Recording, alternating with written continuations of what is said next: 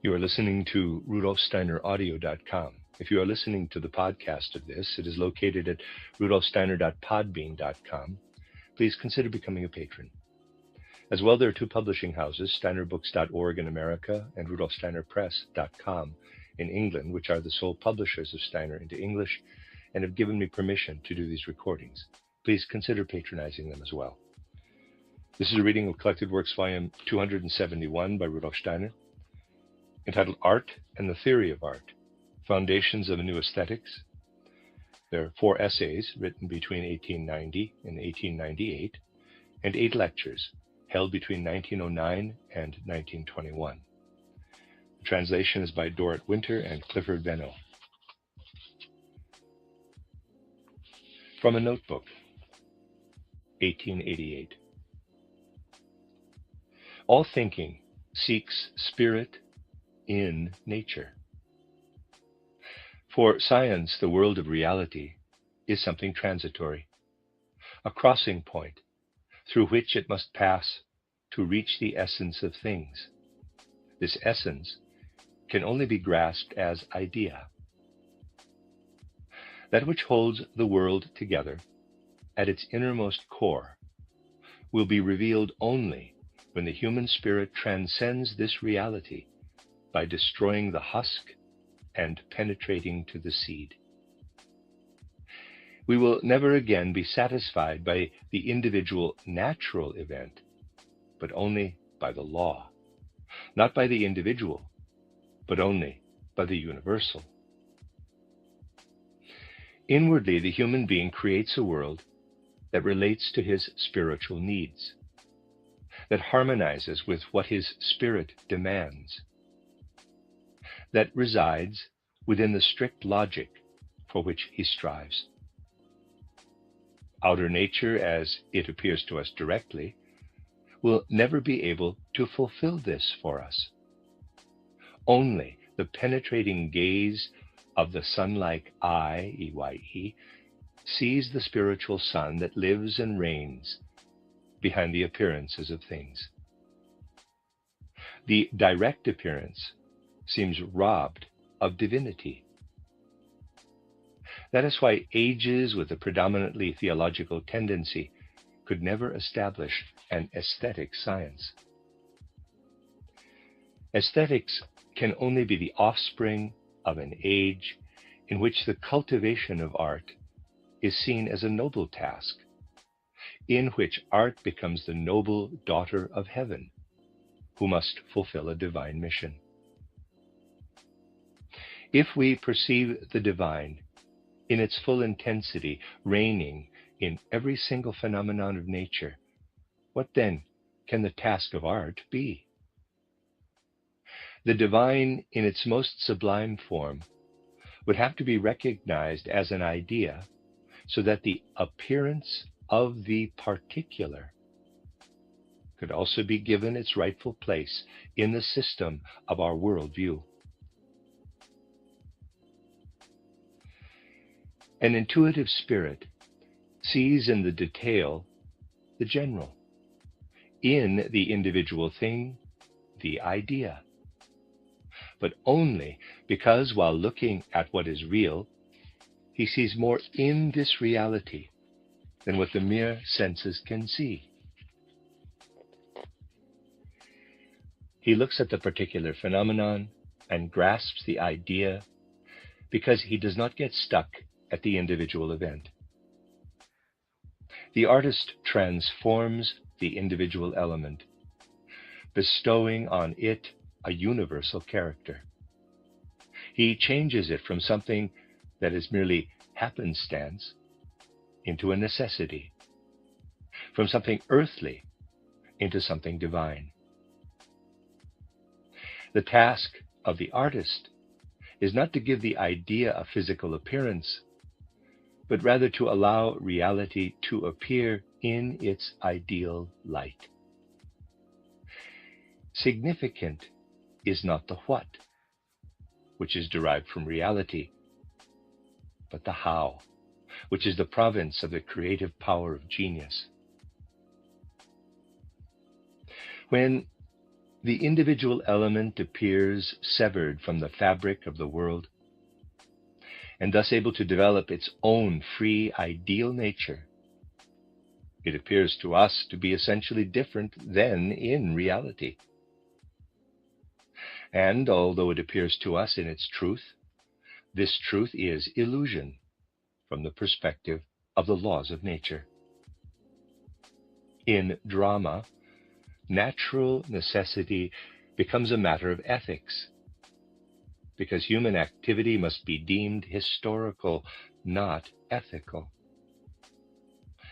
Beauty is not a microcosm, and if it were, it would not be beautiful. For it is precisely when the individual element surpasses its own characteristics and greatness that beauty arises. We experience this as a perfection, which cannot lift us beyond the world because it is simply self-evident there. End of notebook entry. Next essay entry, Goethe as father of the new aesthetics. Vienna, November 9th, 1888. Author's summary. Introduction to the second edition. This lecture, which here appears in its second edition, was held more than 20 years ago at the Goethe Society of Vienna. The following words are occasioned by this new edition. It has been found that during my time as a writer, my views have changed. Where is the law stating that something I wrote 20 years ago must appear today without the need to change a single sentence?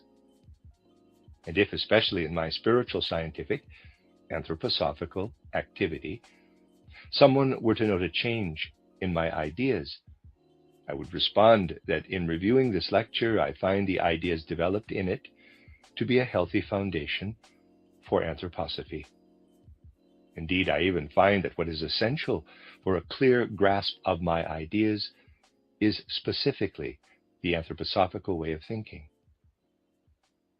A different way of thinking will hamper a conscious realization of the most important ideas. I have developed what stood behind my worldview 20 years ago in various directions. That is the significant matter at hand, not a change in my worldview. A few remarks which will be added for clarity as an appendage could just as well have been written 20 years ago. The question could now be raised as to whether the content of the lecture is still relevant today with regard to aesthetics. For in the last 2 decades, various contributions have been made in this field. I do believe that it is even more relevant than it was 20 years ago. In relation to the development of aesthetics, the following grotesque sentence may be risked. The thoughts in this lecture have become even more true than when they first appeared, even though they have not changed at all. Rudolf Steiner, Basel, September 15, 1909. An overwhelming number of papers and essays have appeared in our time with the object of determining Goethe's relationship to the various branches of modern science and contemporary spiritual life. A mere listing of titles would likely amount to an impressive volume. This phenomenon stems from our increasing awareness of the fact that in Goethe we encounter a cultural factor with which we must reckon if we wish to participate in contemporary spiritual life. Ignoring this fact would, in this case, mean a rejection of the foundations of our culture, a stumbling about in the depths, without the will to raise ourselves up to the radiant height from which all the light of our education emanates. Only one who is able to connect at some point with Goethe and his time can achieve clarity about the path our civilization takes, can become conscious of the goals that contemporary humanity must set. Whoever does not find this relationship to the greatest spirit of our age is simply pulled along blindly by contemporaries. All things will appear in a new light if we observe them from the perspective that has been refined by this cultural source. As heartening as we may find the aforementioned striving of contemporaries to connect somehow with Goethe, it cannot be said that the manner in which this happens is favorable. All too often we find a lack of the impartiality that is necessary for a full immersion into Goethe's genius before settling into a stance of criticism. Goethe is considered outdated in many areas, only because his full significance is not recognized. We think we have far surpassed Goethe, but on the whole it would be more appropriate to apply his comprehensive principles, his magnificent way of seeing things, to our current, more comprehensive scientific resources and facts. With Goethe, it is never a question of whether the results of his research are more or less in agreement with contemporary science, but of how he approached things. His results bear the stamp of his time. That is, they go as far as the scientific methods and experience of his time could reach. But his way of thinking, of formulating the problems, this is a lasting achievement to which we do the greatest disservice by treating it with condescension. And yet it is characteristic of our own age that the productive spiritual power of the genius seems almost meaningless. What else could be expected in an age that scorns any transcendence of physical experience, whether in the sciences or the arts? Mere sensory observation requires nothing more than healthy senses, and therefore genius is completely unnecessary. But true progress in both the sciences and the arts is never achieved through observation of this kind, or the slavish imitation of nature. Thousands upon thousands pay no heed to an observation until one person discovers, through the same observation, an amazing scientific law. No doubt many people observed a swinging church lamp before Galileo, but this genius had to come along and discover the laws of pendular motion that are of such significance for physics. Quote, "Were the eye, EYE, not sun-like, how could we glimpse the light?" Close quote, exclaims Goethe. By this he means that only those who can see into the depths of nature have the necessary disposition and the productive strength to see in what exists more than mere outer facts. But we fail to recognize this. We should not confuse the enormous achievements we owe to Goethe's genius with the shortcomings inherent in his research as a consequence of the limited scope of experience in his day. Goethe himself characterized the relationship between his scientific results and the progress of science in a fitting image.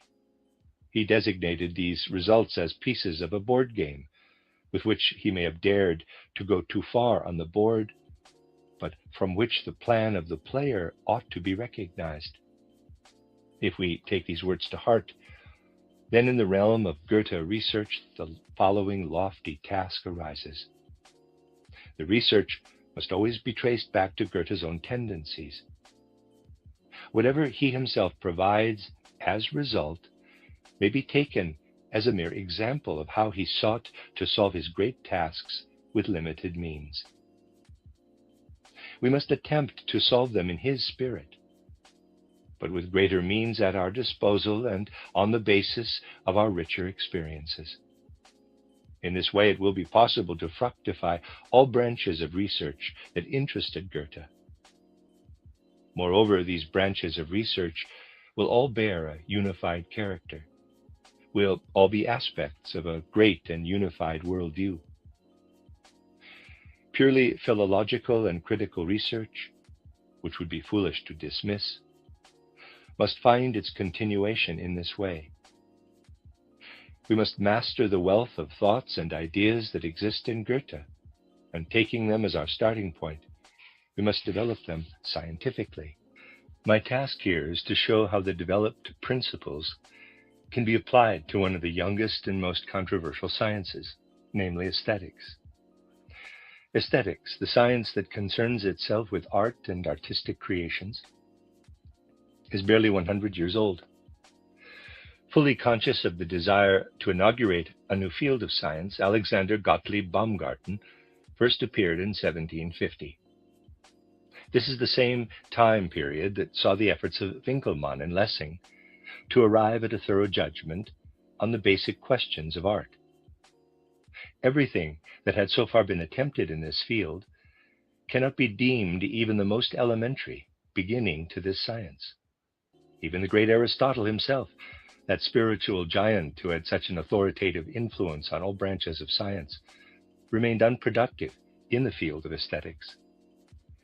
He excluded the visual arts from the sphere of his considerations, showing thereby that he did not at all possess a concept of art. And furthermore, he knows of no other principle than the imitation of nature, which again shows us that he never grasped the task of the human spirit when it comes to artistic creation. The fact that the science of beauty arose so late is not a coincidence. It was not possible in earlier times for the simple reason that the preconditions were absent. What are these preconditions? The need for art is as old as humanity, but this need could not arise until very late, after humanity had grasped its task. The Greek spirit, which by virtue of its favorable organization derived satisfaction from the reality that immediately surrounded it, brought forth an epoch of art of the highest significance.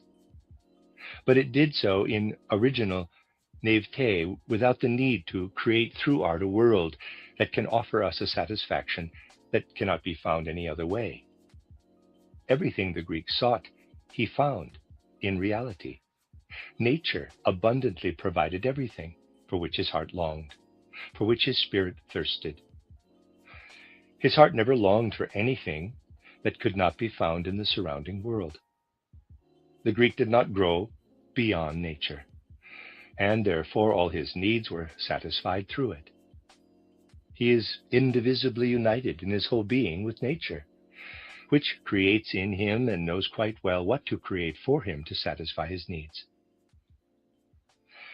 Thus, among these naive peoples, art merely formed a continuation of life and of the drives within nature. It grew directly out of nature. Art satisfied the same needs as its mother, only to a higher degree. That is why Aristotle knew of no higher artistic principle than the imitation of nature. It was not necessary to reach beyond nature, because the source of all satisfaction was already present in nature. Mere imitation, which to us seems empty and meaningless, was fully sufficient.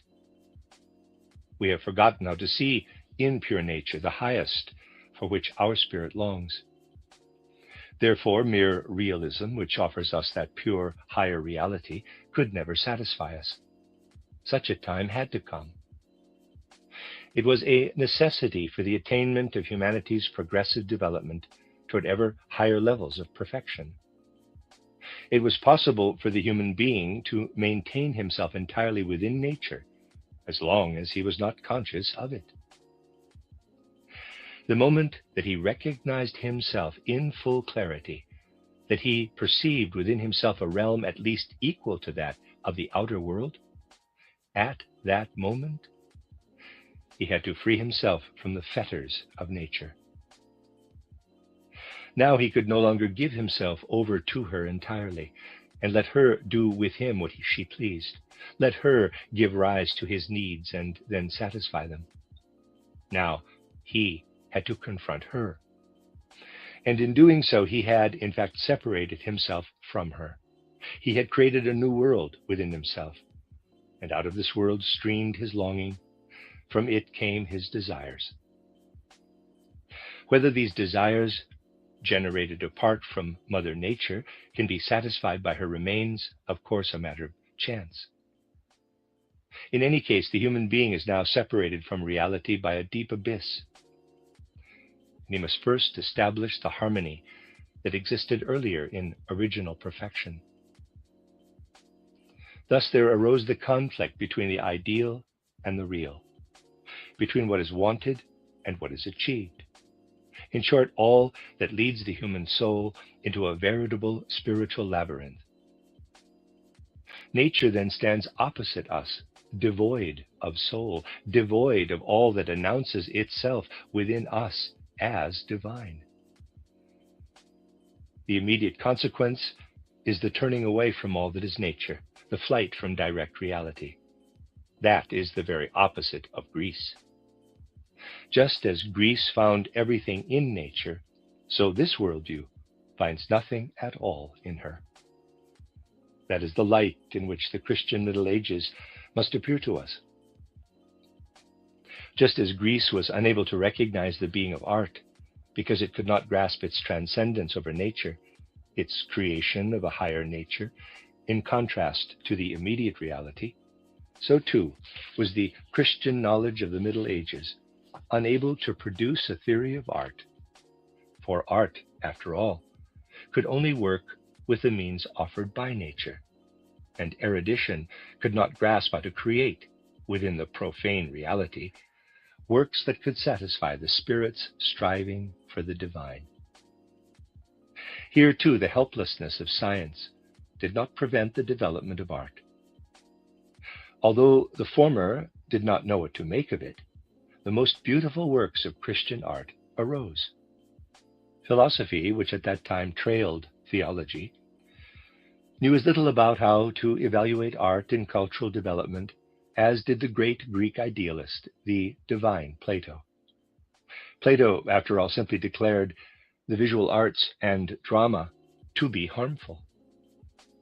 His concept of the independent mission of art was so meager that he attributed to music some measure of justification only because it promoted bravery in war. It was not possible for the science of aesthetics to arise in a time when spirit and nature were so intimately connected. Nor was it possible in a time when unreconciled polarities confronted each other. Aesthetics could arise only in the time when the human being, freely and independently of the fetters of nature, saw with unclouded clarity that spirit which makes possible a reuniting with nature. It was for good reason that humanity raised itself above the standpoint of ancient Greece. For within the totality of coincidences that comprise the world, we feel ourselves placed into, we can never find the divine, the necessary. After all, we see nothing around us but realities that could just as easily be different. We see nothing but individual things, while our spirit strives for the archetypes. We see nothing but the finite, the transitory, while our spirit strives for the infinite, the permanent, the eternal. If then the human spirit, estranged from nature, is to return to nature, it must return to something other than that totality of coincidences. And Goethe calls this return a return to nature with the entire wealth of the developed spirit, with the cultural height of modern times. Goethe's view does not conform to the fundamental separation between nature and spirit. He wants to see in the world only a great whole, a unitary, developmental chain of beings within which the human being is a member, albeit the highest member. Quote, "Nature, we are surrounded and embraced by her, powerless to separate ourselves from her, and powerless to penetrate further into her. Unasked and unwarned, she takes us into the cycle of her dance, and hurries on with us until we tire and fall from her arms." Close quote. And in the book about Winckelmann, quote, "When the healthy nature of the human being works as a whole, when the human being feels himself as a grand, beautiful, worthwhile, and valuable whole, when harmonious comfort grants him a pure, free delight, then the entire world, could it but perceive itself, would jubilate upon arriving at its goal and admire the summit of its own becoming and being. Close quote. Herein lies the truly Goethean capacity to go far beyond the immediacy of nature without distancing himself at all from that which constitutes the being of nature. What he finds among many especially talented people is foreign to him, namely, quote, the peculiarity of feeling a kind of shyness in the face of true life, of retreating, of creating one's own world within oneself, and thus of achieving the most excellent accomplishments in relation to the inner life. Close quote. Goethe does not flee reality to create an abstract world of thought that has nothing in common with it. No, he penetrates more deeply into reality to discover its unchanging laws in its eternal transformations, in its becoming and movement. He confronts the particular in order to perceive the archetype in it. In this way, the archetypal plant, the archetypal animal, which are nothing other than the idea of the animal and the plant, arose in his spirit. These are not empty generalizations belonging to some gray theory. These are the essential foundations of organisms with a rich, concrete content, vivid and full of life. Not vivid for the outer senses, certainly, but for that elevated capacity of observation which Goethe discusses in his article on, quote, the intuitive power of judgment, close quote. Ideas in the Goethean sense are just as objective as the colors and shapes of things, but they are perceptible only for those whose capacity for understanding is organized to that end, just as colors and forms are present for the sighted and not for the blind. If we approach what is objective without a receptive spirit, it will not reveal itself to us. Without the instinctive capacity to perceive ideas, they will remain a field that is closed off to us. It was Schiller who gazed more deeply than anyone else into the structure of Goethe's genius. On August 23, 1794, he enlightened Goethe about the underlying nature of Goethe's own spirit with the following words, quote, "You gather the entirety of nature to receive illumination concerning the particular. You seek in the totality of its phenomena for the fundamental explanation of the individual element. You stride step by step from the simple organization to the more complex, in order finally to construct genetically the most complex of all, the human being, from the materials of the entire edifice of nature. Because you create the human being according to nature, you seek to penetrate into his hidden workings." Close quote. Herein lies a key for the understanding of Goethe. If we really want to rise up to the archetype of things, to the unchangeable within the eternally changing, then we ought not to consider what is finished, for this no longer corresponds entirely to the idea it expresses. We must go back to the becoming. We must eavesdrop on nature in its creativity. This is the meaning of Goethe's words in his essay, quote, "The Intuitive Power of Judgment," close quote. Quote, "If in the moral sphere we raise ourselves through belief in God, virtue, and immortality to a higher region, and thus approach the first primal being, so in the intellectual sphere it should also be the case that we may make ourselves worthy of spiritual participation in the creations of nature by observing its continual creativity. This remains true, even though at first I insisted unconsciously and out of an inner urge on the archetype and the typical." Close quote. Thus the Goethean archetypes are not empty schemes, but rather the driving forces behind the phenomena. This is the, in quotes, higher nature within nature, which Goethe wants to master. From this we see that a human being of higher cultural standing can in no instance come to a standstill before reality as it lies spread out before our senses.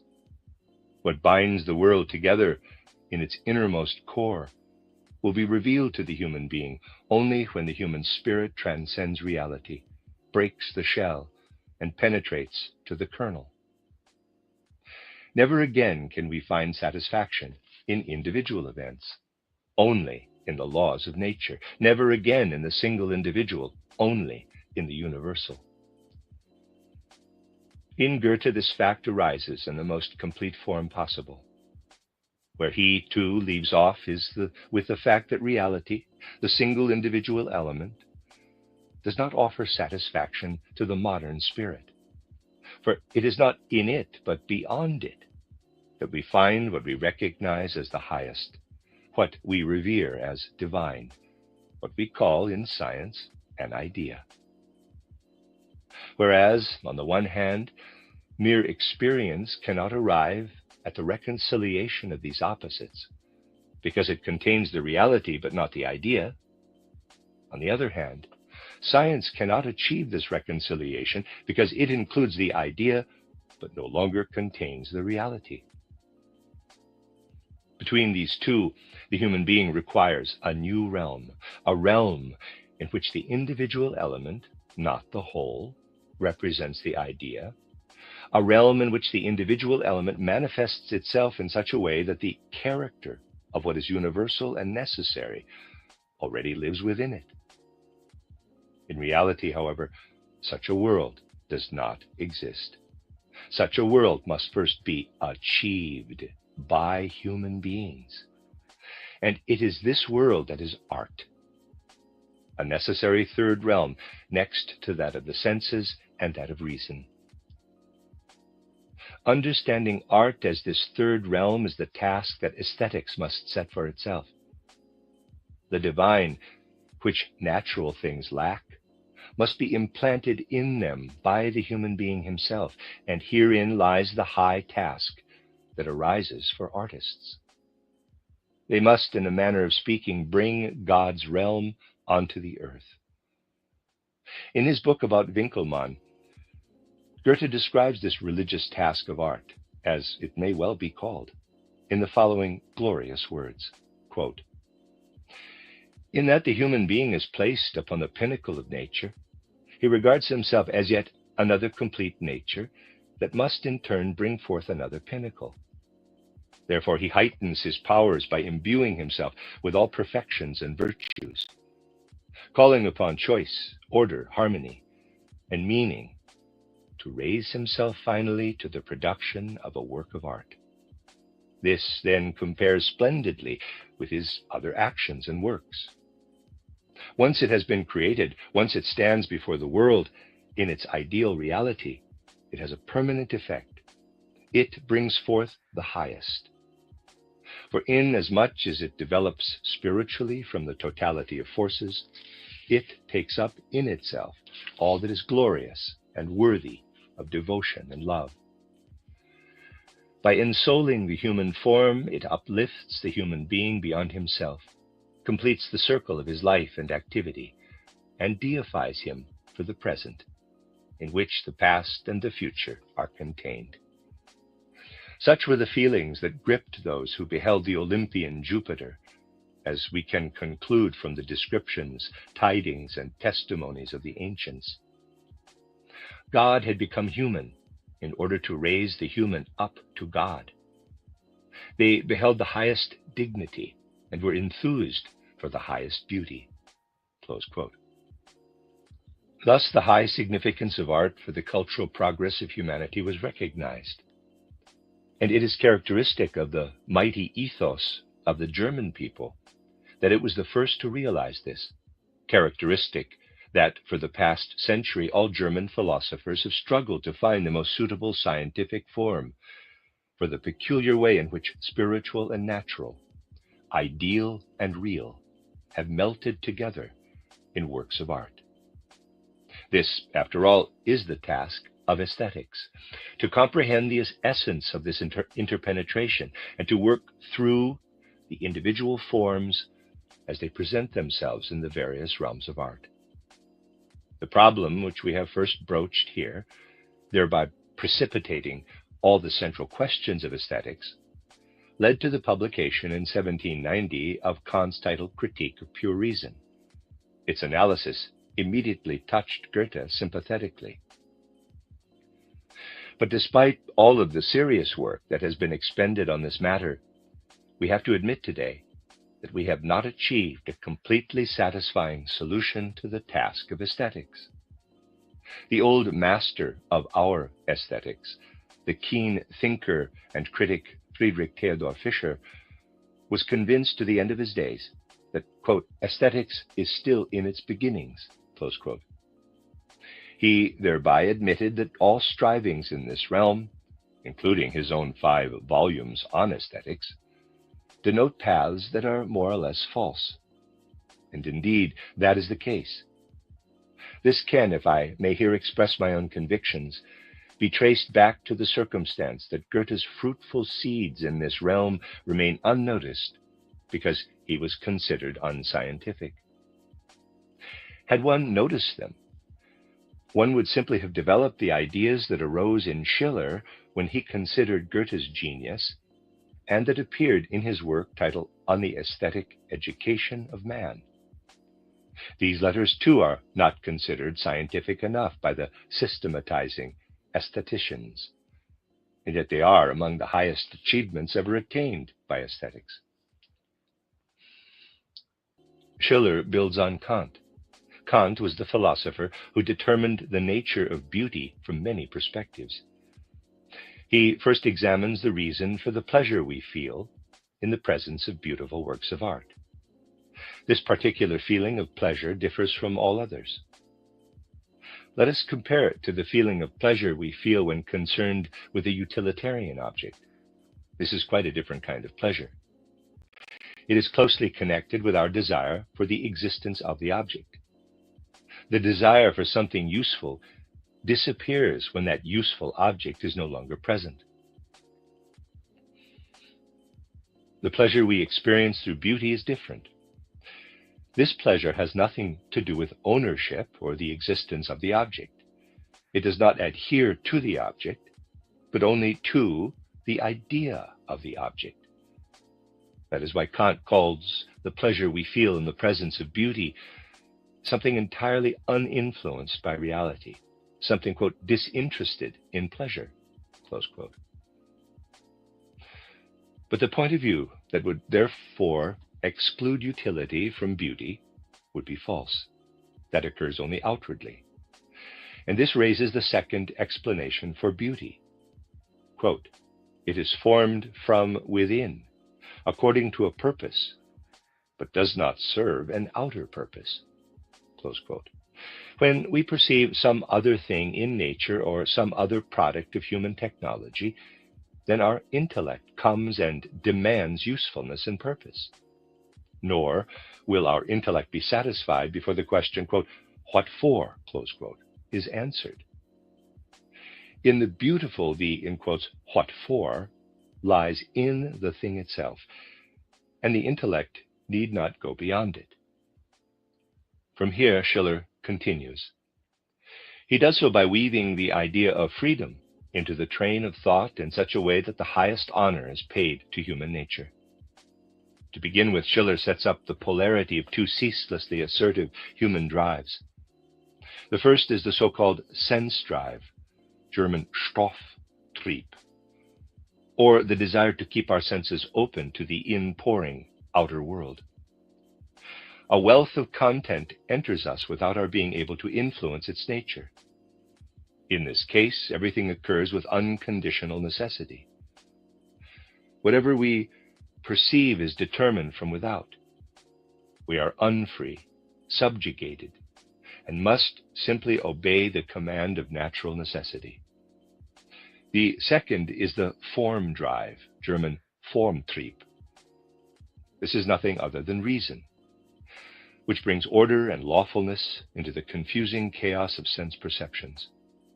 Through its work, systematization joins experience. But here too Schiller finds that we are not free. For in this work, reason is subjugated by the immutable laws of logic. Nature's necessity rules us in the former case, reason's necessity in the latter. Freedom seeks sanctuary from both.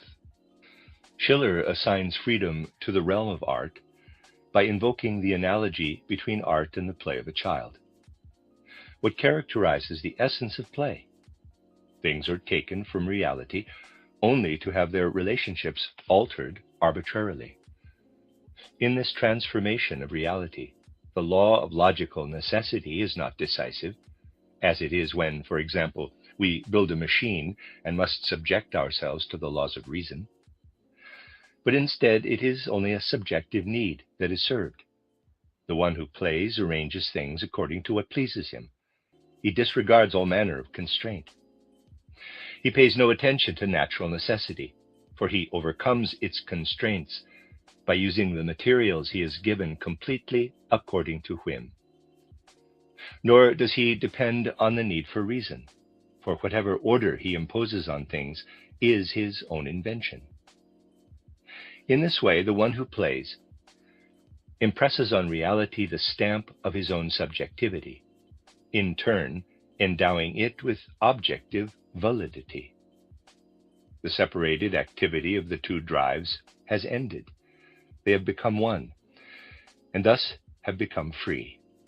Nature has become spirit, spirit has become nature. Thus Schiller, the poet of freedom, sees in art a higher form of human play, and exclaims enthusiastically, quote, "The human being is entirely human only while playing, and he plays only when he is human in the full sense of the word," close quote. Schiller calls the drive underlying art the play drive, German Spieltrieb. It produces in artists works that, in their sensory existence, already satisfy our reason, and whose intellectual content is simultaneously present as sensory existence. And the being of man works at this level in such a way that his physical nature acts spiritually, and his spiritual nature acts physically. Nature is raised to the spirit, spirit sinks to nature. The former is thus ennobled, while the latter is moved from its invisible heights into the visible world. Certainly, the works that thus arise are not entirely true to nature, for in reality, spirit and nature never coincide. Therefore, if we compare the works of art with those of nature, they seem to be mere semblance. But they have to be semblance because otherwise they would not be true works of art.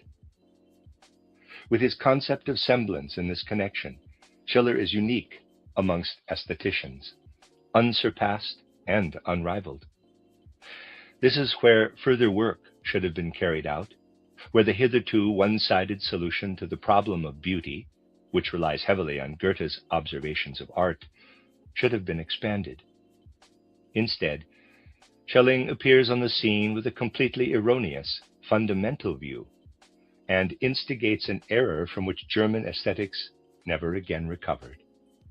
Schelling, like all of modern philosophy, finds the highest task of human striving to be the grasping of the eternal archetypes of things. The spirit strides past the real world and raises itself to the heights where the divine is enthroned. There all truth and beauty are revealed. Only the eternal is true and also beautiful. Therefore, according to Schelling, real beauty can only be seen by one who has raised himself to the highest truth, for truth and beauty are one and the same. All sense-perceptible beauty is, after all, merely a weak reflection of the infinite beauty we can never perceive with our senses. We see where this leads. The work of art is not beautiful for its own sake, by being what it is, but because it depicts the idea of beauty. The consequence of this point of view is that the content of art is considered the same as that of science, since both of them are based on eternal truth, which is at the same time beauty. For Schelling, art is merely science that has become objective. What matters is that from which our pleasure is derived, namely the expressed idea. The sensory picture is merely the form in which the suprasensory content is expressed. In this regard, all aestheticians follow Schelling's idealistic direction. I really cannot agree with Edward von Hartmann, the most recent historian and systematizer of aesthetics, that Hegel essentially surpassed Schelling.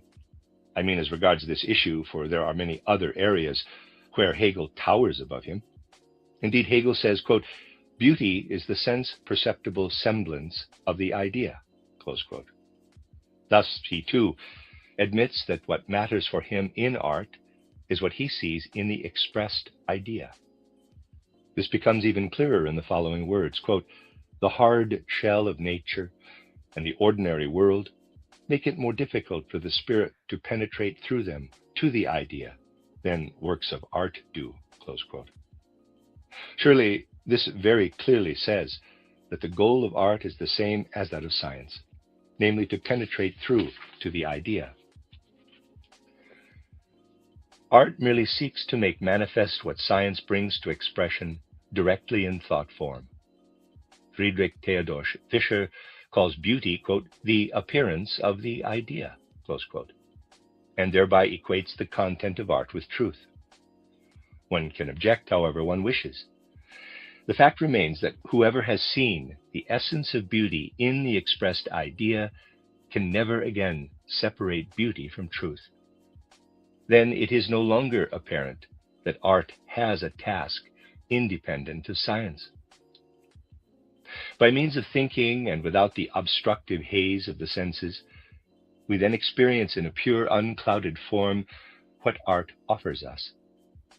Only by means of sophistry can we ignore, from the perspective of this aesthetic theory, the actually compromising conclusion that allegory in the visual arts and didactic poetry in the poetic arts are the highest forms of art.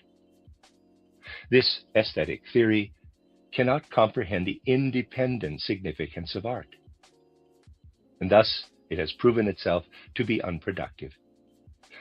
Yet we should not go too far, and in consequence abandon all striving for an aesthetic theory free of contradiction.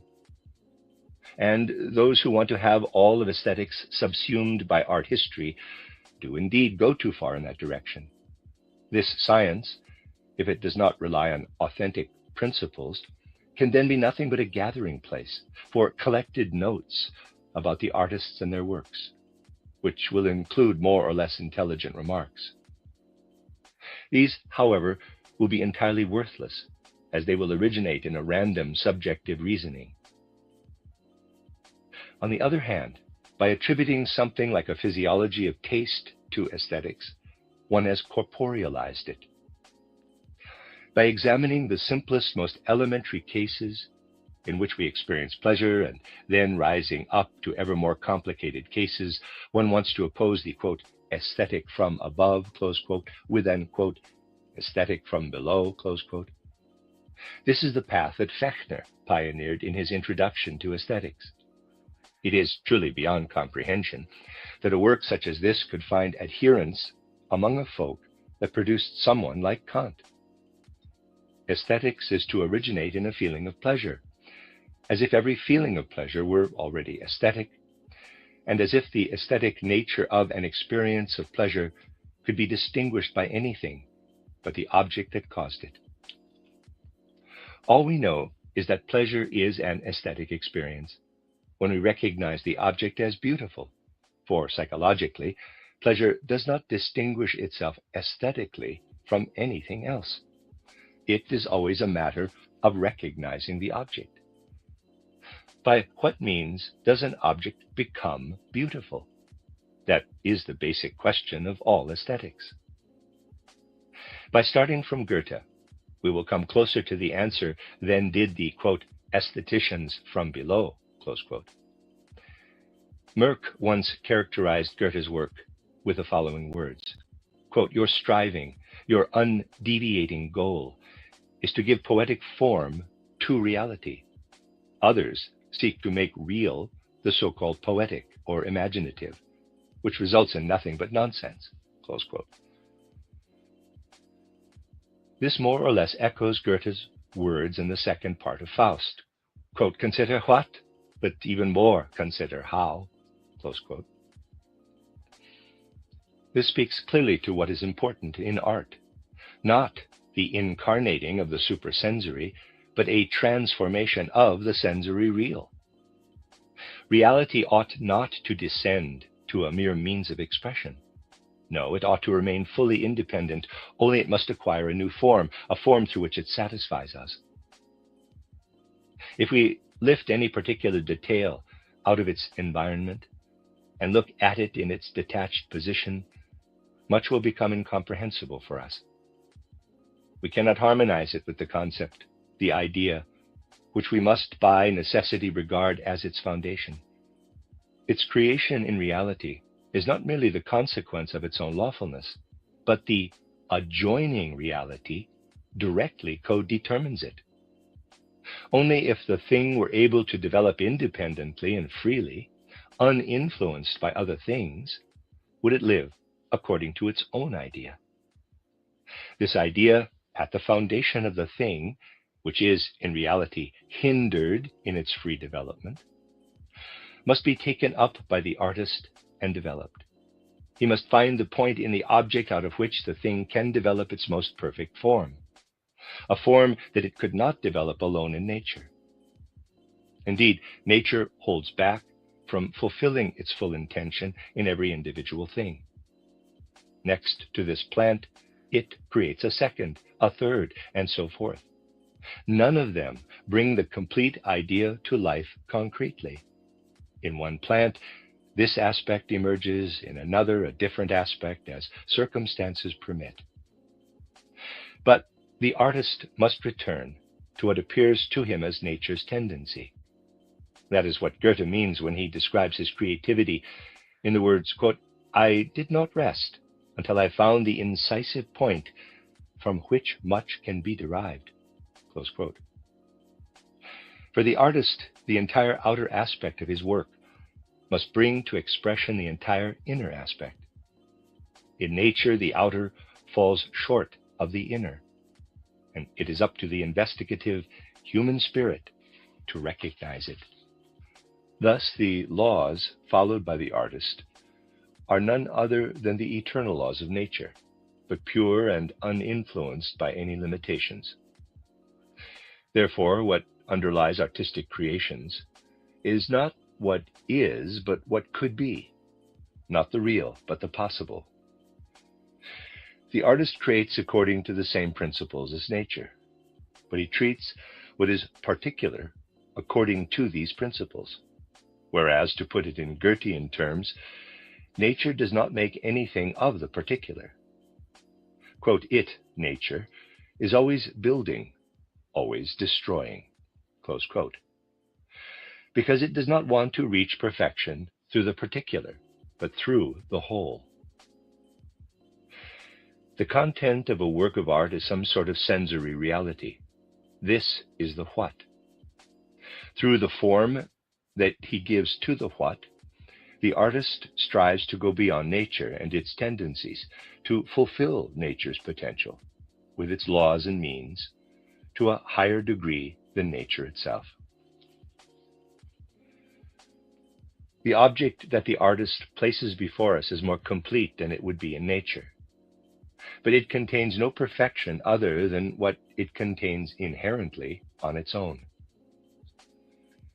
Beauty consists of the object's reaching beyond itself, albeit on the basis of what is hidden within it. Beauty is therefore not unnatural, and Goethe is justified in saying, quote, beauty is a manifestation of the secret laws of nature, which, were they not thus revealed, would remain hidden forever, close quote. Or expressed differently, quote, when nature begins to disclose her revealed secret, we experience an irresistible yearning for its worthiest interpreter, art, close quote. Just as one can say that beauty is unreal, untrue, mere semblance, because what it represents can be found nowhere in nature to such perfection, One can also say beauty is truer than nature, for it represents what nature wants to, but cannot be.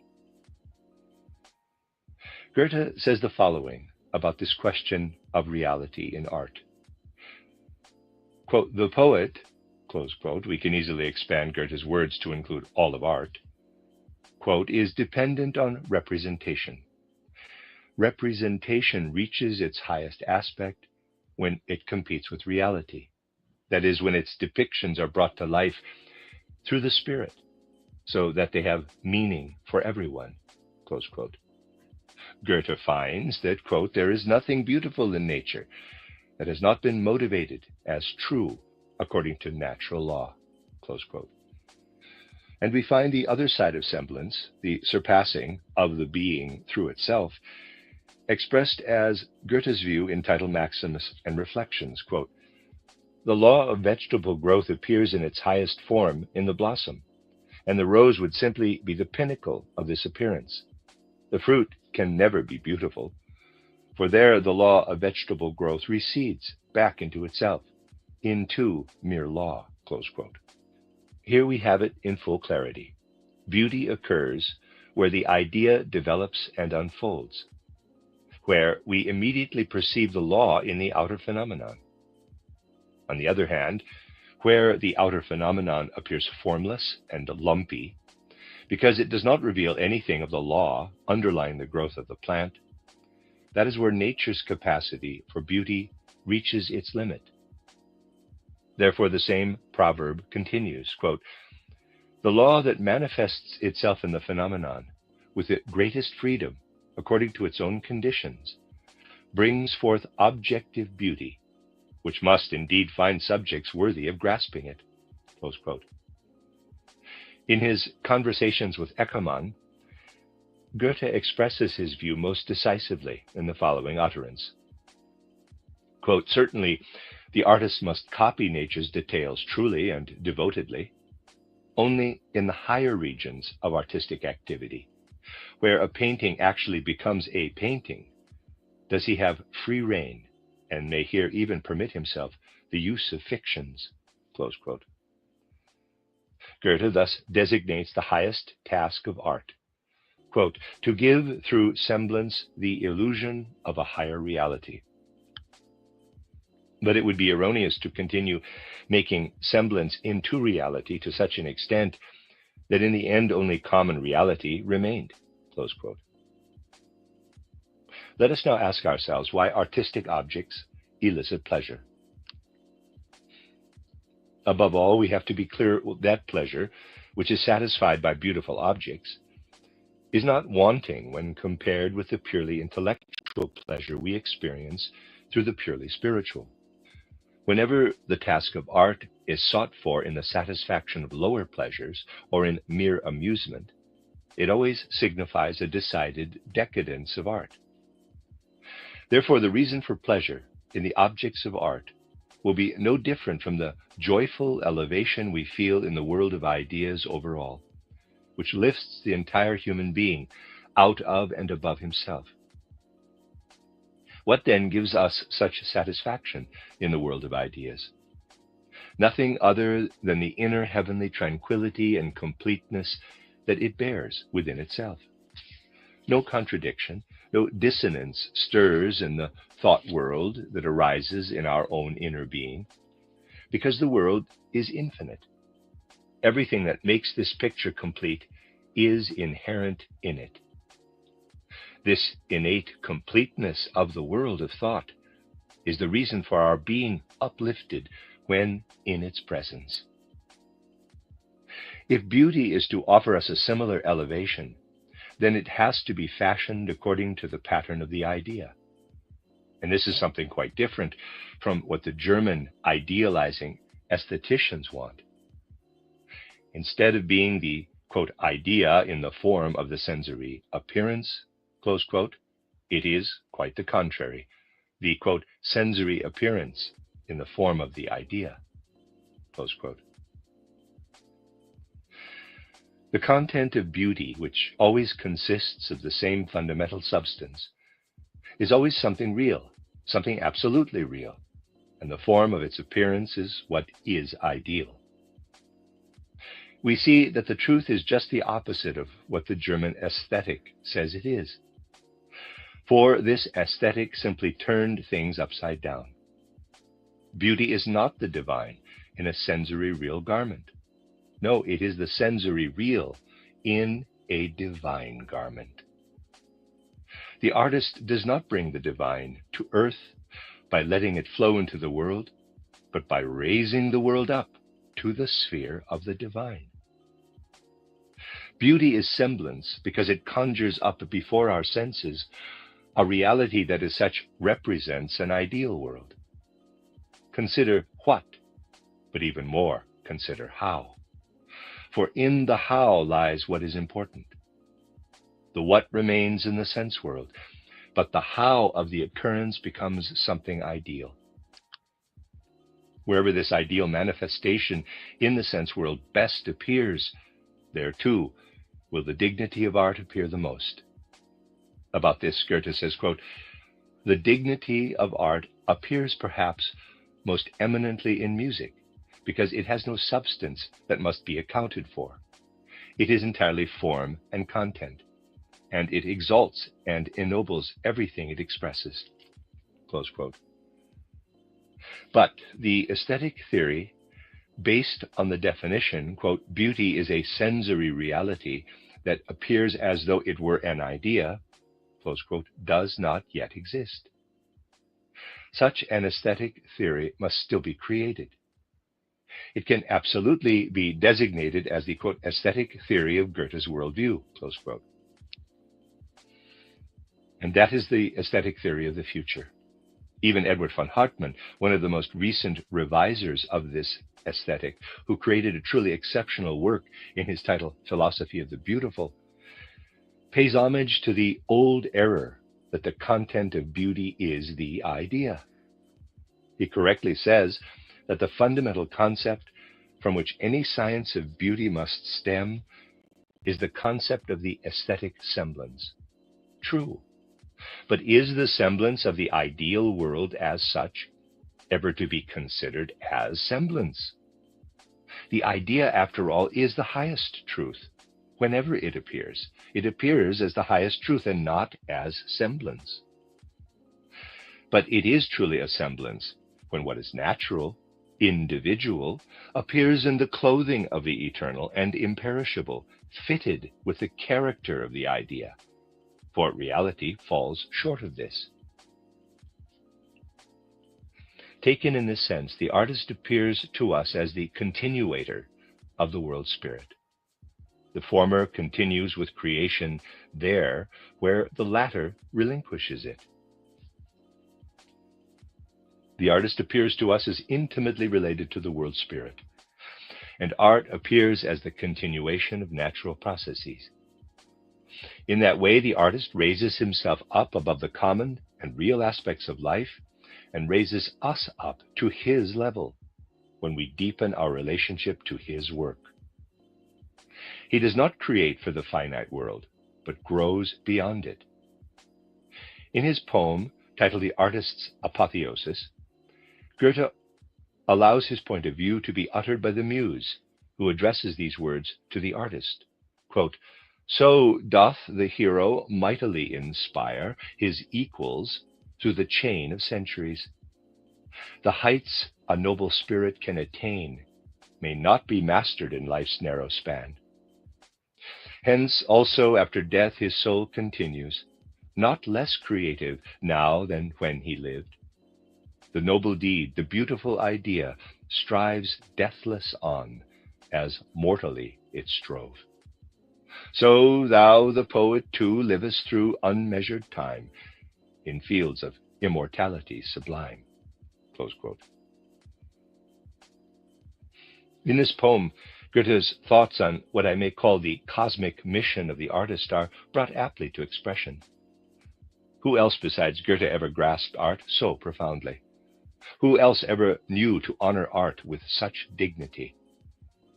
Quote, "The high works of art, brought forth by humans according to true and natural laws, are also the highest works of nature. Everything arbitrary and imagined disintegrates. There is necessity. There is God. Close quote. So saying, he surely expresses sufficiently the utter depth of his views. An aesthetic theory, in accordance with his spirit, can surely not be a bad thing. And this will no doubt also be the case for many other fields of our modern sciences. When Walter von Goethe, the poet's last heir, died on April 15, 1885, and the treasures of the Goethe house became accessible to the nation, there were probably many who shrugged at the zeal with which the scholars scrutinized the tiniest detail of Goethe's estate, handling it as a relic, which, as far as research was concerned, was not to be disdained. But Goethe's genius is inexhaustible and cannot be taken in with a single glance. We can only come closer to it by approaching it from various perspectives. Even details that seem worthless, when taken individually, gain in meaning when we consider them in relation to the comprehensive worldview of the poet. His being, his tendencies, from which everything in him springs, and which denote a high point for humanity, will appear before our souls only if we survey the full riches of his utterances. Only when this tendency becomes the common property of all those who strive spiritually, when it becomes a general belief that we must not only understand Goethe's worldview, but that we must also live in it as it lives in us, only then will Goethe have fulfilled his mission. This worldview must become a sign for all members of the German people, and far beyond, in which they encounter and recognize each other in a common striving. That's the end of the lecture. I'm going to add these comments from page 4F.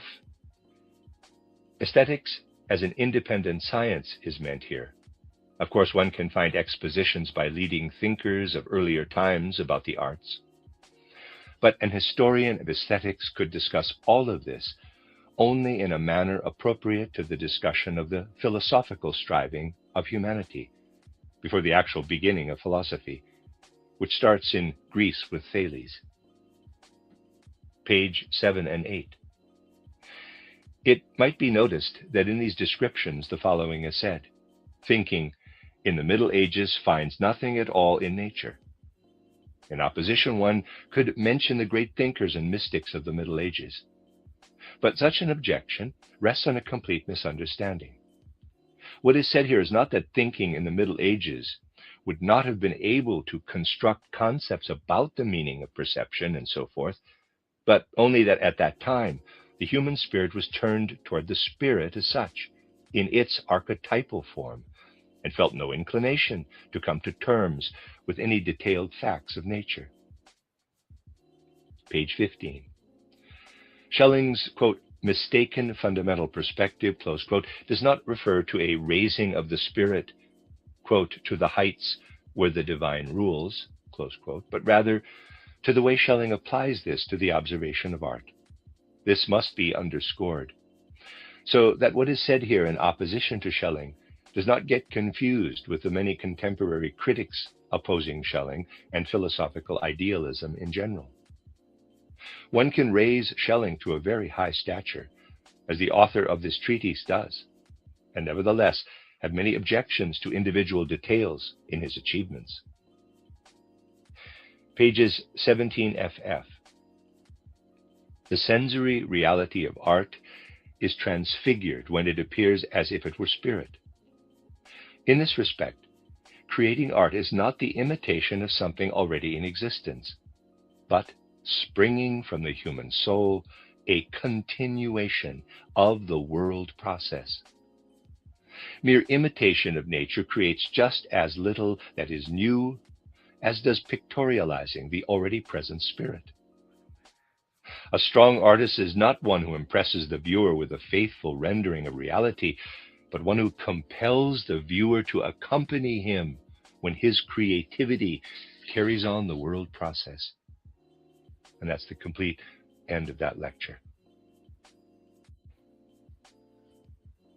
You are listening to RudolfSteinerAudio.com. If you are listening to the podcast of this, it is located at RudolfSteiner.podbean.com.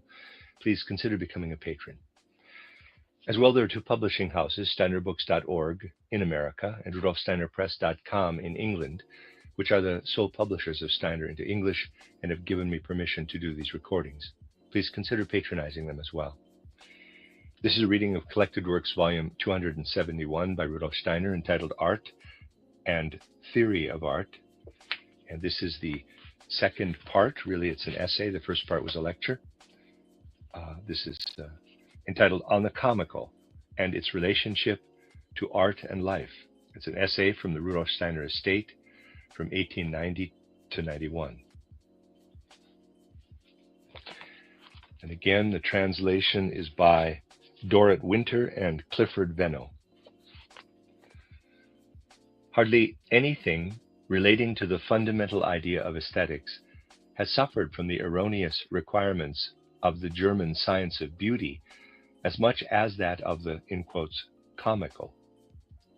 If, as the German aestheticians did, one explains beauty as the idea, the divine, that appears as sense-perceptible image, then the concepts about the comical offer insuperable difficulties. For in the presence of this requirement, we have to distinguish between two things in the work of art, in the beautiful object. First, the sense-perceptible picture, the material product made of marble, color, tone, word, and so forth. Second, the idea made visible through this picture. Only three situations can occur. Number one, the idea and the visible image can be congruent, so that the idea is not too high, too spiritual, too preeminent to be represented by this picture. And similarly, the picture, worthy and meaningful, can be commensurate to the idea. In this case, idea and observation are in complete harmony.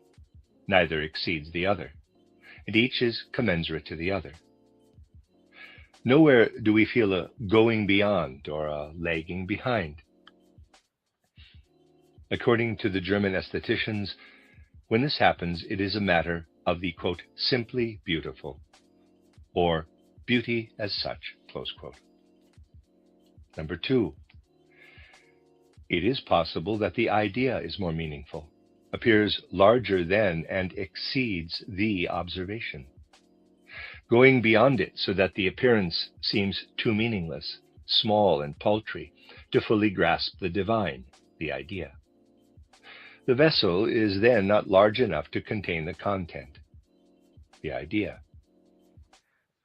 Whereas in relation to the, in quotes, simply beautiful, we experience satisfaction about the harmony between the divine ideal and the earthly real. Here we must stand in awe before the greatness of the idea, which seems so enormous that we cannot find a suitable picture. In this case, we are dealing with the sublime. Number three, now the opposite case is possible, namely that the picture, the observation, appears as bigger, more meaningful, greater than the idea. Whereas in the second case, the idea disturbs the harmony with its greatness. Here, the disharmony is caused by the predominance of the sense-perceptible picture. The latter pushes itself forward, rears up against the idea, rages against the divine. Therefore, one can find only what is ugly here.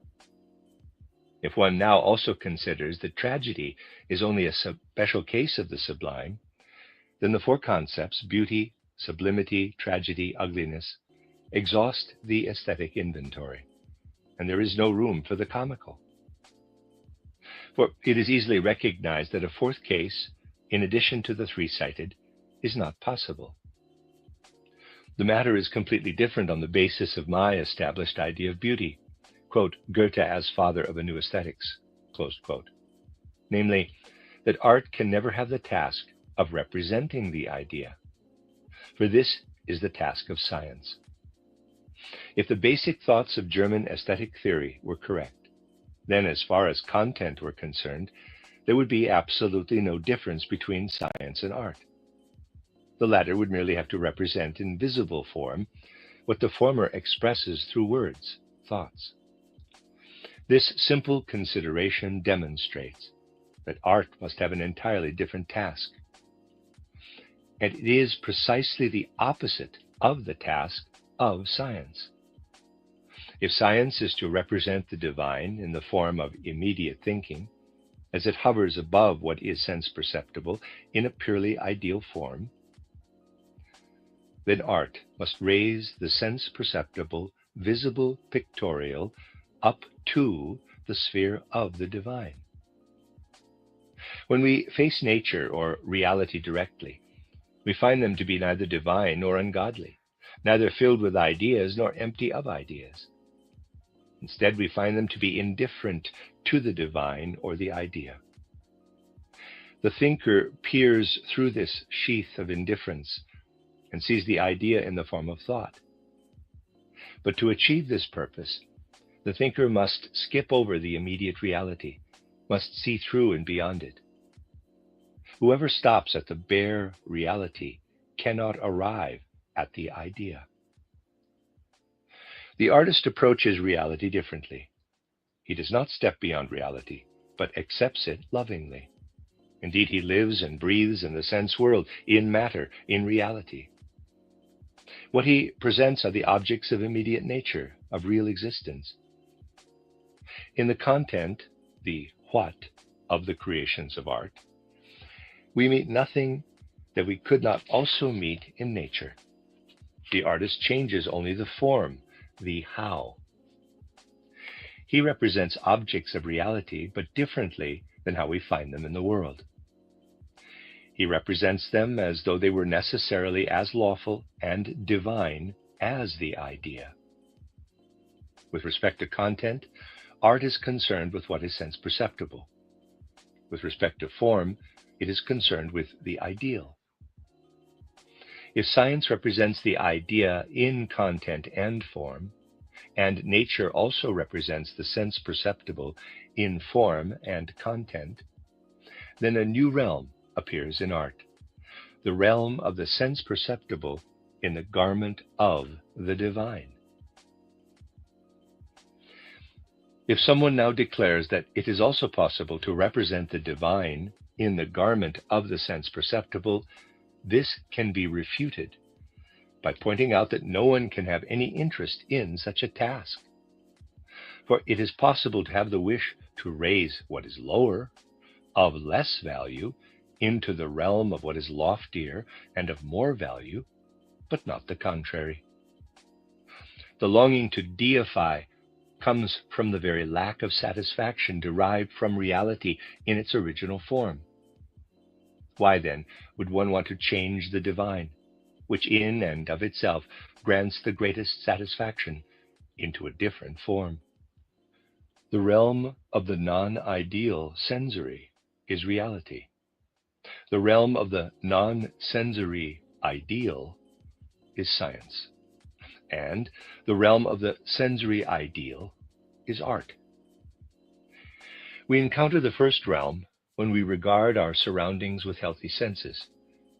We encounter the second realm when we immerse ourselves in the sphere of our thinking. The third we find nowhere as complete. We must create it ourselves.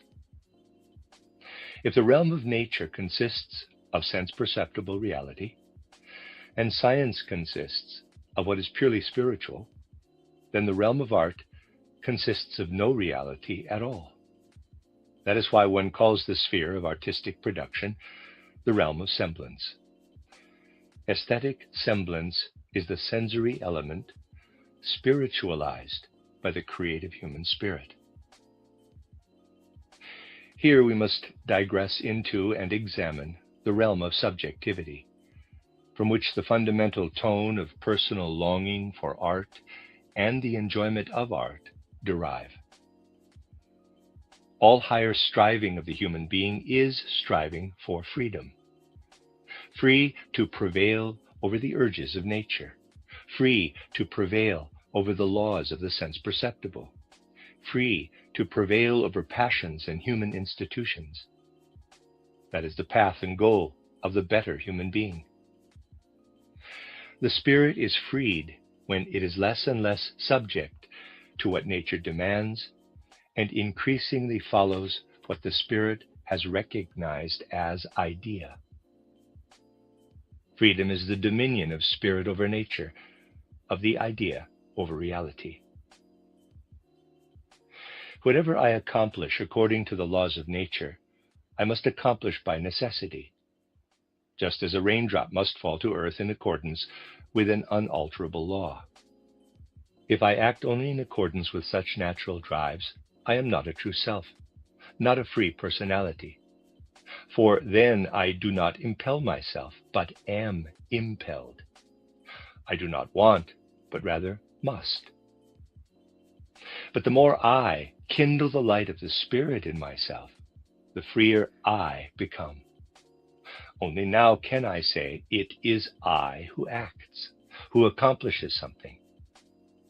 At the same time, I experience the certainty of knowing what light it is that I follow, and of seeing in pure transparent form, in the Spirit, the object of my action.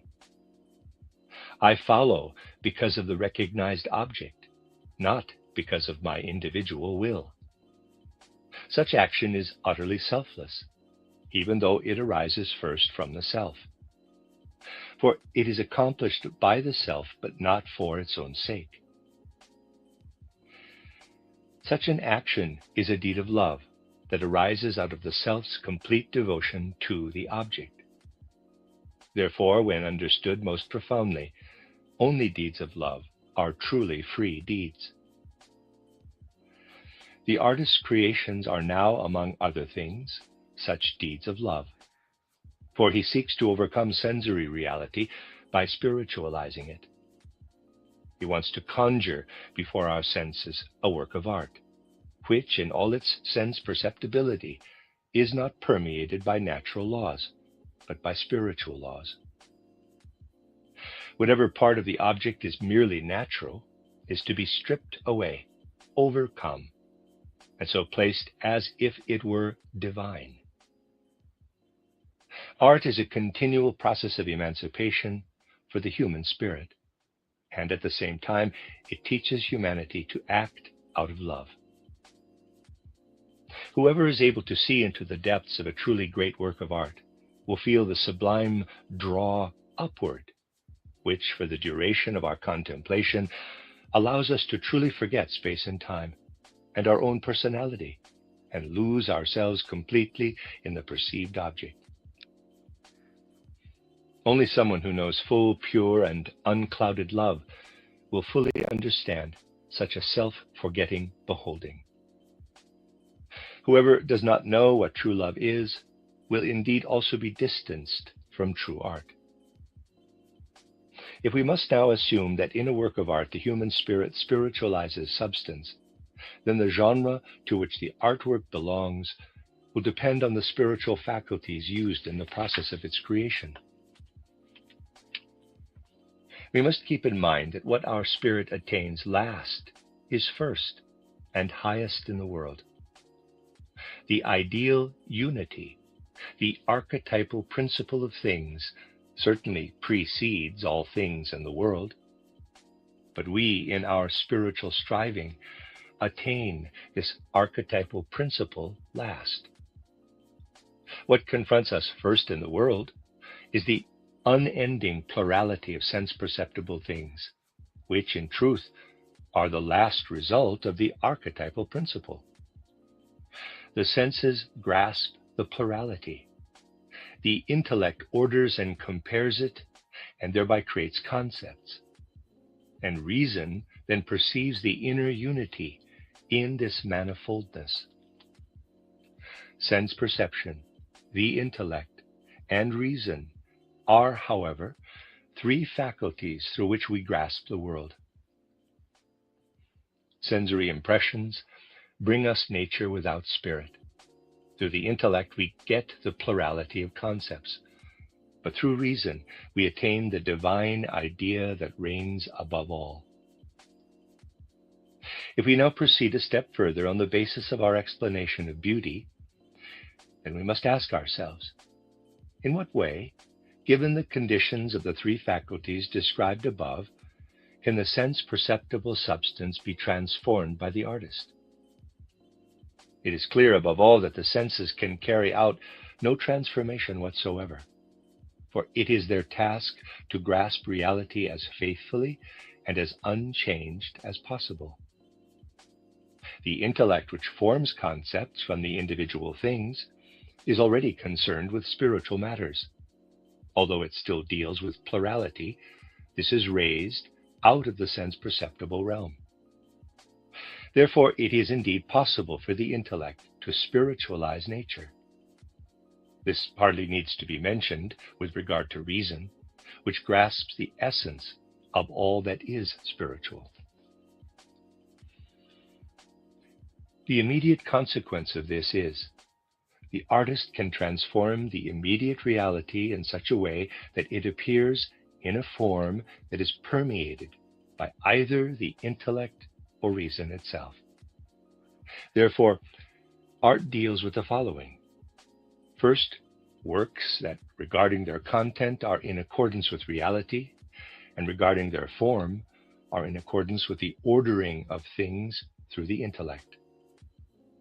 Second, works that in their content are in accordance with real life, but in their form are in accordance with the ordering and unity of the world through reason.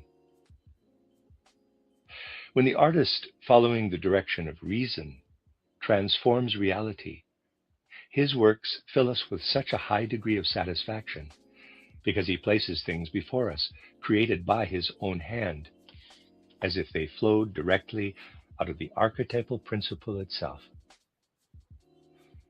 The artist brings us closer to the spirit of the world, through the divine unity that shines through his work. That is why Goethe, when he saw the Greek works of art, exclaimed, quote, "There is necessity, there is God. It is as if these eternal things had been conjured forth by creative nature herself." Close quote. Thus we perceive in the aesthetic semblance that works of art convey no contradiction with the depths of reality, but only with its surface. Indeed, art presents us with a higher reality. What happens, however, when the artist allows not reason but the intellect to rule his transformation of reality? The intellect is the intermediary between the sense perceptible and reason. The artist therefore distances himself from the former and does not reach the latter. He no longer possesses the superficial truth that lies in the simple copy of sense-perceptible reality, and yet at the same time he does not yet possess the truth that lies in the depths of reason. The concept that reason devises for individual things is altogether the most unreal element in the world. For in the world order, there is no such thing as an individual thing by itself. Everything is necessarily grounded in the connection and flow of things. Whoever does not have the great whole in view and measures only the individual thing can never recognize the truth. I can come up with an understandable concept of the individual thing. Truth is not part of this concept, as long as the light of reason does not illuminate it. If I form two concepts, these may exist in the depths of the world order with inner unity. But the intellect possesses only the individual concepts that need not correlate with one another, but simply go around side by side.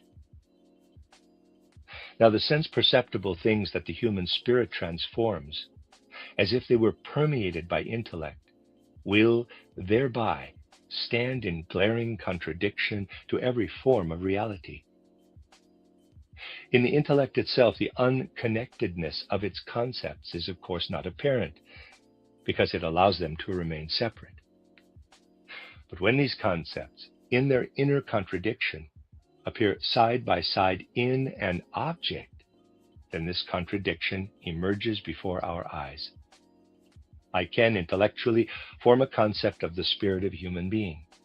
I picture this spirit as being exalted, great. At the same time, I also form a concept of this person's outer appearance, which is small, inconspicuous, clumsy, perhaps awkward.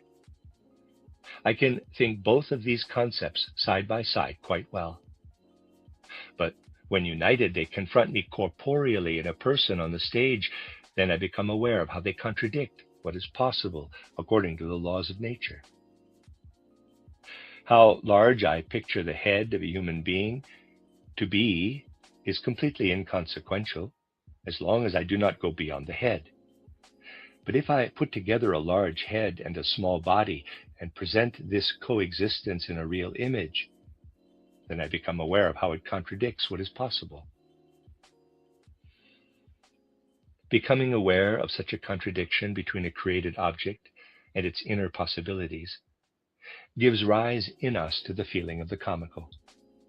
The comical is thus a sense-perceptible reality in the form of an intellectual contradiction.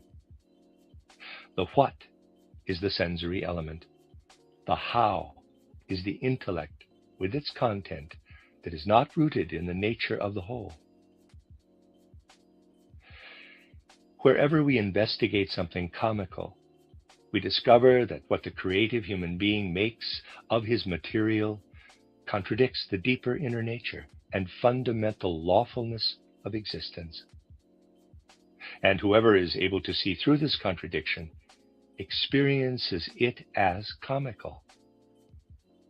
The release experienced by laughing at a comical object is grounded in the fact that the human being who perceives the contradiction feels himself to be above the object. He believes he understands more about the thing than is revealed by its appearance in front of him. Whoever does not see through the contradiction also does not experience the effect of the comical. Therefore, one and the same object can have a comical effect on one person and not on another.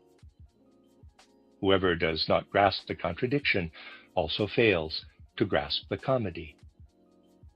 Thus it can happen that the perception of such a contradiction confuses us and puts us in a hazy mood. Then we view the situation differently. We no longer look at the intellectual contradiction, but rather at the disharmony in which the specific stands in relationship to the whole. But this indeed has a basis in a rational view, and here comedy ceases. This is namely the case when we perceive something disjointed in nature itself, for example, something misshaped or stunted. Here we no longer grasp the specific aspect intellectually, but rather behold the contrast between what has taken shape and what could have and should have taken shape. And this leads us deeper than to a mere view of the intellectual element. This is why there is actually very little that is purely comical in nature itself. The comical is mainly a human creation. In the representation of the comical, the human being can even have the direct goal of attaining, through the pictorial, the visible, what the demonstration of the purely contradictory concept cannot attain, namely to lead to the knowledge of the contradiction. What does not make the necessary impression in thought form can do so through the visible representation. Irony and comical satire have this goal. The parody and the travesty also desire nothing other than to make the paradox of something appear ridiculous by placing it beside its opposite. It lies in the nature of comedy that it enjoys a far wider circle of appreciation than other art forms. For here, one need only grasp the contradictory specifics with the intellect. The perception of the contradiction itself is given through the picture, the representation. One need not rise here to a rational view. Furthermore, it lies in the essence of comedy that it primarily serves to demonstrate human foolishness. Foolishness indeed consists in holding the erroneous, the contradictory, to be real. If one were to show the fool his own delusions in an outer sense perceptible representation, then he might perhaps be more easily convinced of his foolishness than he otherwise would be. A serious artist who does not create out of the whole, out of fullness, but pieces his work together out of the individual parts, can easily create something comical involuntarily. Likewise, we show our fellow human beings a comical object when we carry out actions in which nothing but the lived contradiction becomes glaringly obvious to the observer.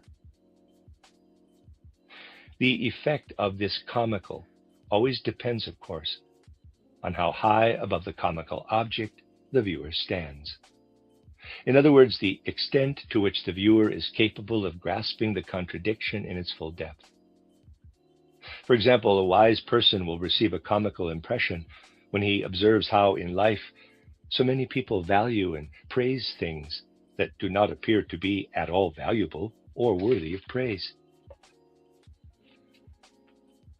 From what has been said above, it follows that he will only dwell on the impression of the comical as long as he dwells with his intellect on the observation of the contradiction. If he penetrates more deeply and considers the amount of energy that humanity expends in the pursuit of empty nothings, then he must, of course, view the situation more seriously. The fool may, on the other hand, receive a comical impression from something that the wise person cannot laugh about at all. When a fool observes something only according to its external aspect and does not see into its depths, then he can indeed laugh about the contradictory nature of what appears on the surface. The actions of gifted individuals are often laughed at precisely because they are not understood. And yet a contradiction is seen between their actions and what is considered normal. Whoever has a sense for detecting the contradictory element in life, for linking the contradictions together, and for bringing things together artificially by means of the intellect, will be particularly suited to the comical. The joke is nothing other than the play of the intellect, which seeks out remotely related things that nonetheless bear a certain similarity to one another, and through juxtaposition presents them as a manifest contradiction. The comical effect also depends on the degree to which the contradiction outweighs the always present, if slight, agreement between the elements. The completely and utterly strange is excluded from the realm of comedy. We can say comedy corresponds to the intellect, but it contradicts the sense perceptible as well as reason. Whoever perceives the contradiction, but mistakes the intellect for reason, and instead of laughing is troubled by the disharmony, such a person has no sense for comedy. He will see everywhere only contradictions and hold them to be the, quote, one and only, close quote, aspect of the world. This leads to the mood of soul of the melancholic. Conversely, whoever is convinced that behind the intellect reigns reason, behind the contradiction reigns the inner, higher unity, such a person can laugh with ease at the disharmony. Indeed, he can even advance to the view that wherever there is contradiction, only the intellect is at play. If one contemplates it more deeply with the faculty of reason, one always arrives at harmony. Such a person lives in the belief that a contradiction is always superficial and never deep. He, therefore, always takes it lightly, as something that frees life from uniformity and sameness, but that disappears as soon as one penetrates more deeply. This person laughs about the contradictions and is serious in relation to the divine harmonies of things. We find in this person the fundamental mood of humor.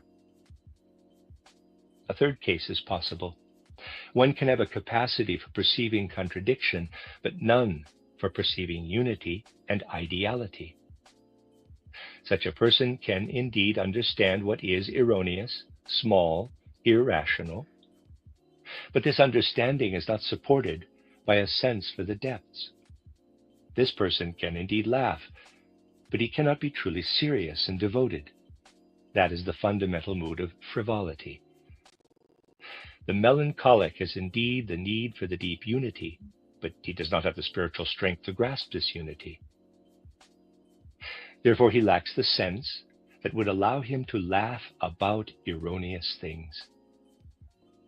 What he should take seriously, he lacks. Therefore, he takes seriously what cannot be counted as serious. The humorist has no trouble laughing about something erroneous, for he knows that this error does not lie in the depths, but on the surface. And he has a sense for the things that rest in the depths of world existence.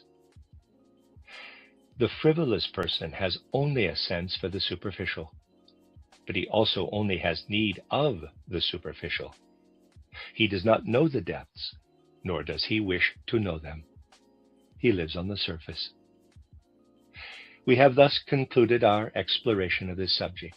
We have demonstrated the idea of the comical as a form of aesthetic appearance, as well as characterized the position that this idea occupies in life.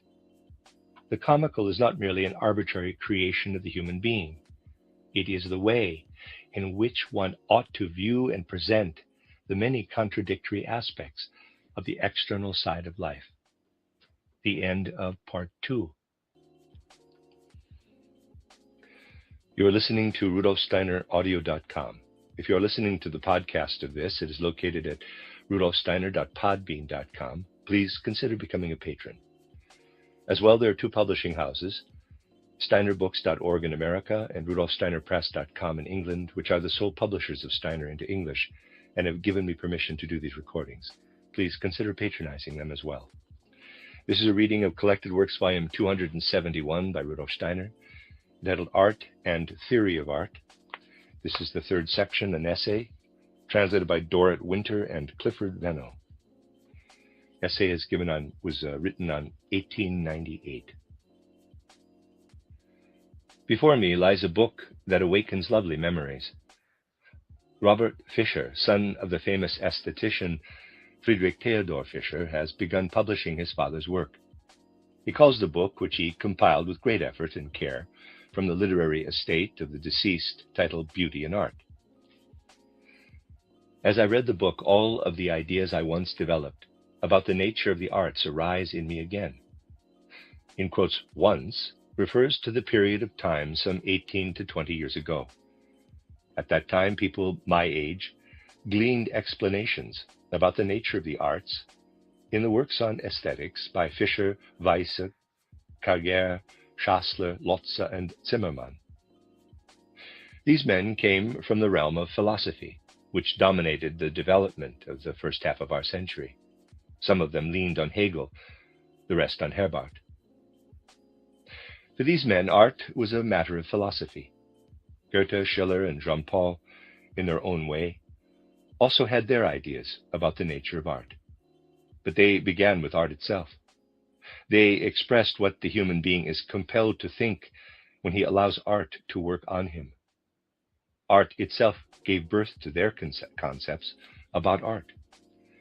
Fischer, Carrière, Weisse, Zimmermann, and Schassler did not, at first, start directly with living nature. They contemplated the entirety of phenomena in the world. Artistic productions, too, were part of these world phenomena.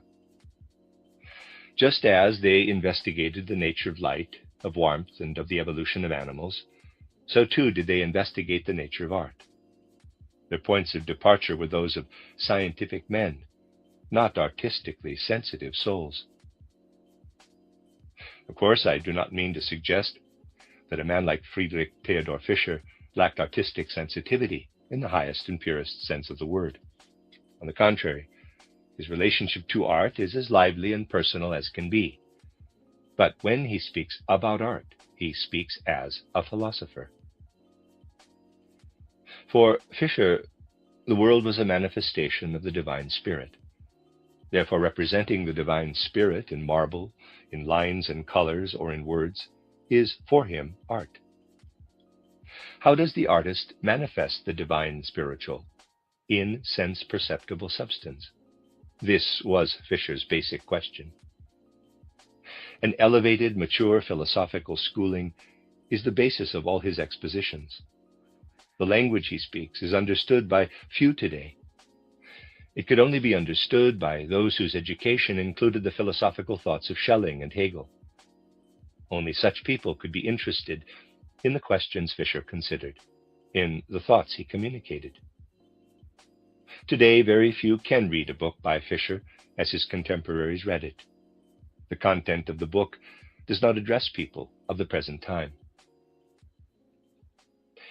For Fisher, art was ultimately an impersonal matter.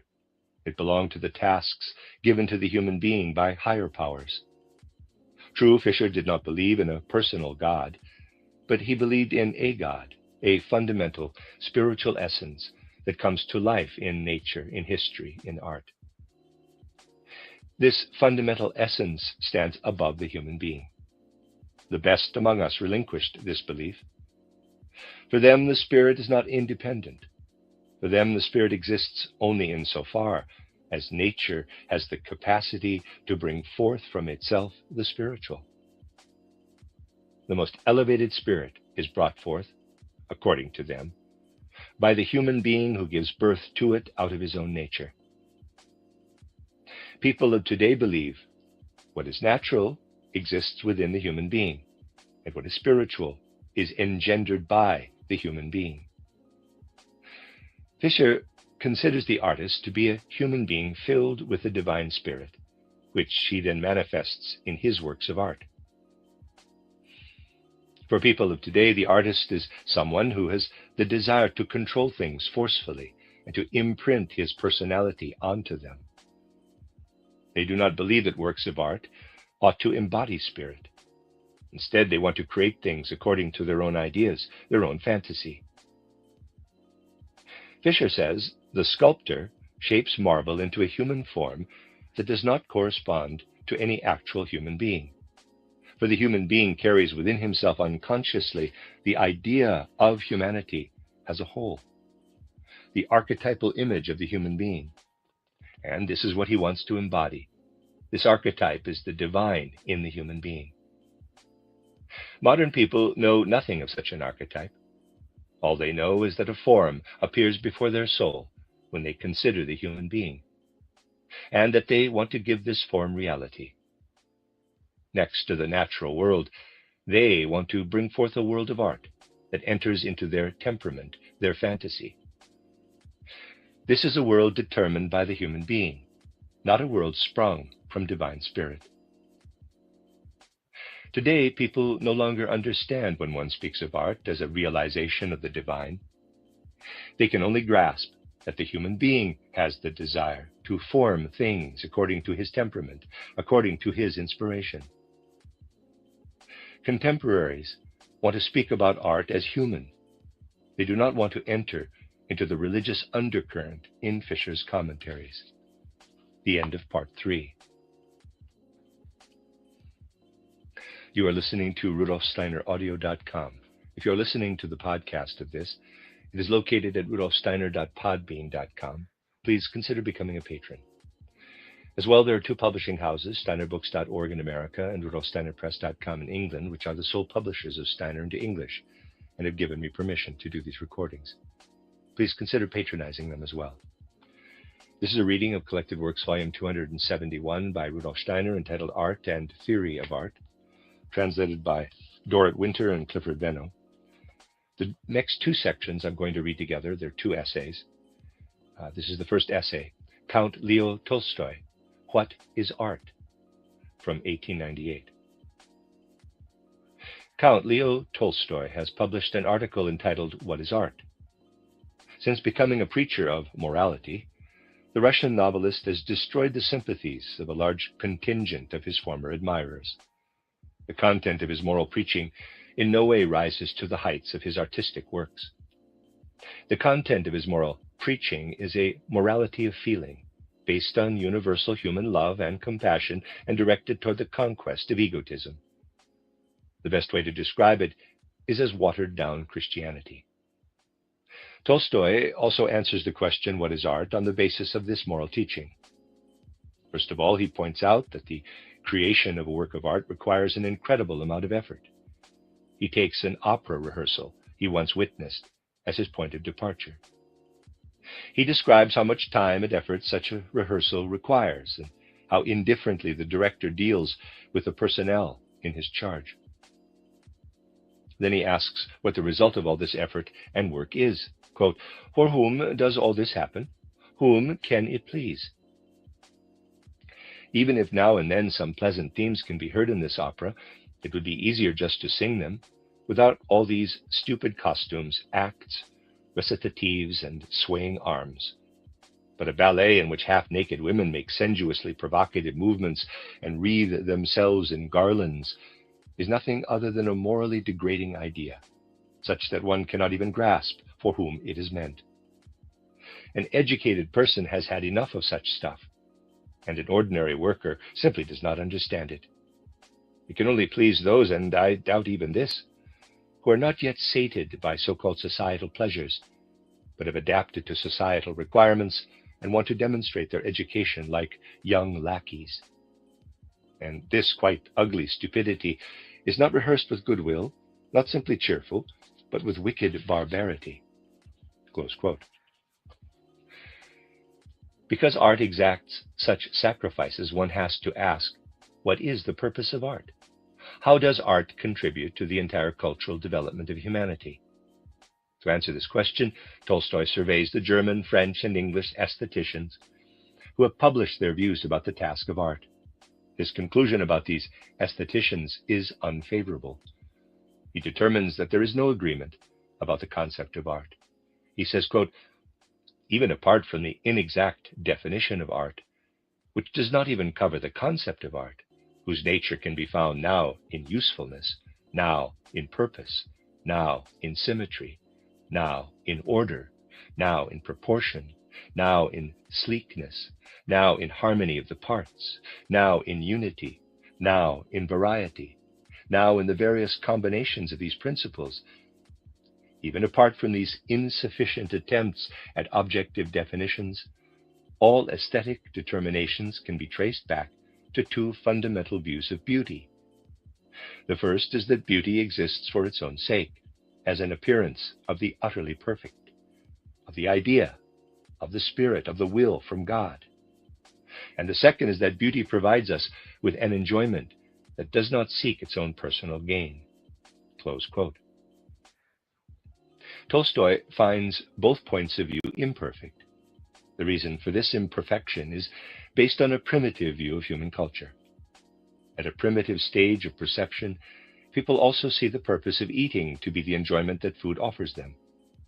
A higher level of insight would allow them to recognize that nutrition, and thus the fostering of life, is the purpose of eating, and that enjoyment is merely a subsidiary byproduct. Similarly, the human being who believes that the purpose of art consists of the enjoyment of beauty also stands on a lower level. Quote, "To come to a precise definition of art, one must, above all, stop seeing it as a means for enjoyment. Instead, one ought to see art as one of the conditions of human life. Starting from this point of view, we must admit that art is one of the means of communication among people." Close quote. Tolstoy does not allow art to be valid for its own sake. People should understand, love, and support one another. For him, that is the purpose of all culture. Art should be merely the means for realizing this higher purpose. Through words, human beings share their thoughts and experiences. Through language, each individual lives in and with the entirety of humanity. Whatever cannot be brought about by words alone, toward this goal of coexistence, should be achieved by art. It should transmit the perceptions of feelings from one human being to the other, just as words do with experiences and thoughts. Quote, "When the human being becomes aware through ear or eye of another's expression of feelings, then art achieves its goal." Close quote. I believe that Tolstoy failed to see the origin of art. The artist is not concerned with the message. If I see something manifest in nature or in human life, then a primal urge compels me to reproduce this manifestation as a picture in spirit. And my imagination urges me to transform and shape this picture according to my own tendencies. To shape this picture, I use the means afforded by my capacities. If the means are colors, then I paint. And if they are ideas, then I write poems. I do not do this so as to communicate, but because I have the need to make a picture of the world according to my imagination. I am not satisfied with the form that nature and human life present to me when I consider them merely as a passive observer. I want to create pictures that I myself invent, or that if I absorb them from outside, I replicate in my own way. Human beings do not want to be mere observers or onlookers of world events. They want to contribute something out of themselves to whatever approaches them from without. That is why they become artists. How the created work then works on is an after effect. Tolstoy may be right about how art affects culture, but the justification for art as such must, independent of its effect, be sought in an inherent need of human nature. And that is the end of the short essay, Count Leo Tolstoy, What is Art? And I'm going to continue with the next essay, again from 1898, titled On Truth and the Illusion of Truth in Works of Art. Goethe has an interesting essay on this theme, which appears in the form of a dialogue. In it, he deals exhaustively with the question, what sort of truth should be asked for in a work of art? What is said there counterbalances recent works written on this topic. Since at present there is as much lively interest as there is confusion regarding this question, it may be relevant to point out the main thoughts of Goethe's dialogue. It takes its departure from the presentation of the, quote, play within the play, close quote. Quote, in a German theater, an oval amphitheater-like building had been set up. Many spectators had been painted into its balcony boxes, as if they were participating in what was happening below them. Some real spectators in the orchestra and in the boxes were unhappy about this, and were offended that something so untrue and unlikely was being set before them. This provided an opportunity for a conversation that is here recorded. Close quote. The conversation takes place between an artist's agent, who believes that he has solved his problem with the painted audience, and a member of the audience for whom such painted spectators do not suffice, because he demands naturalistic accuracy. This audience member wants everything, quote, at least to seem to be true and real, close quote.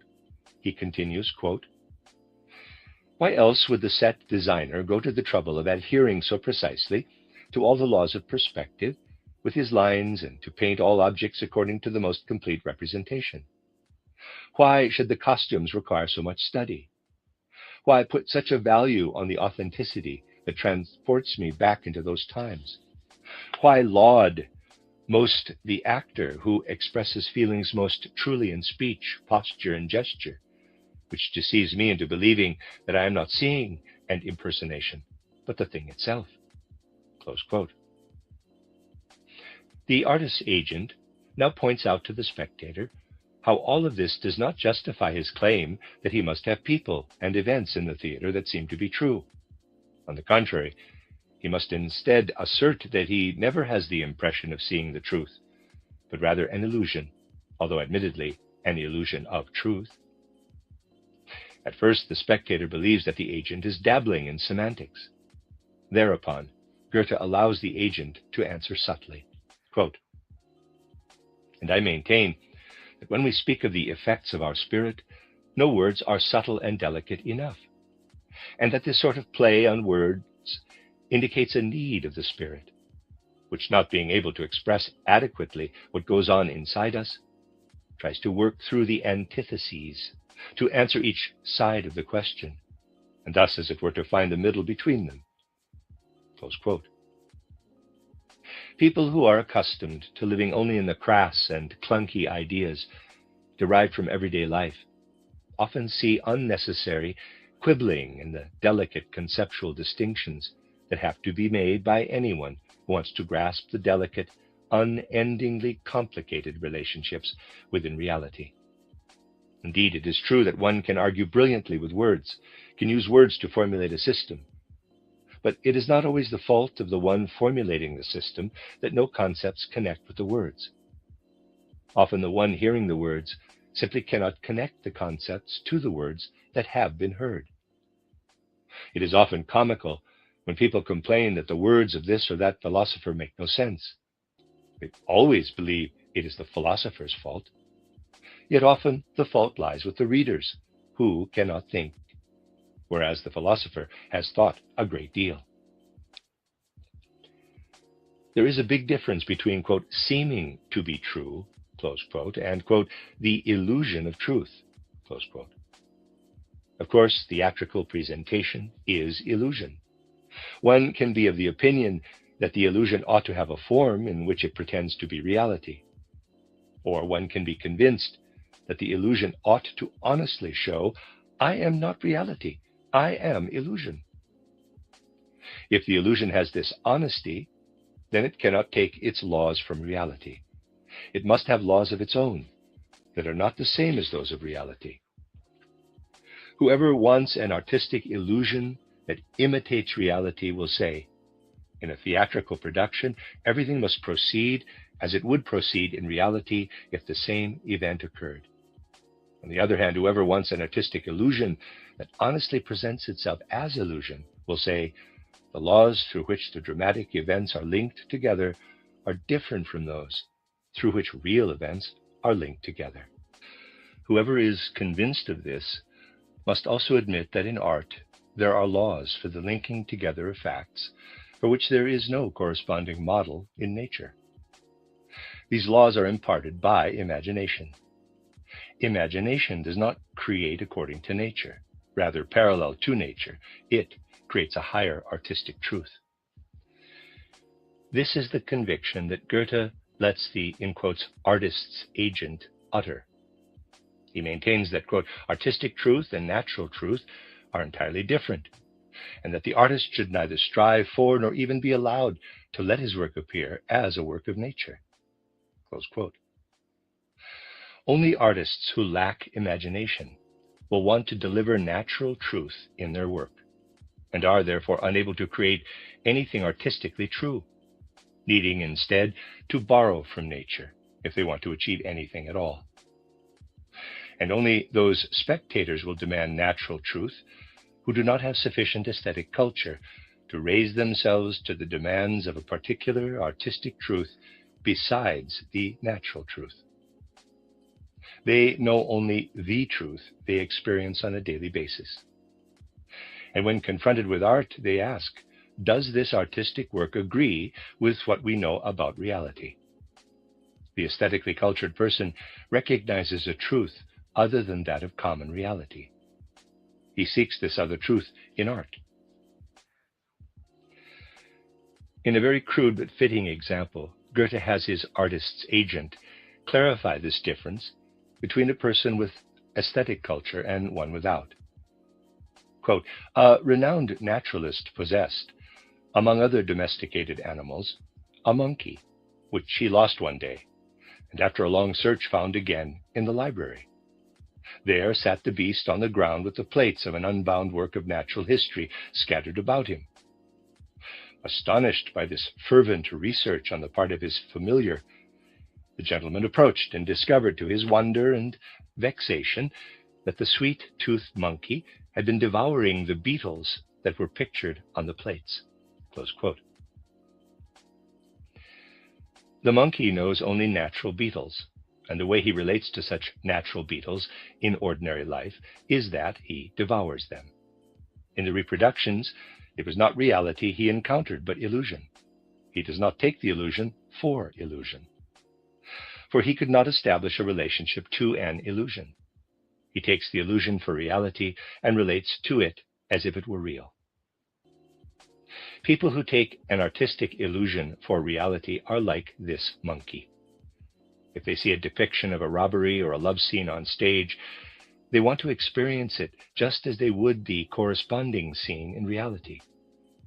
The, in quotes, spectator in Goethe's dialogue is brought to a purer view of artistic appreciation through the example of the monkey, and says, quote, "Does not the uncultivated amateur, for this very reason, want a work to be natural, so that he may be able to enjoy it in a natural way, which is often vulgar and common?"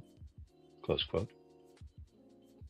The work of art desires to be appreciated in a higher way than does the natural work.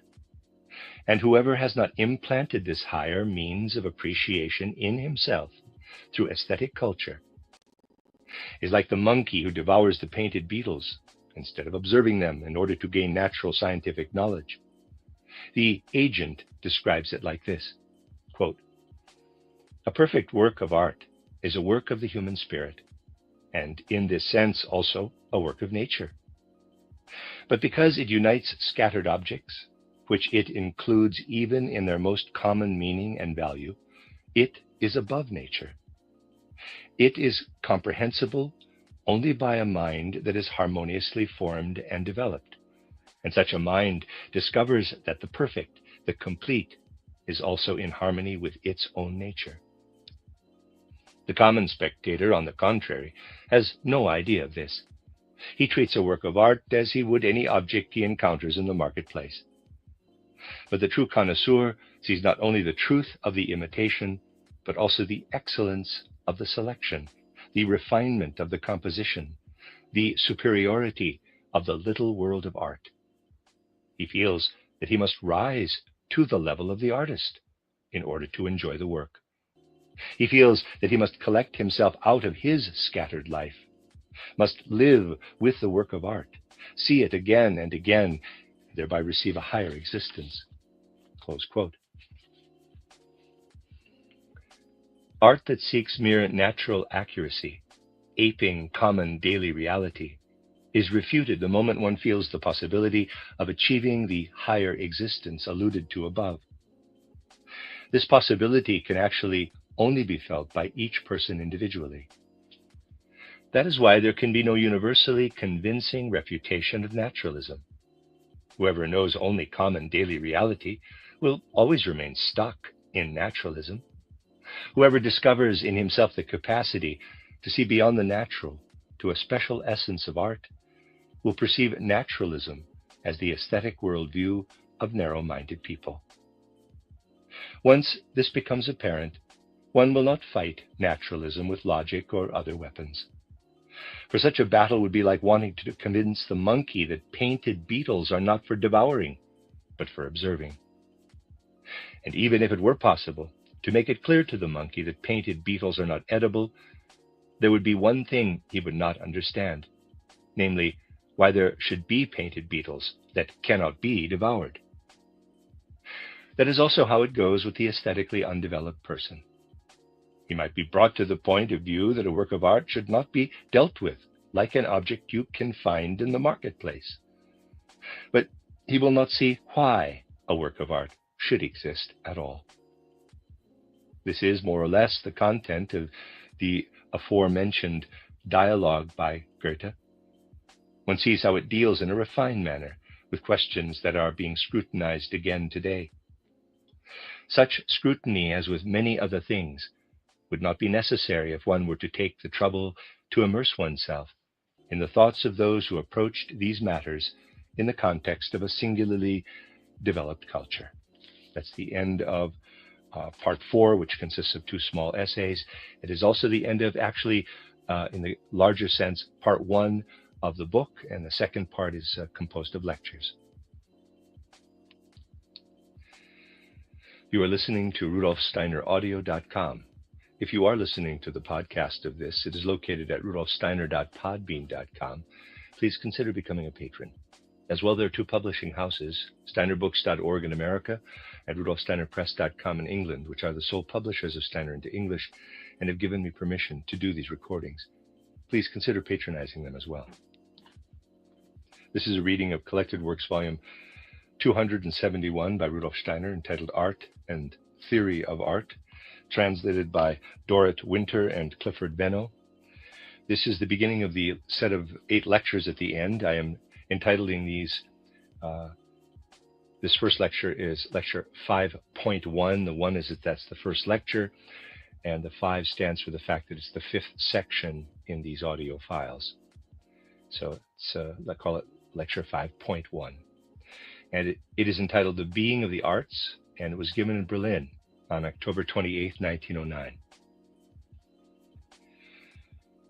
Before us lies a broad, snow-covered plain, dotted here and there with frozen rivers and lakes. Farther on, an adjoining coastline, almost entirely frozen, where mighty blocks of ice float. And here and there stand low trees and groves, completely covered with snow and icicles. It is evening. The sun is already set, leaving a golden afterglow. Within this region stand 2 female figures. Out of the afterglow, a messenger is born. A messenger from higher worlds is, as it were, sent forth, placing himself before the 2 women and listening intently to what they say about their innermost feelings, their innermost experiences. One of the women presses her limbs to her body, holds herself tightly together, and says, "I'm freezing." The other woman gazes out over the snow-covered plain, the frozen water, the trees hung with icicles, utterly oblivious to her own feelings and whatever she can feel of the frosty outer physical landscape. And these words escape her lips: "How beautiful is the landscape all around me." She feels warmth stream into her heart, for she forgets everything she might feel through physical frost or physical influence. She is inwardly completely overwhelmed by the immense beauty of this frosty landscape. And the sun sinks lower, and the afterglow dims, and both women fall into a deep sleep. Into a sleep that might mean sheer death for her, sinks the one who had earlier felt the frost so strongly in her own body, while the other sinks into a sleep that shows the after effect of the impression that caused her to exclaim, "Oh, how beautiful!" Her limbs are warm through and through, and inwardly she remains full of life in her sleep. From the youth who was born out of the sunset's afterglow, she hears the words, quote, "You are art," close quote. Then she sleeps. And into her sleep, she brought all the results and impressions she experienced through the landscape. And into her sleep there entered something that was like a dream, though it was not really a dream, for in a certain way it was reality, a reality of a very special kind, dreamlike only in its form, the revelation of a reality that the soul of this woman could not easily have predicted earlier. For what she experienced was not a dream, but only had the appearance of a dream. What she experienced was something that can be designated as an astral imagination. And if we are to express what she experienced, we can only clothe it in words that provide pictures in which imaginative knowledge speaks. For in that moment, the soul of the woman knew that what was indicated to her by the youth with the words, "You are art," can only be spoken about intimately when one clothes the experience of imaginative knowledge in words. And so, let us clothe in words the impressions made by imaginative knowledge on the soul of this woman. When her inner sense awoke, and she began to discern things, she perceived a remarkable figure, a figure that looked very different from how one might imagine a spiritual figure with one's merely physical cognition. The figure was lacking in physical sensory attributes. The spiritual figure was reminiscent of the physical sensory world, only in that it displayed something like 3 interwoven circles, 3 circles that stood perpendicularly upon one another, as though one circle stood horizontally, the other vertically, and the third from right to left. And what flowed through these circles, what could be perceived, was not anything reminiscent of a physical sensory impression, but rather of something purely of a soul nature, something we can only compare to the sensations and feelings of the soul. Yet something streamed out of this figure, that could be designated in no other way than by saying what streamed out was something like a deep, restrained, intimate grief about something. And when the soul of the woman saw this, she decided to ask, quote, "What is the cause of your grief?" Close quote. The spirit-like figure then responded to the woman, quote, "Oh, I have real reason for showing this mood, for I come from spiritual heights. I appear to you now as a human soul also appears, but to discover my origin, you must rise to great heights in the realm of the hierarchies. I descended this far from the higher hierarchies of existence. But human beings on the other side of life, in the physical world, in which we are not standing at present, have torn from me my last remaining offspring, the last who descended from me. Have they torn from me and took for themselves and chained him to a rock formation, after first making him as small as possible." Close quote. Steiner again. Thereupon the soul of the woman raised itself up to ask, quote, "Who exactly are you? I now can designate things only with words that are in my memory from life in the physical realm. How will you make me grasp your being and the being of your offspring that humans have chained?" Close quote. Steiner again. And the spirit-like figure said, quote, "Yonder in the physical world, human beings describe me as a sense, a very small sense. They describe me as the sense they call the sense of balance, which became small, comprising 3 not quite complete circles linked together in the ear. That is my last offspring. They tore him into the other world and took from him what he had here so that they could be free in all directions. They tore each of these circles and fastened each on every side to a ground. Here, as you see me here, I am not attached. Here I consist of complete circles in all directions. Here I am enclosed in all directions. Thus you come to see my true form." Close quote, Steiner again. Thereupon the soul of the woman raised itself up to ask, quote, "How can I help you?" Close quote. And the spirit-like figure said, quote, "You can only help me by merging your soul with mine, by conveying to me all that the people over yonder in life experience through their sense of balance. Then you yourself will grow into me. Then you will become as large as I am. Then you will liberate your sense of balance and raise yourself spiritually freed above the earthly fetters." Close quote. Steiner again. And the soul of the woman did this. She became one with the spirit-like figure from above. And in becoming one with it, she noticed that she needed to do something. And she put one foot in front of the other, transformed stasis into movement, transformed movement into a round dance, and completed the round dance in the form. Quote, "Now you have transformed me," close quote, said the spirit-like figure. Quote, "Now I have become what I could become only through you when you carry yourself as you just did. Now I have become a part of you. I have become this so that in this way people can have a presentiment of me. Now I have become the art of dance. Because you wanted to remain soul and did not merge with physical matter, you were able to free me. And at the same time, by stepping as you did, you led me up to the spiritual hierarchies to which I belong, to the spirits of motion. And by completing the round dance, you led me to the spirits of form. You led my very self to the spirits of form. But now you may not go further. For if you were to take only one more step than you did for me, all you accomplished would be in vain.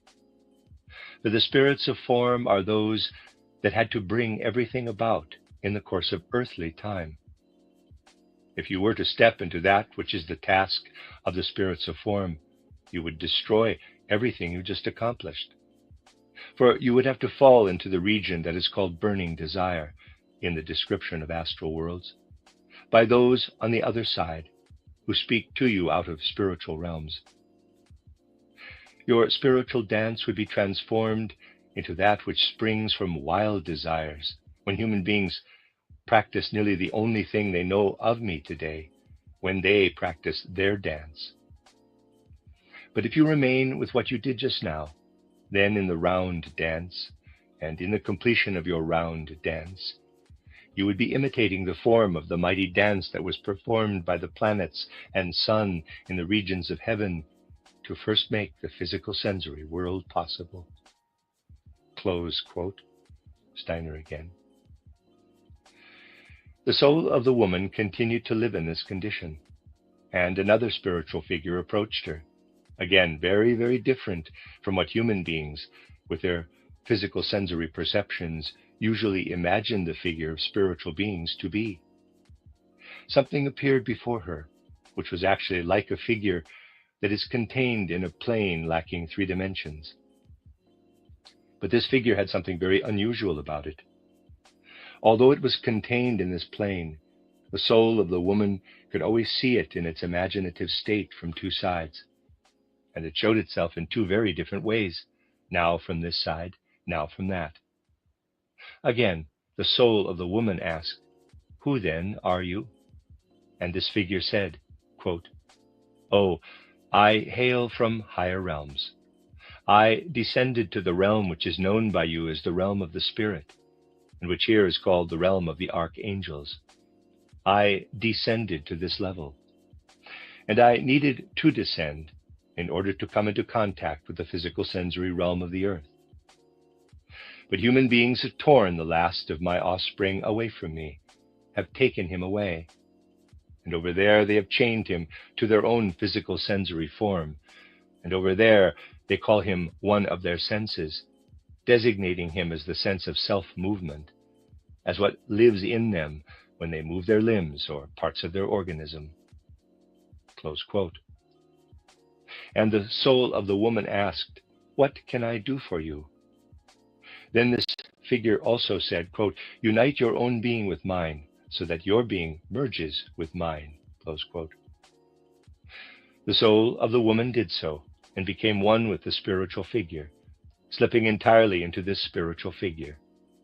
Again she grew, and again did the soul of the woman become lofty and beautiful, and that spiritual figure said to her, quote, "You see, by doing this you have given yourself the possibility of drawing down a capacity into human souls, a capacity that comes to life and part of what the youth said to you, for thereby you have become what one designates as the art of mime, the art of expression through mime." Close quote. And because she still retained the memory of her earthly form, the soul of the woman, which had only recently fallen asleep, was able to pour into the form all that was in this spiritual figure. Thus she became the model of the mime artist. Quote, "You may, however, go only so far," close quote, said the spirit-like figure. Quote, "You may now pour into the form only what you carry out as movement. If you were to pour in your own desires, in that very moment you would distort the form into a grimace, and that would be the end of the destiny of this art. That is what happened to the human beings over yonder. Their wishes and desires were mingled with their expression of mime, so that they themselves could come to expression in it.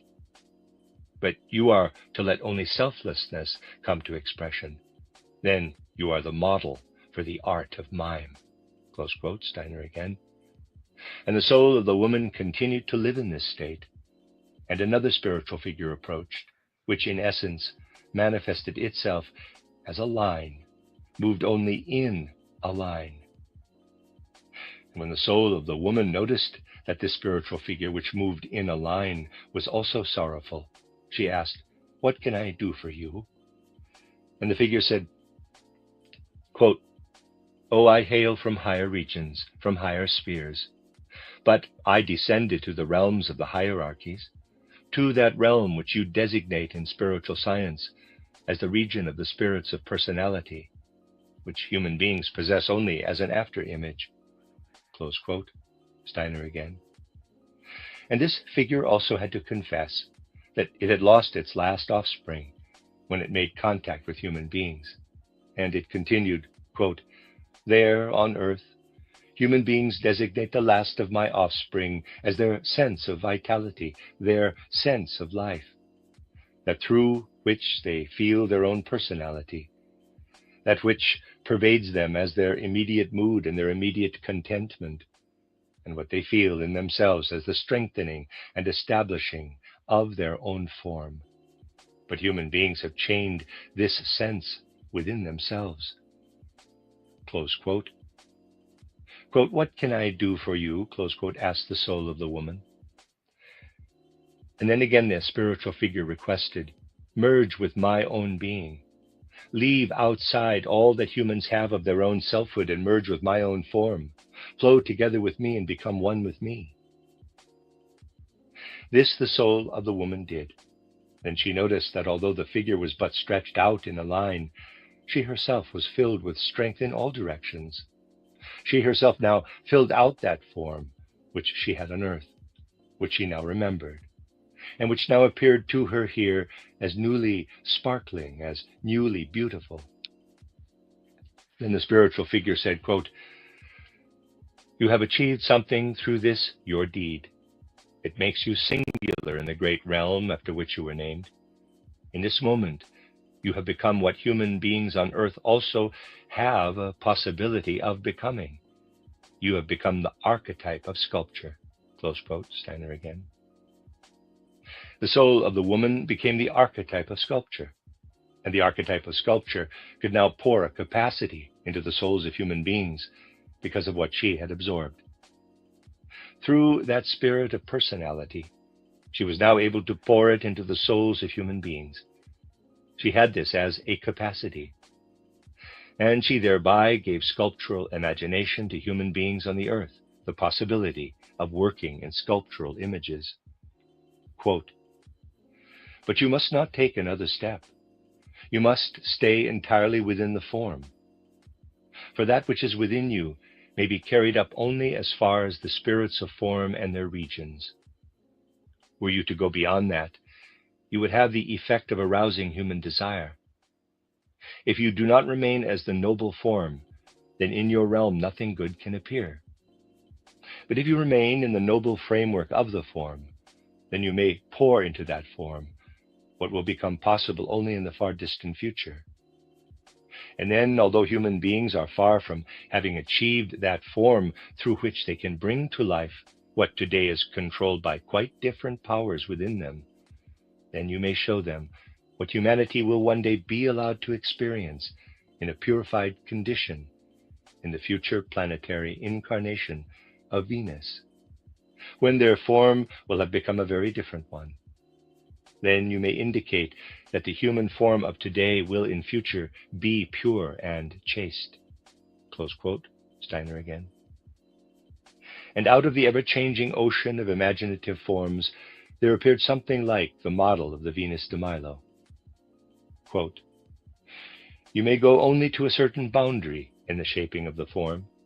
In the moment that you overstep the form just a bit, thereby annihilating the strong personality that must keep the human form intact, you stand at the boundary of the beautiful, of what is possible in a work of art." Close quote. Steiner again.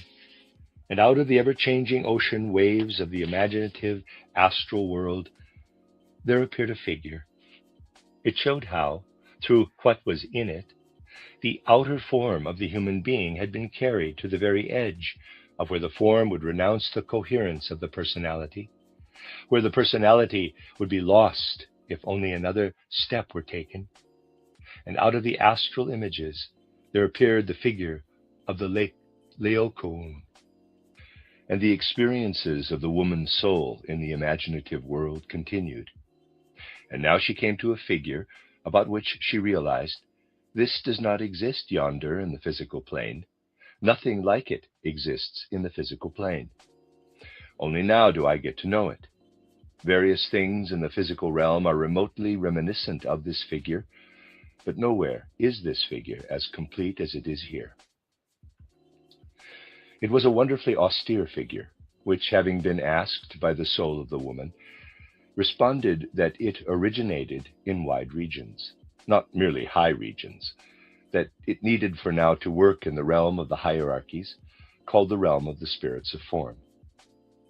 Then the figure said to the soul of the woman, quote, "Human beings on earth have never been able to produce any sort of image of me, have never been able to bring into being anything that completely corresponds to me. For my form as it is here does not exist on the physical plane. Therefore, they had to dismember me. And by having been dismembered, I attained, that is, if you fulfill what you should fulfill, if you unite with me and become one with me, the possibility of giving you capacities, so that you can lay the capacity of imagination into the souls of human beings. For because this capacity has been torn asunder in human beings, the totality can appear only here and there, torn into individual forms. Nothing about me can be called a human sense, but for that reason, human beings were unable to chain me. They were only able to tear me into separate pieces.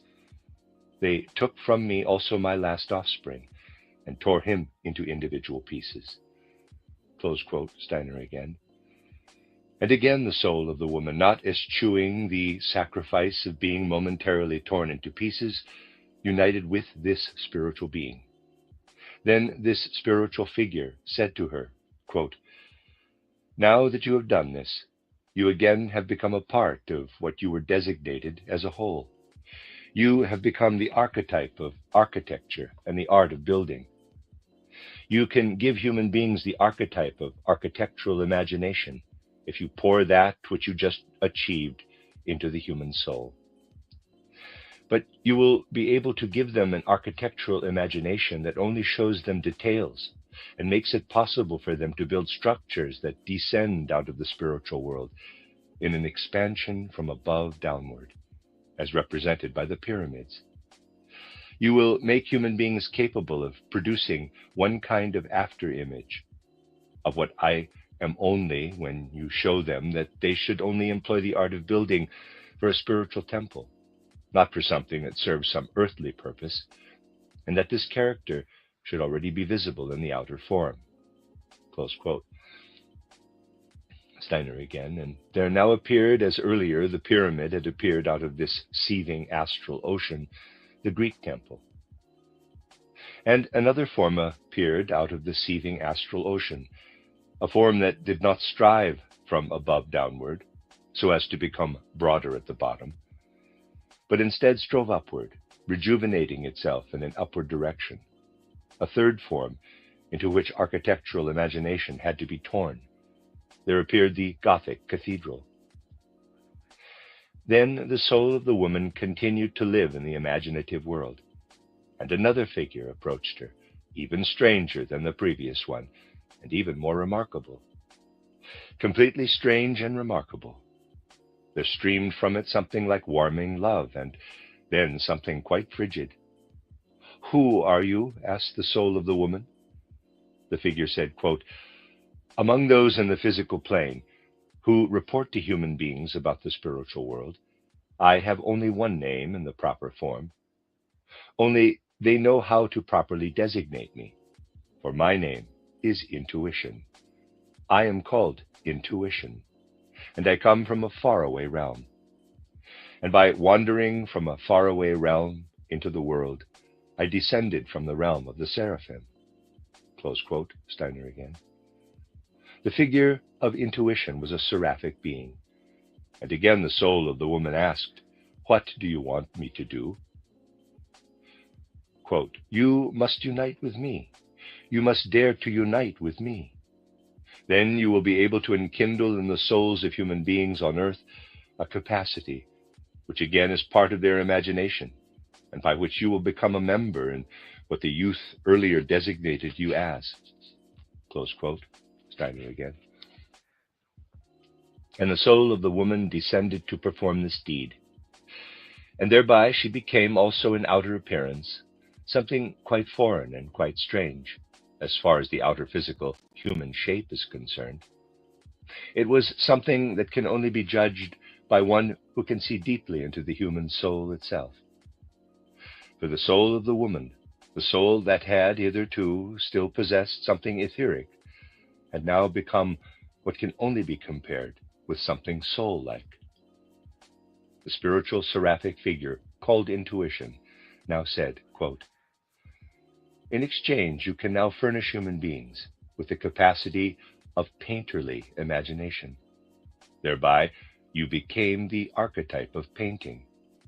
Thereby, you will be able to enkindle a capacity in human beings. One of their senses, the eye, EYE, which contains something untouched by the self's own thought activity, which contains the comprehensive thinking of the outer world, that is the sense you will be able to bestow once you have the painterly imagination within you. And this sense will be able to recognize the soul being of what is otherwise lifeless and without soul by penetrating beyond the surface.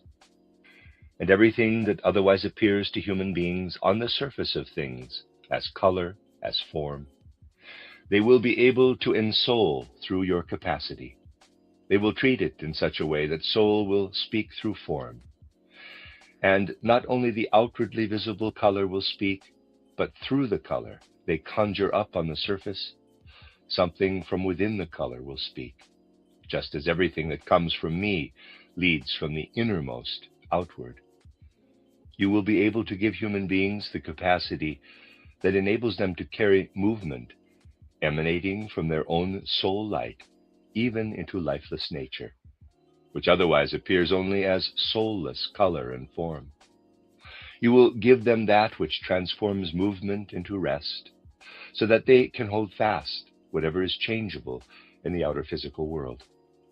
You will teach them to hold fast the briefly shimmering color upon which the rising sun's ray darts, the colors in lifeless nature." Close quote, Steiner again. And an image arose out of the seething ocean of the imaginative world, an image that represented landscape painting.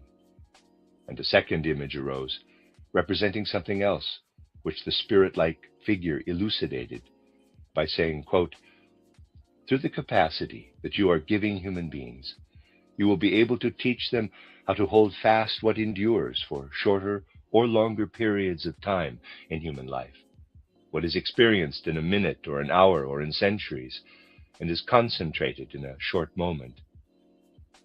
When past and future mightily intersect, when these two movements of past and future meet, you will teach human beings how these two movements can be held fast as a stable calm in the center when they meet." Close quote. Steiner again. "And there arose out of the surging world of imagination the image of the Last Supper by Leonardo da Vinci." Quote, "But you will have difficulties as well, and the greatest difficulty will occur when you allow human beings to apply your capacity to whatever already contains movement and soul, whatever they have already injected with movement and soul from the physical plane. That is where you will most easily stumble. That will be the limit where the images of the archetype that you are may still be deemed art, and that is where danger will be." Close quote, Steiner again. "And out of the surging world of imagination rose the image of the portrait.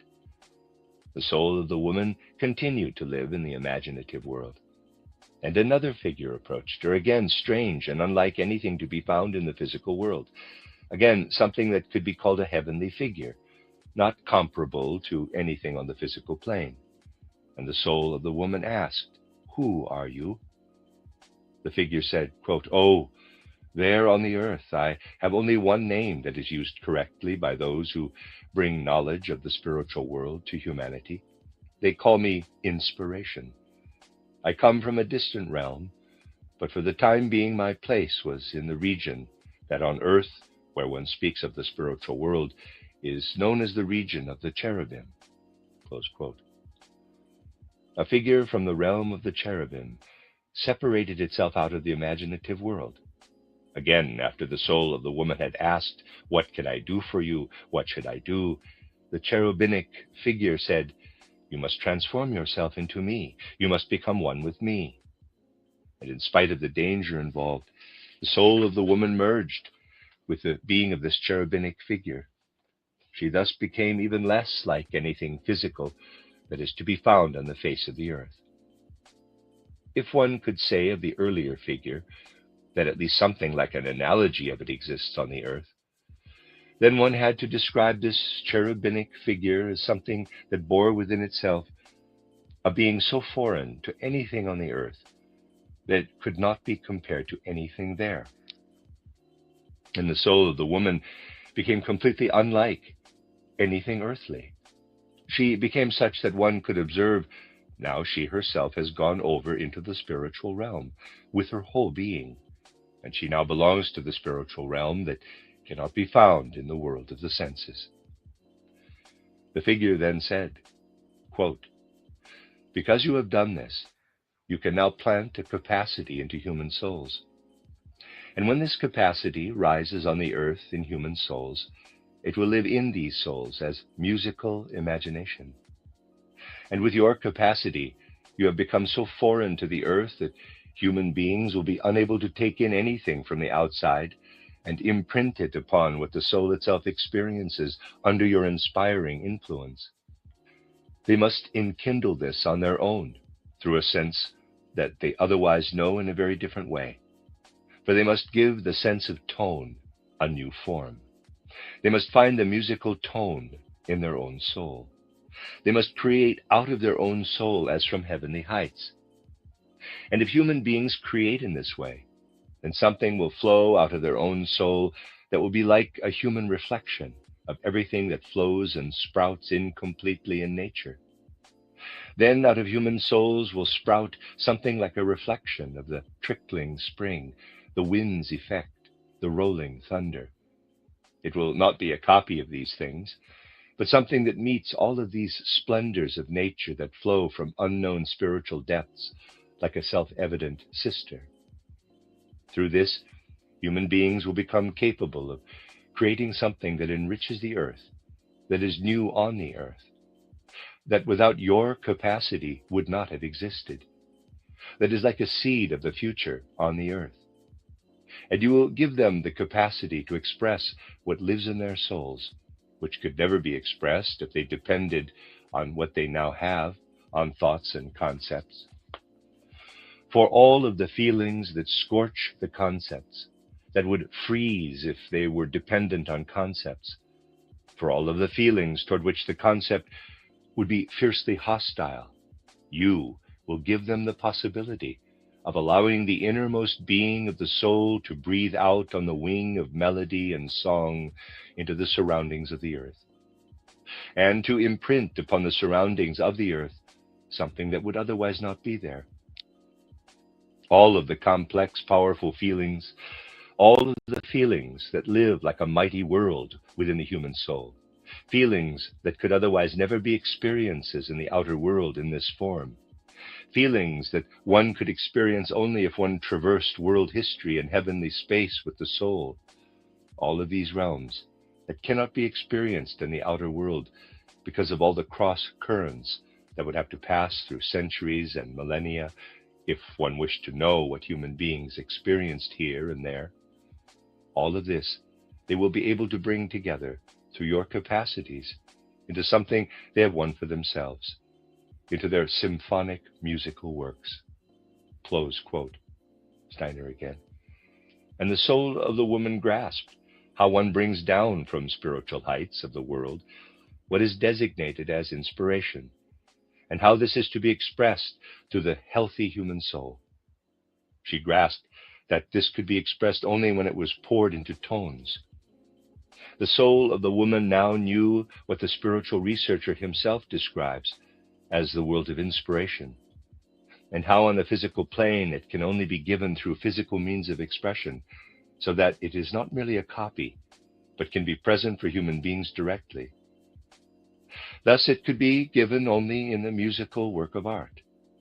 And the soul of the woman understood that the musical work of art could express mighty events, how Uranus once enkindled his own feeling in Gaia's fire of love, and what happened when Kronos wanted to illuminate, through the light of Zeus, what lived in him as spiritual being.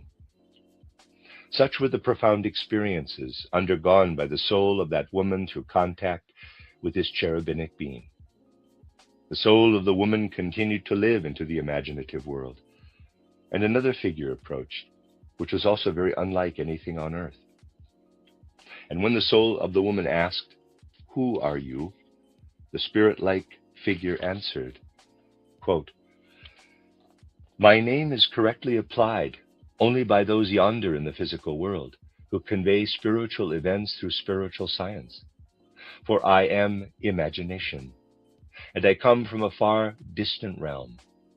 But from this far distant realm I entered the region of the hierarchies, called the region of the spirits of will." Close quote. Steiner again. "But what should I do for you?" Close quote. The soul of the woman asked once more. This figure also asked that the soul of the woman merge her own being with the figure of this spirit of the will. And once more the soul of the woman became something very different from the usual figure of the soul. She became entirely a soul figure. Quote, "Because you have done this, you are now able to breathe into human souls the capacity that human beings on earth experience as poetic imagination.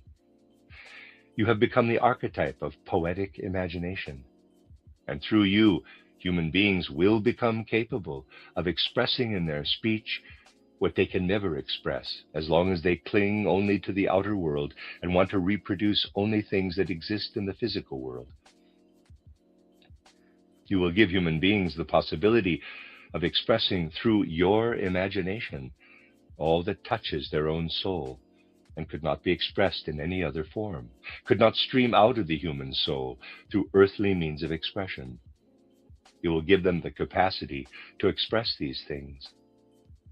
On the wings of your rhythms, your meters, and through everything that you will be able to give human beings, they will be capable of expressing something for which language would usually be far too crude an instrument.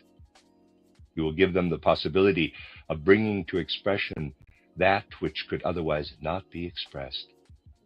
Close quote, Steiner again. And in the image of lyric poetry, there appeared that which, through the centuries, had been passed from generation to generation, and had inspired entire generations. Quote, "You will also be able to summarize what could never be represented as one outer physical event. Your emissaries will be the bards, the poets of all ages. In epics, they will summarize what is gathered from the wide circles of humanity. And the form that the human will assumes when passions storm against each other, that which human beings on earth, in the physical world, could never fight to the end, this you will be able to conjure up before them in scenes where you will show them how their colliding passions will cause the death of the one and the victory of the other. You will bestow on human beings the possibility of dramatic art." Close quote, Steiner again. And in that moment, the soul of the woman noticed in herself an inner experience that can only be identified with the expression that on earth is usually called waking up. What made her wake up? She awoke because she saw as in a mirror image something that does not exist on earth. She herself had become one with imagination. That which lives as poetry on earth is a mirror image of imagination. The mirror image of imagination is what the soul of the woman saw in poetry. That is what caused her to awaken. Although by awakening, she had to leave the dreamlike sphere of spirit, she did at least enter into something similar, be it as a dead mirror image, to the spiritual vitality of imagination. That is what woke her up. And because she awoke, she was able to perceive that the night had passed. Once again, the snow-covered landscape surrounded her. Again, she saw the coast with the swimming icebergs, the icicles on the trees. But when she awoke, she noticed that next to her lay the other woman, as if frozen by the frost she had suffered, not warmed inwardly by what she had taken with her as the impression of this snowy landscape, expressed in the words, quote, "Oh, how beautiful," close quote. Now the soul of the woman who had experienced all of this during the night noticed that the other woman, who had almost frozen because she could experience nothing of the spiritual world, was human science.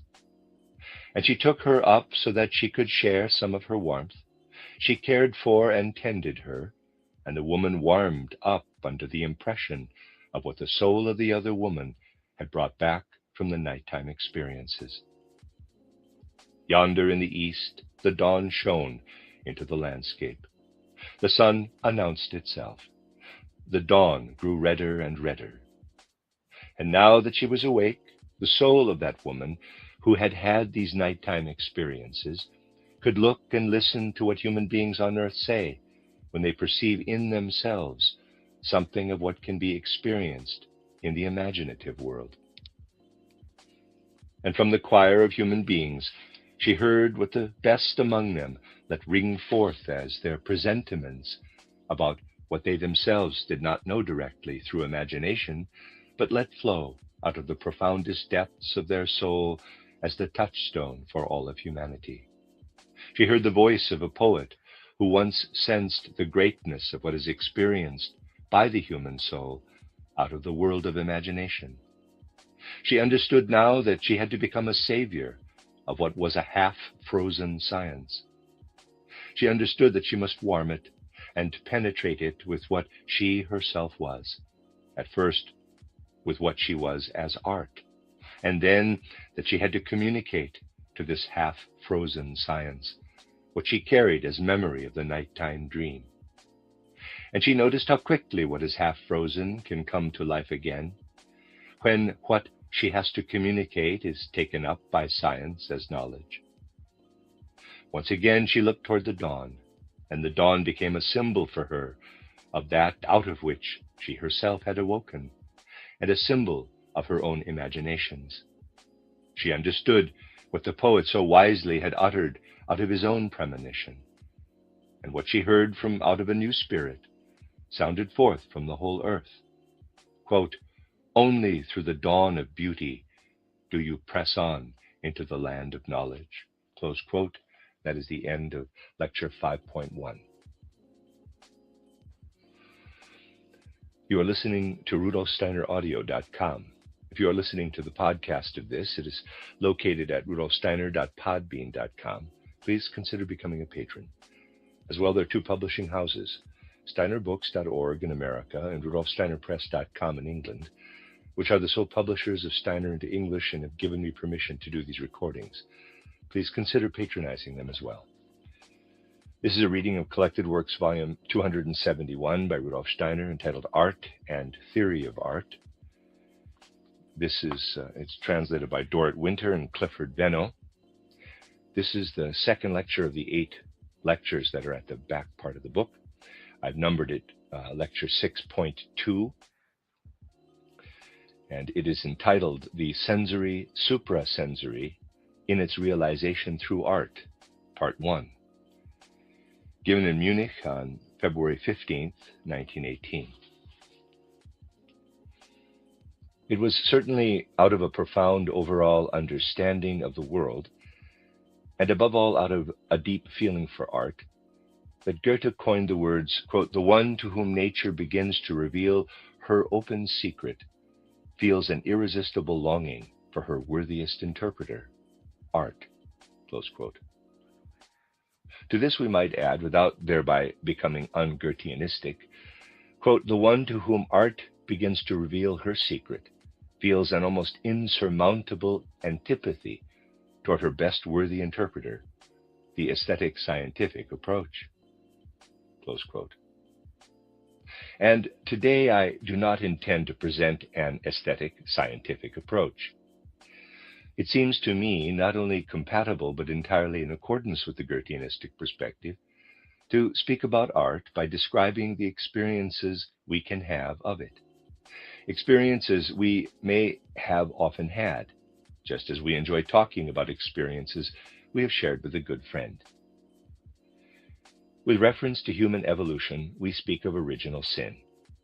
Today, I do not want to enlarge upon whether human life, in its richness, insofar as its shadow side is concerned, can be exhausted by speaking of original sin in the singular when considering human life in general. But in connection with artistic feeling and artistic creativity, it seems to me to be, in any case, necessary to speak of two original sins. In fact, it seems to me that one original sin in the realm of artistic creativity and artistic enjoyment consists of imitation, the reproduction of what is merely sense perceptible. And the other original sin seems to me to be the wish to express, represent, or manifest through art the suprasensory. But it then becomes very difficult to approach art, either creatively or experientially, if both the physical and the suprasensory are rejected. Yet this seems to me to be in keeping with a sound human feeling. Whoever wants art to consist only of the sense perceptible will hardly get beyond a refined element of illustration, which may indeed be raised to the level of art, but can never become true art. And we can indeed say, to be satisfied by the merely illustrative element that imitates the physical, or by whatever else is furnished by the sense world alone, belongs to a soul life that has gone somewhat to seed. But a kind of obsession with one's own understanding and reason would be necessary for someone to demand that an idea, something purely spiritual, should be embodied artistically. Expressing a world view through poetry or through pictorial art is not in accord with a cultivated taste. Rather, it corresponds to a state of barbarism in the human life of feeling. Art itself, however, is deeply rooted in life. And if it were not rooted in life, then through the whole way in which it arises, it would have no justification for existence. For in contrast to a purely realistic worldview, art must exhibit all manner of unreality, and into it must play many of life's illusions. It is precisely because art is obliged to introduce into life something that from a certain perspective is unreal, that it must in some way or another be deeply rooted in life. Now, it may be said that from a certain boundary of feeling, from a lower boundary of feeling up to a different higher boundary of feeling, which admittedly has to first be developed in many people, artistic feeling arises everywhere in life. Even if it does not appear as art itself, this feeling arises when, in the ordinary sense world, what is suprasensory and mysterious somehow makes its presence known. And it arises when what is suprasensory, what is purely thought, what is purely felt, what is purely experienced in spirit, lights up before us in a visible sensory form, not as a symbol or wooden allegory, but in a sensory form that it has chosen for itself. Everyone who maintains his soul between the two indicated boundaries of feeling will perceive that even in ordinary life, ordinary sensory input is, so to speak, enchanted. It has within itself something suprasensory. Of course, one can say, if someone invites me to enter a room with red walls, I have a certain predisposition that arising in the presence of the red walls is somehow related to artistic perception. If I am led toward red walls, and the man who invited me then steps toward me, I will consider it natural for him to tell me all sorts of things that are valuable to me, things that interest me. And if that is not the case, then I will consider the whole invitation into the red room as a sham, and will leave unsatisfied. If someone receives me in a blue room and talks continually so that I cannot get a word in edgewise, then I will experience the whole situation as highly uncomfortable. And I will tell myself that actually the man has already deceived me through the very color of his room. Innumerable such things arise in life.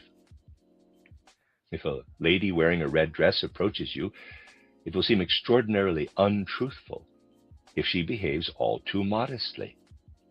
A lady with curly hair will be perceived as truthful only if she is a bit cheeky. If she is not cheeky, it is disappointing.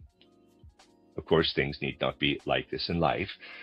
Life has the right to ignore such illusions, but there are certain boundaries of feeling within which one perceives things in this manner.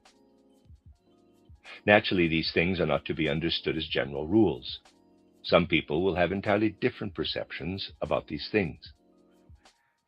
But nevertheless, it is the case that for every human being, this kind of feeling does exist in life, so that what one encounters in the sensory world can already be perceived as something that contains, so to speak, a spiritual element, a spiritual situation, a spiritual state, an enchanted spiritual feeling. It can certainly seem as if that which stands before us as a demand of our soul, and which so very often in life can bitterly disappoint us, calls forth the necessity of creating a special sphere of life for such desires that demand satisfaction in human life. And the special sphere of life seems to me to be art. Out of the rest of life, it forms just what satisfies that sense which exists within such a boundary of feeling. Now, perhaps one will be able to approach what is experienced through art by attempting to look more deeply into processes of the soul that take place both in artistic creation and in artistic enjoyment. For surely one need only have lived truly with art just a little bit, need only have tried to become somewhat intimately conversant with it, to find that the soul processes that have been described are basically the same for the artist as for the one who enjoys art, although in an opposite relationship. The artist experiences in advance what I am trying to describe, so that he first experiences a particular process of soul, which is then replaced by another. Someone enjoying art first experiences what I mean by the second soul process, and only afterward does he experience what came first for the artist. Now, it seems to me that this is why it is so difficult to approach art psychologically, because one hardly dares to step so deeply into the human soul as is necessary to grasp what artistic needs call forth. Indeed, perhaps it is only our own time that lends itself to speak more clearly about artistic needs.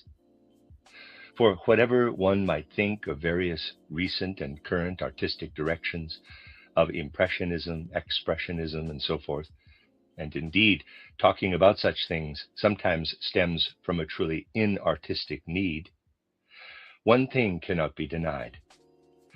Through the emergence of these directions from particular depths of soul, which lie deep in the unconscious, and were never before brought up out of this unconscious, artistic perception and artistic life have now been brought to the surface of consciousness.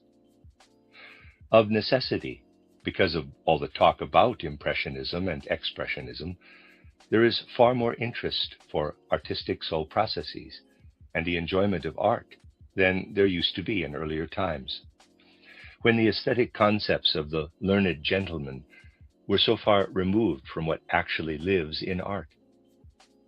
In recent times, concepts have entered into considerations of art, ideas have entered that in some ways are very close to what contemporary art creates, at least compared to earlier times. The life of the soul is actually so infinitely deeper than one usually supposes, and very few people have an inkling that human beings have a totality of experiences in the depths of their souls, in the subconscious and unconscious, that are rarely discussed in ordinary life.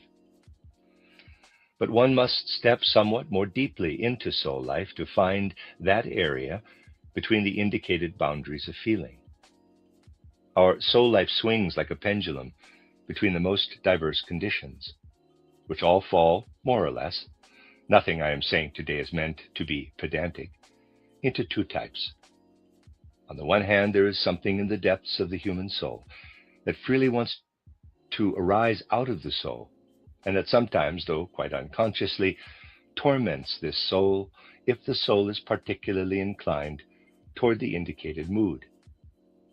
Then it wants to continually discharge itself, although it cannot do so, nor should it do so in a healthy human condition, as vision. In reality, our soul life, given the right predisposition for this soul mood, continually and far more than one would believe, strives to transform itself in the sense of vision. Healthy soul life consists in the fact that this, quote, will for vision, close quote, remains only a striving, that the vision does not actually arise. This striving for vision, which fundamentally exists in the soul of all human beings, can be satisfied when we present the soul with what wants to arise, but should not arise in the healthy soul, namely the unhealthy vision, in an outer impression, in an outer form, in an outer painting, or something similar. And the outer painting, the outer form, can then be what enters so as to leave in the depths of the soul, in a healthy manner, that which actually wants to become vision. We then offer the content of the vision to the soul, so to speak, from outside. And we offer the soul something truly artistic, if we are able to discern, through justified visionary striving, what form, what image we must offer the soul, so that its urge for the visionary is balanced. I believe that many recent considerations that tend in the direction of expressionism are closer to this truth, and that the arguments about it are on the way to discover what I have just said.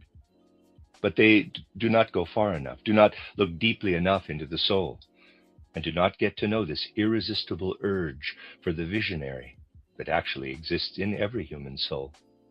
But that is only the one aspect. And one can indeed see, if one examines artistic creativity and artistic enjoyment, that there is a type of artwork that originates in and reflects this need of the human soul. But there is another source for artistic works. The source of which I just spoke lies in a particular constitution of the human soul, in its urge to have what is visionary as freely arising imagination. The other source lies in the fact that within nature itself, there are enchanted secrets that can only be found if one agrees, without scientific presuppositions which are not required, to sense what the deeper secrets in surrounding nature actually are. These deeper secrets found in surrounding nature do perhaps seem rather paradoxical for today's human consciousness when they are expressed in words. Yet it is precisely this which makes these secrets, starting in our own time, ever more popular. There is something in nature that is not just growing, burgeoning, sprouting life, which naturally fills the healthy soul with joy, but there is, in addition, something in nature that in ordinary life is called death, destruction. In nature, there is something that continually destroys and conquers one life through another. Whoever can sense this will also be able to sense that when he encounters, to choose specifically this excellent example, a natural human form, this human form contains something mysterious in its shape. At any moment, this shape which manifests in outer life is actually killed through a higher life. That is the secret of all life, continually and everywhere. A lower life is killed by a higher life. This human form, which is penetrated by the human soul, by human life, is continually being killed, continually being overcome by this human soul, this human life. And how this happens can be described as follows. The human form as such carries within itself something that would be very different if it were entirely self-governed, if it could follow its own life. But this life of its own is just what it cannot follow, because a different, higher life is in it and kills it. The sculptor approaches a human form and feels, even if unconsciously, this mystery. He realizes that every human form wants something that cannot come to expression in the human being, something that is overcome, is killed through a higher life, through soul life. He conjures something out of the human form that is not present in the actual human being, that the human being lacks, that nature hides. Goethe sensed something like this when he spoke of, in quotes, revealed secrets. One can go even further. One can say this secret is the foundation of nature everywhere. Fundamentally, no color, no line appears in outer nature without something lower being overcome by something higher. It can also be the opposite, so that the higher is overcome by the lower. But in all of this, one can release the enchantment and find what was overcome, which then will become artistic creativity. And when one then reaches what has thus been overcome, what is freed from enchantment, and knows how to experience it properly, then it becomes artistic feeling. I would like to express myself even more precisely, specifically on the latter point. In Goethe, we have many human truths that have yet to be uncovered, but are actually very meaningful. Goethe's theory of the metamorphosis of plants proceeds, for example, from the idea that the petals of a plant are but the transformed leaves, and then goes on to encompass everything in nature, all natural forms.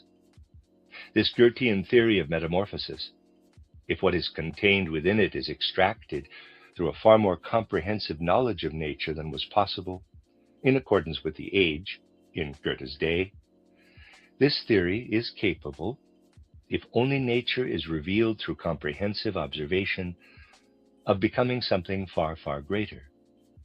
That is to say, in Goethe, this theory of metamorphosis is understandably restricted, but it can be broadened. Now, if we stay with the human form, we might say the following by way of an example. Whoever observes a human skeleton sees through a merely superficial observation that this human skeleton actually consists clearly of two parts. One could go much further, but that would lead too far for today. It consists of the head, which is merely placed atop the skeleton, and of the rest of the skeleton.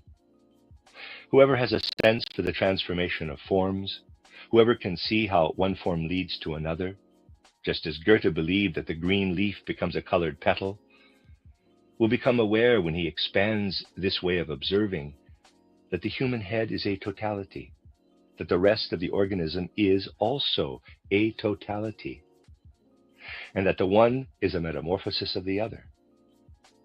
In a mysterious way, the entire rest of the human being is of such a nature that we can say, if we observe it appropriately, it can be transformed into a human head.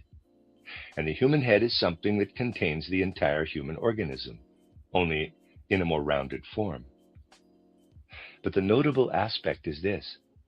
If one has the necessary observational capacity to inwardly transform the human organism so that it becomes altogether head, and if one can transform the human head so that it appears itself to be a human being, then the result will be entirely different in each of these cases. In the one case, when one transforms the head into an entire organism, the result shows us the human being as if ossified, as if constricted, as if it is everywhere driven towards sclerosis. If one allows the remaining human organism to become a head, what results bears little resemblance to an ordinary human being, and is reminiscent of a human being only in its basic forms.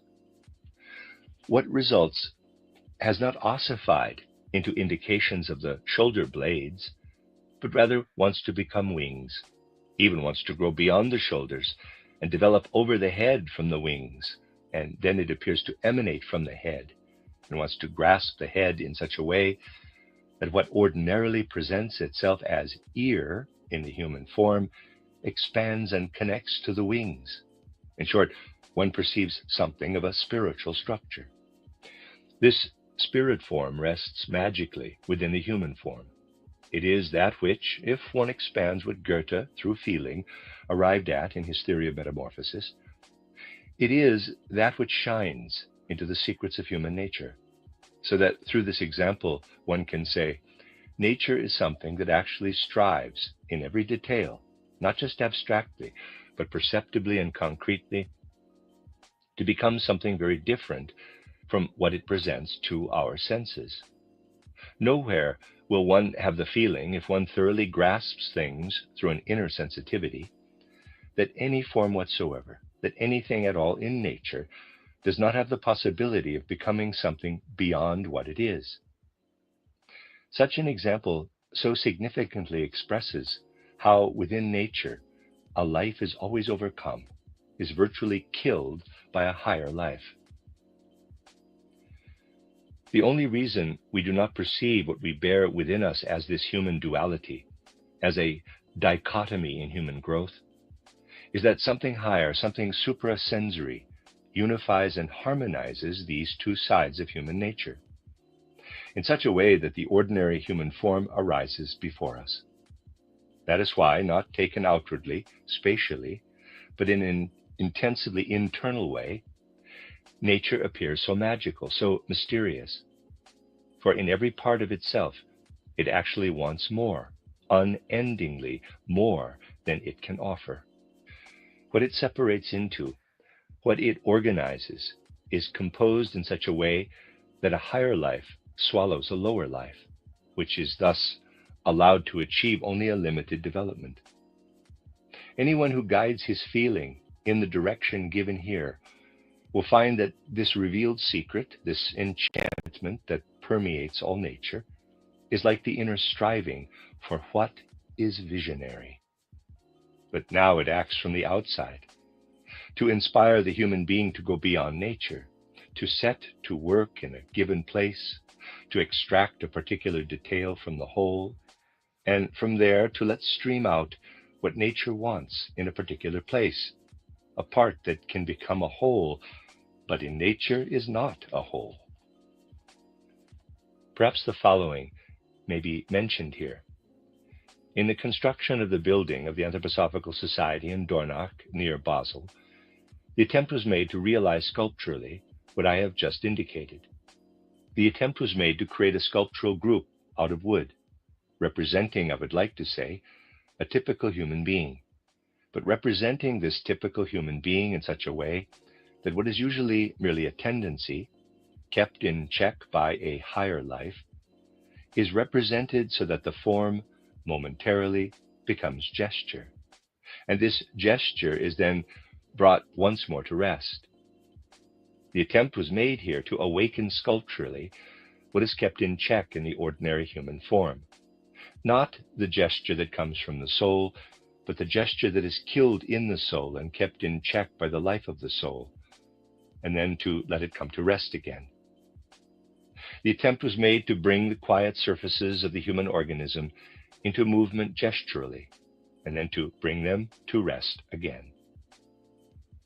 This allowed quite naturally for the perception of the tendency that every human being has, and that is of course kept in check by a higher life, for the asymmetry that is present in every human being. No human being is formed on the left exactly as he is on the right, to emerge more strongly. But having once allowed it to emerge more strongly, having, so to speak, dissolved what is held together in a higher life, one must then connect it with humor on a different higher stage. For then it is necessary to reconcile what approaches one naturalistically from outside. It becomes necessary to reconcile this crime against naturalism artistically, to make the asymmetry conspicuous, to bring various things into gesture, and then to allow them to be brought to rest again. We then had to atone for this inner crime by, on the other hand, showing the triumph that happens when the human head metamorphoses into a dark, nightmarish form that, however, is then overcome by the representative of humanity. the form placed beneath his feet, so that it can be perceived as a member, a part of what represents the human being. The other form we had to create for this sculpture represents what feeling demands, when, besides the head, the remaining human form becomes so mighty, as it is indeed in life, though kept in check by a higher life, that what is usually held back and stunted is overgrown, for example, what is attached at the shoulder blades and is set unconsciously into the human form as a luciferic element of sorts, an element wanting to escape the human form. If everything set into the human form that erupts as urges and desires becomes form rather than being overcome by a higher life, the life of understanding or reason, which is otherwise formed in the human head, if all of this manifests itself, then one has the possibility of disenchanting nature, of wresting from nature her revealed secret, by taking what nature has killed off piecemeal in order to create a whole, and presenting it again in parts, so that the observer must carry out in his soul what nature has otherwise carried out for him. Nature has done all of this. Nature has really composed the human being in such a way that the various individual parts are assembled into an harmonious whole. By dissolving what is enchanted within nature, one dissolves nature's suprasensory forces.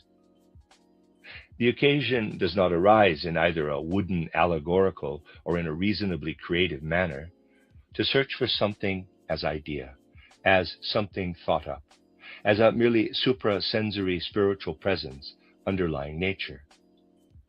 Rather, one simply inquires of nature, how would you grow in your individual parts if your growth were not interrupted through a higher life? One manages to release the suprasensory out of the sensory, whereas it is usually enchanted within the sensory. One actually manages to be supernaturally natural. I believe that the longing of our era to give structure to these sorts of secrets of nature, this sort of sensory, suprasensory element, can be perceived in all of these different tendencies and strivings, which were begun but got stuck in the beginning and are designated as impressionism. For one has the feeling that what happens in art and in artistic creativity and enjoyment ought to be further elevated in our consciousness today than it was in earlier eras of art. There has always been the striving for what takes place there, namely that the repressed vision is satisfied, or that something is placed in front of nature that wants to imitate its processes. For in fact, these are the two sources of all art. Let us return to the time of Raphael. In Raphael's time, these things were of course striven for quite differently than Cézanne or Hodler are attempting in our day. But more or less consciously, this striving that is designated in art through these two streams has always been present. It is only that in earlier times it was considered completely, fundamentally original if the artist himself did not know that in his soul something spiritually unconscious approached nature and freed what was enchanted within nature when he sought for it in the sensory suprasensory. Thus, when one stands before a work of art by Raphael, one has the feeling that if one has any inclination to interpret what otherwise remains dark in the unconscious depths and does not need to be expressed, one makes an agreement with the artwork, and thus also with Raphael. But this agreement might give one the feeling, as mentioned, it need not be expressed, not even by one's own soul, that in an earlier life, one had been together with Raphael and had experienced all sorts of things from him that had lodged themselves deeply in the soul. And the agreement one had reached with Raphael's soul centuries ago has become quite unconscious. Then, when one stands before Raphael's works, it arises again. One has the feeling that something agreed upon long ago between one's own soul and Raphael's soul is present. One does not have this feeling in the presence of more recent artists. The more recent artist leads one spiritually, so to speak, into his chamber, and what is agreed upon is close to human consciousness. The agreement is made with him in the present. Because this longing, this necessity of time has now arisen, the process of the upwelling imagination, which is actually a repressed vision, allows itself to be satisfied artistically in our time. And although today it is still somewhat elementary, a real dissolving of what is otherwise unified in nature arises before us. Yes, a dissolving, and then again a joining together, the imitation of a natural process. What endless meaning was achieved by the efforts of recent painters to study the different colors and the light in its different nuances, to discover that fundamentally every effect of light, every nuance of color wants to be more than it can be when it is forced into a whole, when it is killed through a higher life. So much has been attempted, beginning with this feeling, in order to awaken the life of light itself, to treat light in such a way that what generally remains enchanted within it, when it must serve the formation of ordinary natural processes and natural events, is released from enchantment. We are still mostly just at the beginning with these things. Nevertheless, from these beginnings, which correspond to a justified yearning, we will proceed and likely be able to experience how something will become a secret purely artistically and then become a solved secret. This sounds, when spoken aloud, somewhat banal, but many things that sound banal contain secrets. We must only get close to the secret, especially the feeling for the secret. What I mean here is the answer to the question, why can one not actually paint fire or draw air? It is quite clear that in reality, one cannot paint fire. One would need to have an unpainterly sense if one wanted to hold fast the glittering, glowing life that can only be held through light. No one should desire to paint lightning, and even less so to draw air. But on the other hand, one has to admit that everything contained in light hides something that strives to become like fire, to become something immediately like it, so that it says something, so that it makes an impression that wells up out of the light, and also out of every single color nuance, just as human speech wells up out of the human organism. Every effect of light wants to tell us something, and every effect of light wants to tell the other effect of light something. In every effect of light rests a life that is overcome, killed through larger connections. If we turn our feeling in this direction, we discover in this way the feeling for color, what the color says, which is what was started in the time of plein air painting. Readers aside, plein, P-L-E-I-N hyphen air, possibly plein air, end of readers aside. If we discover this secret about color, then this feeling expands, and we find that basically what I have just now said is applicable. But not for all colors. Colors speak in different ways. Whereas the lighter colors, the reds and yellows, actually attack you, say a great deal to you, the bluish colors are something that provides the painting with a transition into form. Through blue, we already come into form, in particular into the form-fashioning soul. Artists were on the path toward making such discoveries, but often remained stuck halfway along the path.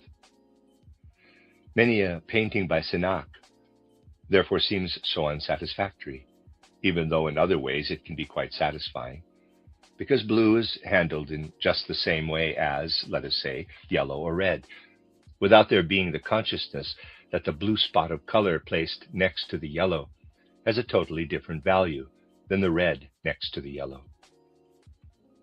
This seems to be something trivial for anyone who can feel colors, but in a deeper sense, we are only starting on the path to the discovery of such secrets.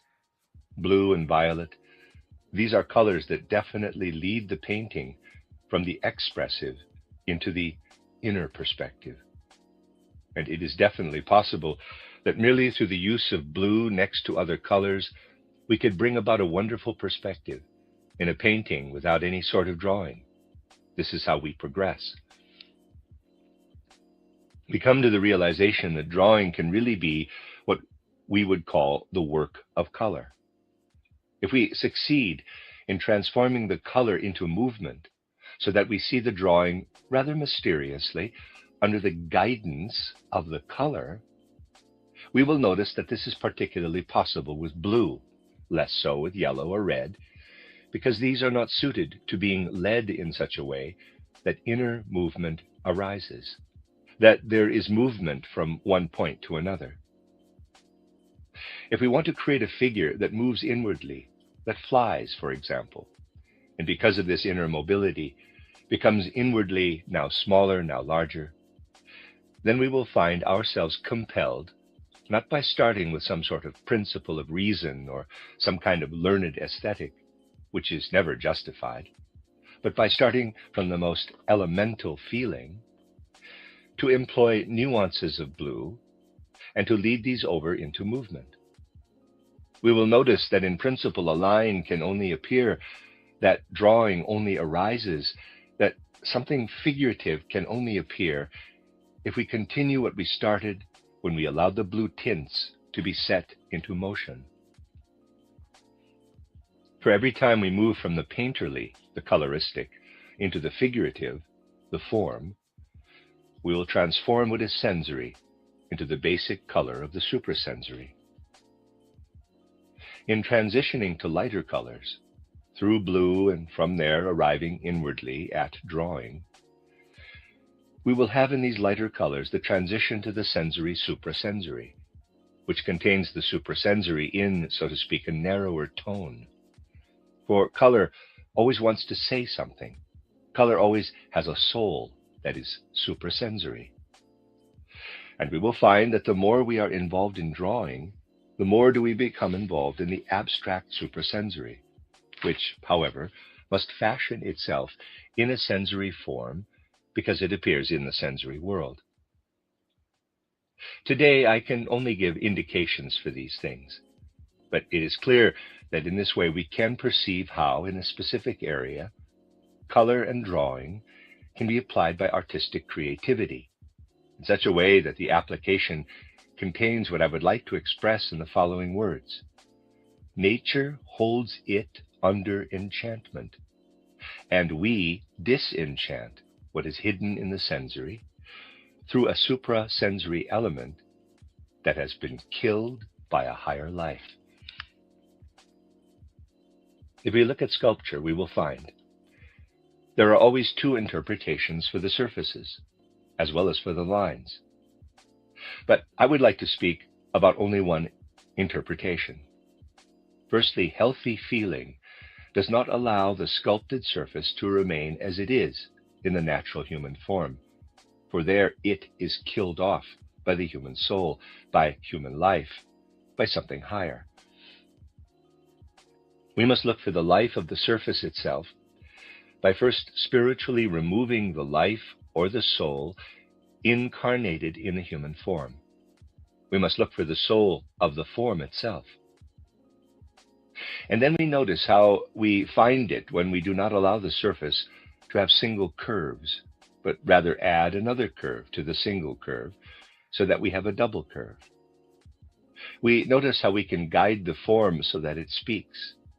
And we notice that deep in our unconscious, in contrast to what I have dealt with now, in a more analytical sense, there is a synesthetic sense. Sensory nature does indeed disintegrate into the pure sensory suprasensory, which is only overcome in higher stages of life.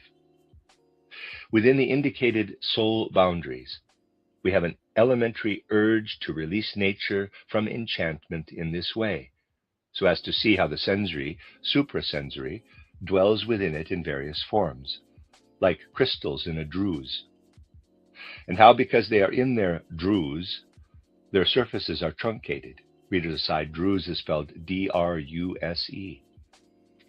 End of reader's aside. But the human being also has within himself, sometimes very strongly, especially when this division, this analysis, this release of nature into the sensory, suprasensory, is intensively present in his unconscious, that capacity, which I would call synesthesia, a synesthetic sense. What is strange is that whoever observes the human being properly will discover that we use our senses in a very one-sided way.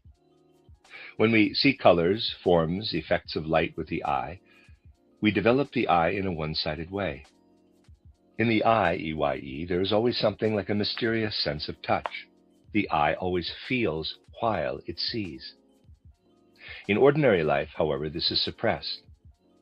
But because the eye forms itself in a one-sided way, we always have the urge, if we can sense it, to experience how what develops in the eye is a sense of touch, a sense of self, a sense of movement, which arises when we move and feel how our limbs move through space, is suppressed.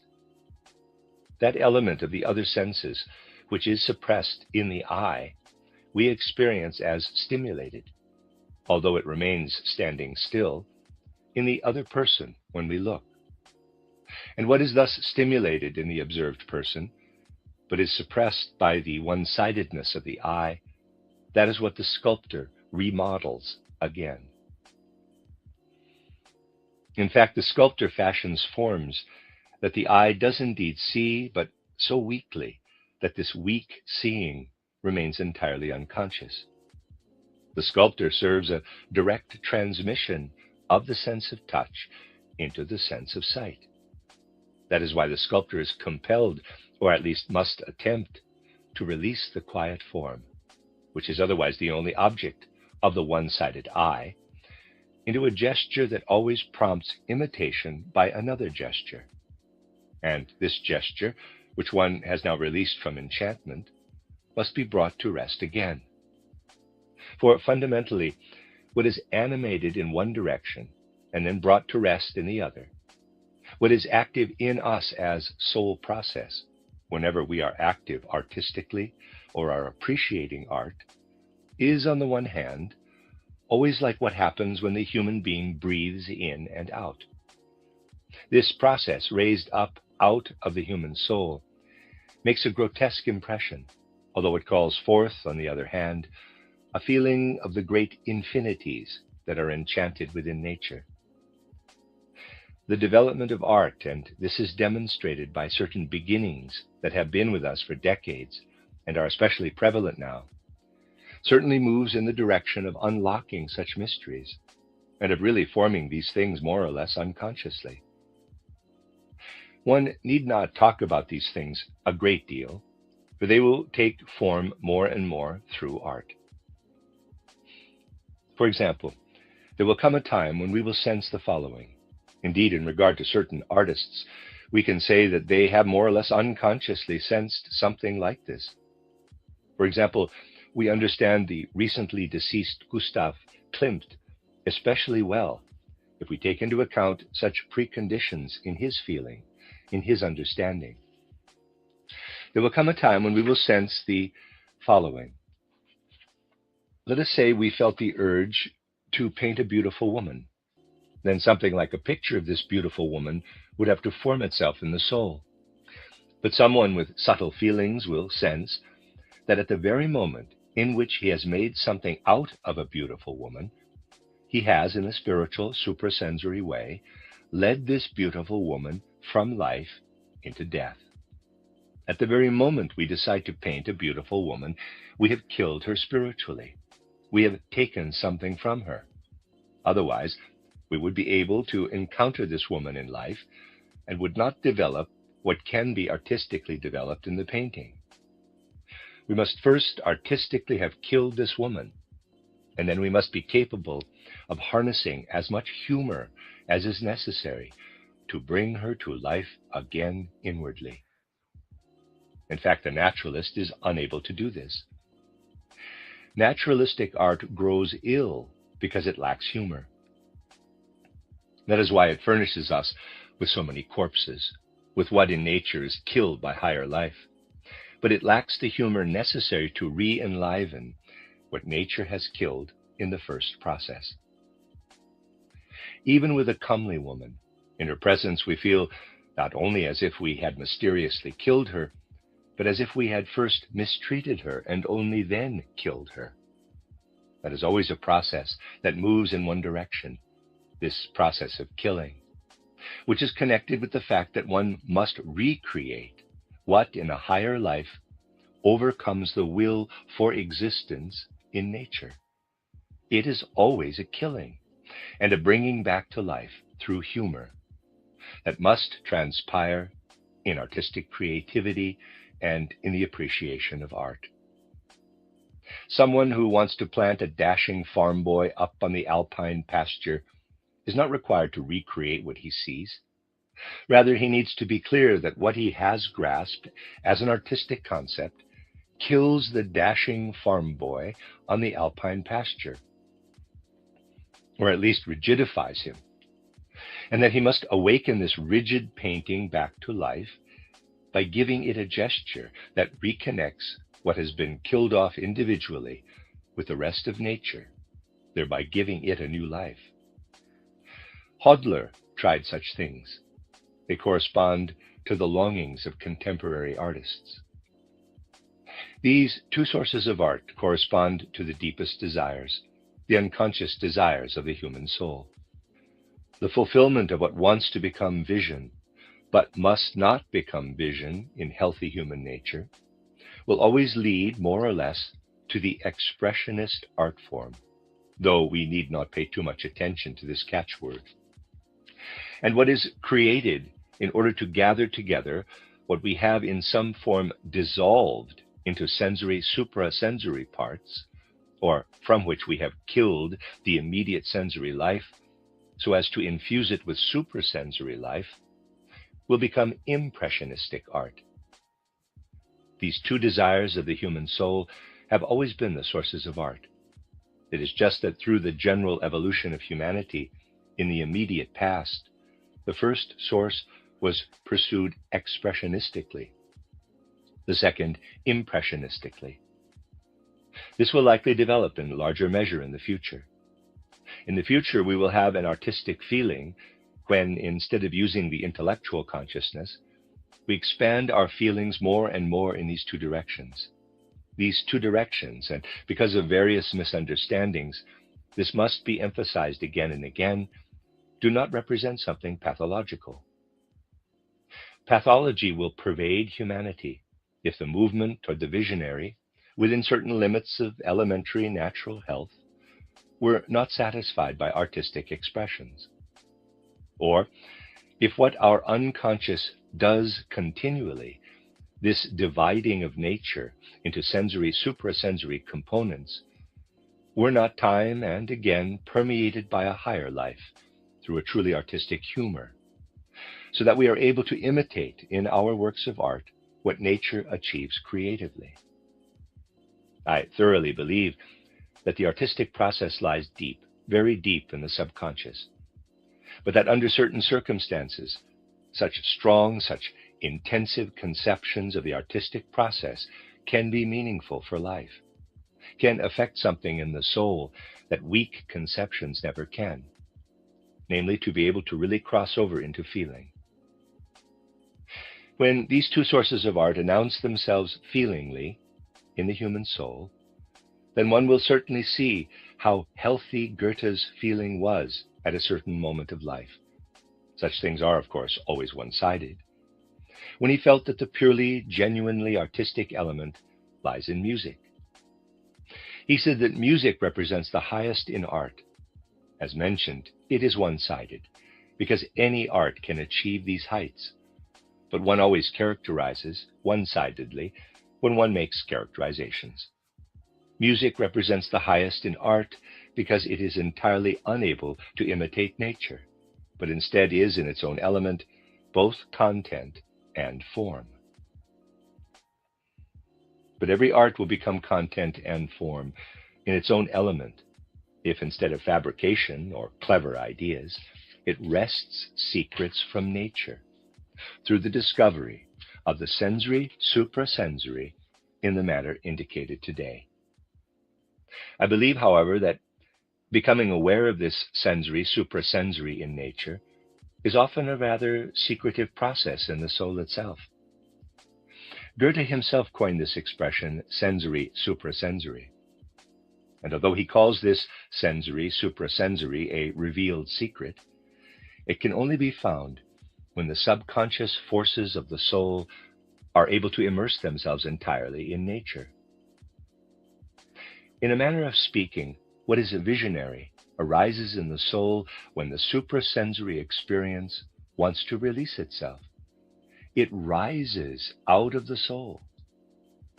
Whatever can be experienced outwardly as spiritual, outwardly as suprasensory, is experienced by one who can experience spiritually, not by one who has developed vision that, refined and purified by spiritual science, has become imagination, but by one who has developed intuition. By means of vision, one places the inner, to a certain extent, outside, so that the inner becomes an outer in oneself.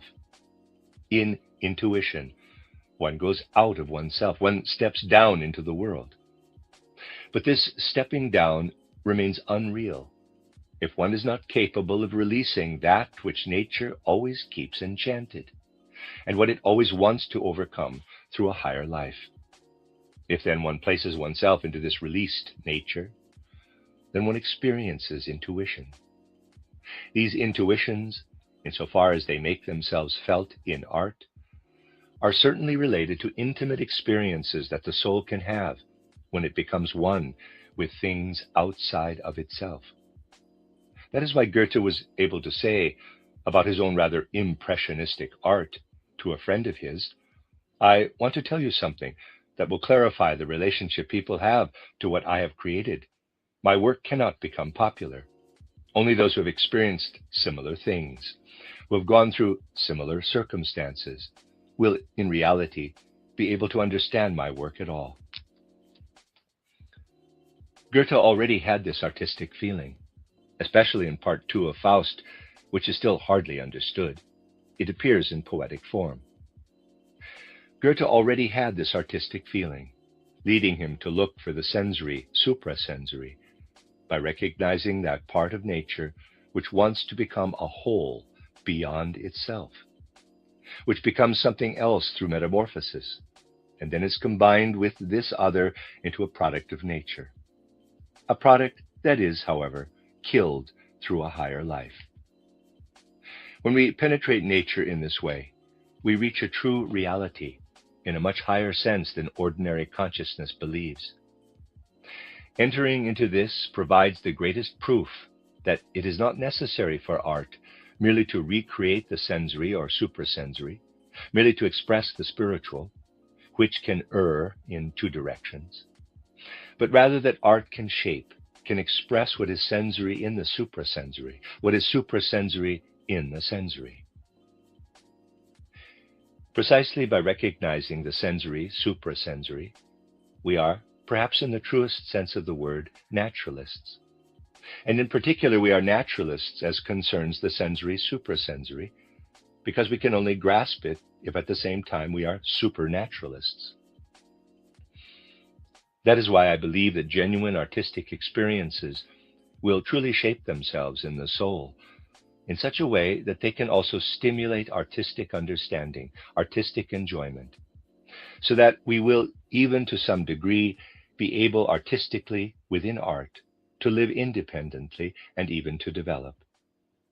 In any case, however, this intensive, deeper consideration of the sensory suprasensory and its manifestation in art will help us understand Goethe's deeply felt words, which arise out of a deep understanding of the world.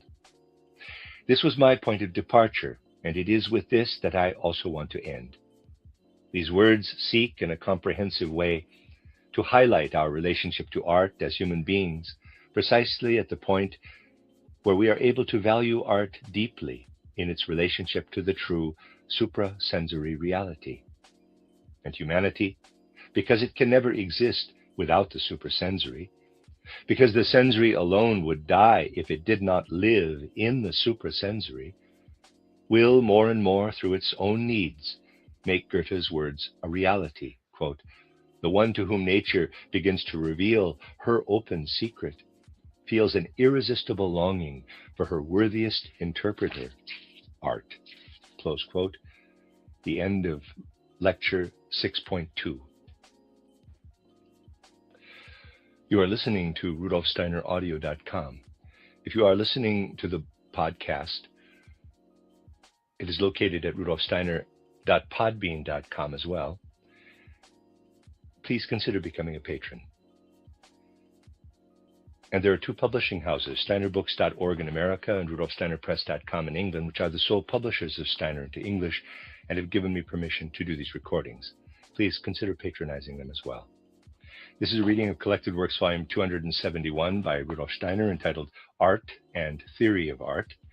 This is the seventh entry in the book, the third of the lectures. I'm calling this number 7.3.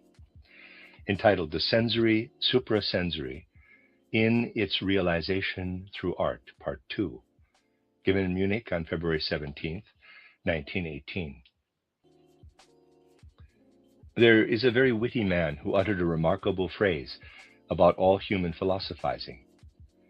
In a recent publication, which considers at length all the impossibilities and uselessness of human philosophizing, he said human beings have no more philosophy than an animal, and distinguish themselves from animals only in that they furiously attempt to achieve a philosophy, but ultimately have to admit that they are defeated and must lose themselves in ignorance. There is a lot in this book, which is otherwise a book worth reading, that basically collects everything that can be said against philosophy. That is why the man in question became a professor of philosophy at a university. I would like to quote this man with a remark that is concerned with natural science. It is a fairly radical remark. For the gentleman in question says that nature is mysterious in all directions, and that when the human being really perceives these mysteries of nature on all sides, he cannot but realize how endlessly small his own being is. Nature in its infinitude spreads itself out immeasurably, and we ought to feel that we, with our concepts and ideas about nature, stand around gaping. I'm quoting, and one can say that this remark is not entirely incorrect, and that when we observe nature, we human beings really do notice how little of what we can grasp in our thoughts. Even when we practice our cleverest natural science, actually reflects the immeasurable mysteries of nature. And if we did not perceive how nature is confronted by the thought, which is not the result of nature alone, but can only be generated in the human soul, if we did not know that this thought corresponds to a human need, if we did not feel in the activity of the thought about nature something of what determines our humanity and our human development, something which we need just as the seed needs the plant, then we would really not know with ripened self-knowledge why we even think about nature. We think about nature for our own sake, and know that when we confront nature in our thoughts, we are actually quite distant from this nature. That is how we feel in observing nature. If we feel ourselves in the presence of the spiritual world, the suprasensory world, then we have to say this differently. When this suprasensory life presents itself within us, no matter how insignificant or childish it may appear to be, we feel an inner necessity to express what the Spirit reveals in the soul. And even though we experience the most intense sense of responsibility toward everything we utter about the Spirit, about what we speak out of the Spirit, about what can only be revealed and fostered in the soul, we feel that we must obey this, that we must express this out of an inner necessity, just as the child grows or learns to speak. Therefore, we feel ourselves in opposite conditions in the face of the sensory or the suprasensory. A third aspect is what one could call thinking about or speaking about art. If we want to express ourselves about art, we feel neither the, quote, standing beside nature, close quote, which we always feel when thinking about nature, nor the necessity that comes over us in the presence of inner revelations of the suprasensory.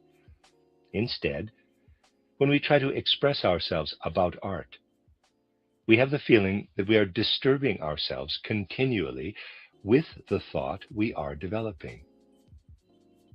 In the presence of artistic appreciation, the thought is actually a real troublemaker. And as regards everything related to art, we would again and again like to stop talking and instead appreciate the art silently. If for some reason, however, we do not want to talk about art, then we do not want to do so with the attitude of a professor of aesthetics or even an art critic. Certainly not from the perspective of the art critic, which would be like eating some tasty food and then giving a lecture about why it tasted so good. We only want to talk about our own experiences of art, our joys, what we learned, and so forth. Just as we sometimes like to speak about recent experiences with a dear friend. Out of heartfelt depths, not critically, is how we ought to speak about art. And we also ought not to claim something lawful or generally valid when speaking about art, but rather just state our own subjective belief. But it seems to me to be a consistent feeling in relation to any sort of discussion about art that thoughts are a disturbance. And it is precisely this which seems to me to indicate the peculiar nature of art. Inasmuch as we human beings live in the world of the senses, the question might be asked, what is the relationship of art to the world of the senses? And inasmuch as we can only exhaust our feeling about the world of the senses, if we have a relationship to the suprasensory, we could also ask, what is the relationship of art to the suprasensory? Now, it seems to me that through an elemental feeling that develops in relation to artistic creativity, we quickly have to arrive at the conviction that art is neither able to represent the sensory as it surrounds us, nor to bring the thought to expression. In the presence of the sensory, someone who has a feeling for nature will always have the perception that if one wants to represent it and create a picture of it, one cannot reach nature as such, that nature is always more beautiful and more complete than any representation. In the presence of what is spiritual, poetry about worldviews or things of that nature attest to this, one will have the feeling that if one wants to represent it, one will describe things that are insipid and superfluous. Poetry about worldviews have, under all conditions, a pedantic schoolroom character. Any true artistic feeling will actually always reject allegorical symbolism. And so it is just this question about the relationship of art to the sensory and the suprasensory that can seem like a life question. That is why the question arises. Is there something else apart from the sensory and suprasensory that has something to do with the essential task of artistic creativity and appreciation? No doubt this is a question we will be able to answer only by really engaging with the soul process of artistic creativity and appreciation, not by describing it through the laws of aesthetics, but through experience. When we stand before the world in an ordinary, sober, let us say for the moment, inartistic manner, we are dealing with sensory perception on the one hand, and on the other hand, with what is engendered by sensory perception in our own soul, namely with our thoughts. A perception such as the one offered by nature, like the demand for art to reproduce a human being, seems to me, for the given reasons, to be something rather impossible, and therefore superfluous. The desire to reproduce, through art, the immediate perception of nature actually always arises from certain artistic aberrations. But on the other side, and perhaps this is something remarkable, but we do experience it, and I have already indicated this in reference to discussion about art, it appears thus. In the process of real artistic creativity and appreciation, we make the effort to ignore the thought as best we can, in no way to allow the thought to arise. This seems to me to rest on the fact that in the human soul, processes continually form that either can thrive to the end or will stop at some place or another. We can follow these processes only by descending through spiritual observation into the depths of the soul's life, which remains in the subconscious or unconscious realm for ordinary consciousness. Whoever observes the soul life of the human being will find, at first apart from observation of the outer world, that this soul life, insofar as it continues to develop when we ponder it, to develop freely in the inner life, always has a tendency that can be described in no other way than this. Whatever ebbs and flows in the soul's life as sensing, as restrained will impulse, as feelings, and so on, wants to ascend. And in principle, also in the healthy life of soul, it wants to form itself into what one calls a vision. In life, we actually always strive to form the ebb and flow of the soul's depths into vision. Such vision, however, may not come to the surface in the healthy life of soul. It must be replaced. It must be checked as it arises. Otherwise, illness arises in the life of soul. In every life of soul, however, strivings to form visions announce themselves. And we go through life continually arresting visions in our subconscious by letting them fade away. That is where observation of the outer picture helps us. If we approach the outer world directly with our seething life of soul, then the outer world dulls what wants to become vision, and the vision fades into a healthy thought. I said that we go through the world continually striving for visions. The corresponding perceptions, however, do not always become conscious in the proper way. But whoever attempts to clarify what resounds softly between the lines of daily life, whoever attempts to observe this, will soon see that really all manner of things show up. I have to say, if, for example, I happen to enter someone's dining room and to find there a company of people eating, and the plates and bowls were painted red, I would involuntarily believe, through an elemental feeling, there around the table is a company of gourmets who really want to sink into the enjoyment of the dishes and desserts. If, in contrast, I were to see that there were blue plates and bowls on the tables, then I would believe that they were not gourmets, but that they were eating because they were hungry. Of course, one could also see this differently. That is not the point. The point is that we are always tempted to release an aesthetic feeling by means of things that approach us in life, and then to turn this into a fading vision. Naturally, it is entirely possible to be deeply deluded in this realm. That does not matter. Even if it is not true that one must tell a group eating from red plates that they are gourmets, aesthetically, it remains true. One could just as well say, if someone welcomed me into a red room and continually allowed me to talk without saying a word, like a very boring gentleman, then I would say, he is lying to me. For in a red room, I await someone who has something to say to me, and I would consider it a profound deception for him to just let me talk and talk. So we are actually always inclined, as we go through life, to raise what we experience to a repressed vision, which then pales beneath the outer impressions of life. Artistic appreciation and creativity always go a step further. Artistic appreciation and creativity cannot let what seethes and boils down there in the soul's life rise up subconsciously into a mere thought. That would be something that would indeed fill us with thoughts, but it would not bring us to something artistic.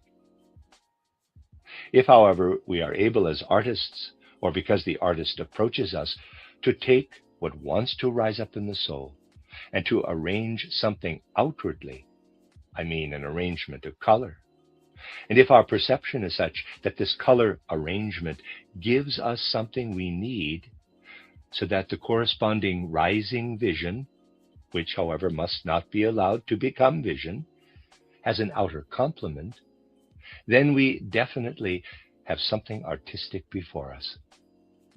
I can well imagine that someone might simply limit himself, using some sort of artistic means, to express moods of soul and feelings by arranging colors that perhaps do not correspond to any outer object. Perhaps the less they correspond, the better, but that to some extent are the counterpart of what wants to become vision in his soul life. In the copious contemporary discussions about all sorts of artistic things, we have become more aware of such phenomena. And when someone creates something that has nothing to do with outer things and merely has the task I just noted, we speak of expressionistic art. These days, it is not frowned upon to assume that what is being prepared as longing in the human being and strives toward a goal corresponds to a fundamental tendency in humanity, namely to make sense perceptible what can only reveal itself spiritually in the soul. If, however, one were to desire to express a thought, something that has already become a pale thought before the visionary stage, through some sort of sensory medium, then one would be inartistic. If one avoids the thoughts and places oneself immediately in the presence of the sensory form, then one has established a relationship between the human being and that which has come about artistically, that through which the thought was stopped. And one can say, that is the essential thing, that art represents neither what is sensory nor what is suprasensory. Instead, it represents the sensory suprasensory, something where in the sensory there is an immediate counterpart to a suprasensory experience. Neither the sensory nor the suprasensory, but only the sensory suprasensory can be realized through art. On the other hand, we might ask ourselves, how is it possible to have any sort of artistic relationship to nature if it is not possible simply to imitate in art what we perceive in prosaic life as outer nature?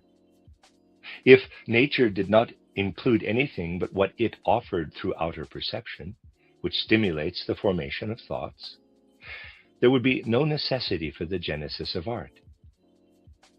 We can only speak of the necessity of artistic creation if more is contained in nature than what comes to light for the imagination, the thoughts, in the completed products of nature, which cannot form the bridge in art between the personality and outer nature. But we must also admittedly say, nature has within itself that immensity, that powerful infinitude, which we cannot immediately grasp through our thoughts. Even in its sensory aspect, nature contains the suprasensory. We arrive at the basis for the sensory suprasensory in nature if we observe nature in such a way that we try to reach what exists in nature apart from its sensory impressions. Now, I would like to give an example. When standing before a human being, we can direct our attention to the human form, to how the incarnadine reveals itself in the human form, to how, through the outer form, the soul announces itself in physiognomy and facial expressions. We can trace how all of life is really imbued by outer form. We can certainly do that. But even if we wanted to reproduce everything that is part of a human being, we could not, as previously mentioned, arrive at nature. For it is still inartistic to want simply to reproduce an outer object of nature. Anyone who seeks a mimetic copy of the outer world in a work of art is confessing from the beginning, these things need to be expressed radically, that he desires not a work of art, but an illusion. And there is yet another thing.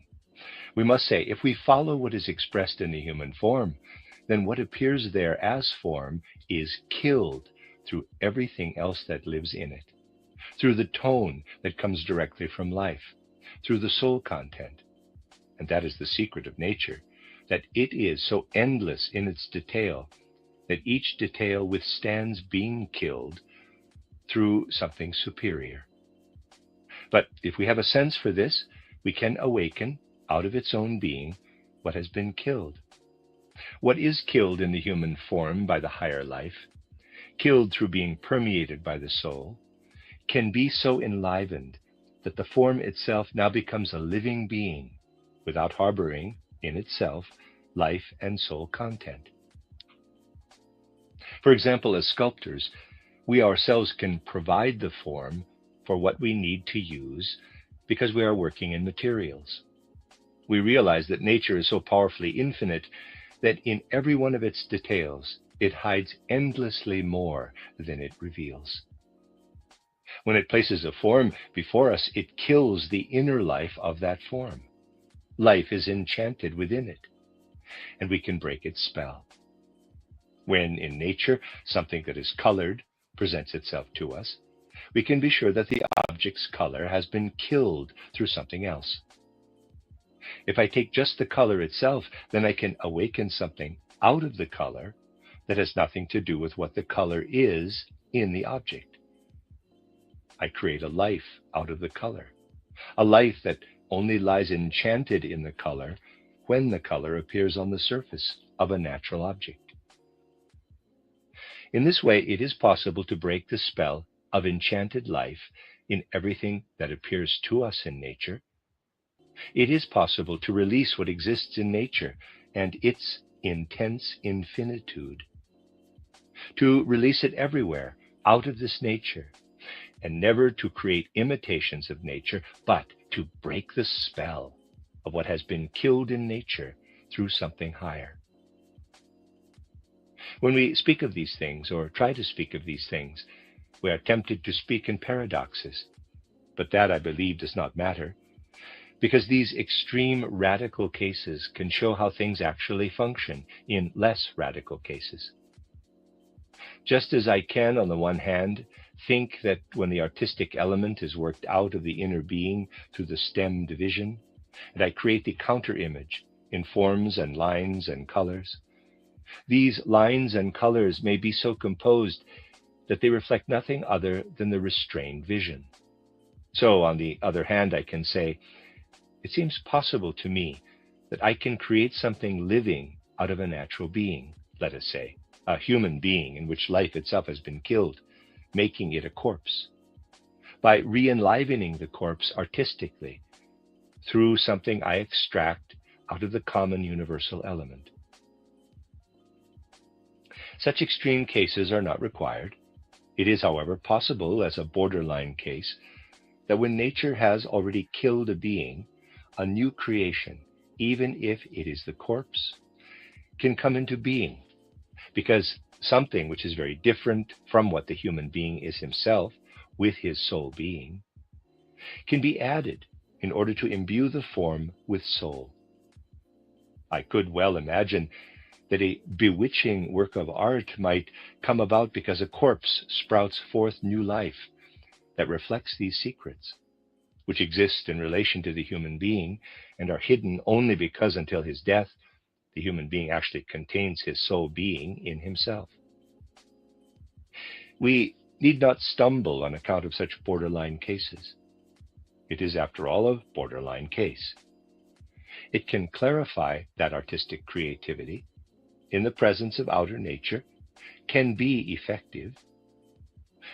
For actually, even if not driven to be a borderline case, artistic creativity and appreciation continually proceed in this way. Art is a continual redemption. of mysterious life, which cannot be in nature itself, but must be extracted from it. I confront in the human form a product of nature that has been killed. But I attempt to awaken the life of this form. And although the form is just a dead form, to awaken the entire human being out of this form. Genesis tells us that the human being emerged from the breath of God, that the human soul was breathed into him. That could lead one to see more in the air than just the combination of the oxygen and nitrogen. It could mislead one to see in the air something of what awakens the human soul, something soulful. It could mislead one into believing that this air breathed in by the human being longs fundamentally to become a soul.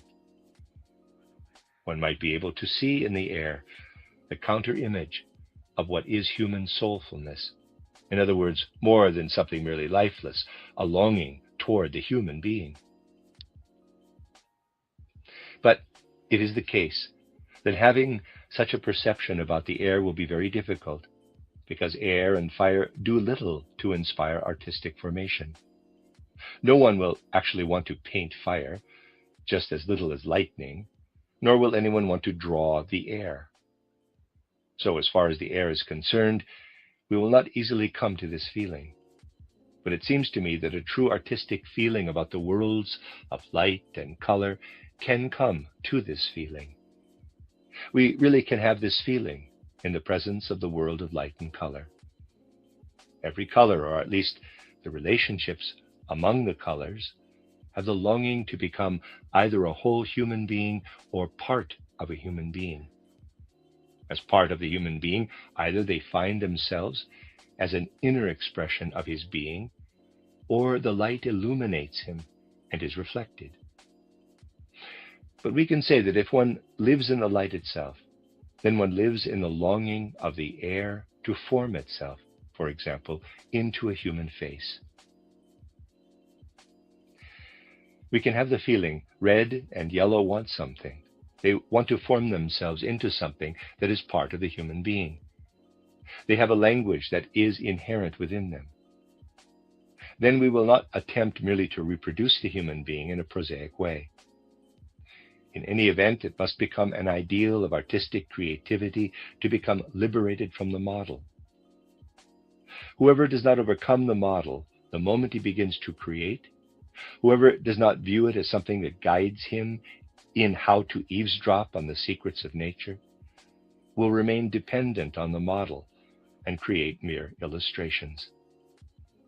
On the other hand, someone with artistic feeling will be tempted to form a human being, or some other being or natural form, out of the color. For such a person, color will be able to achieve an inwardly differentiated life. We will find that red and yellow are such that they tempt us to use them where we want something to come to expression, to speak through itself.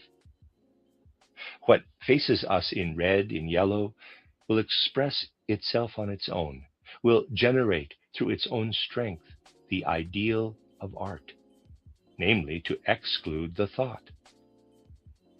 Blue and violet are different when they face us.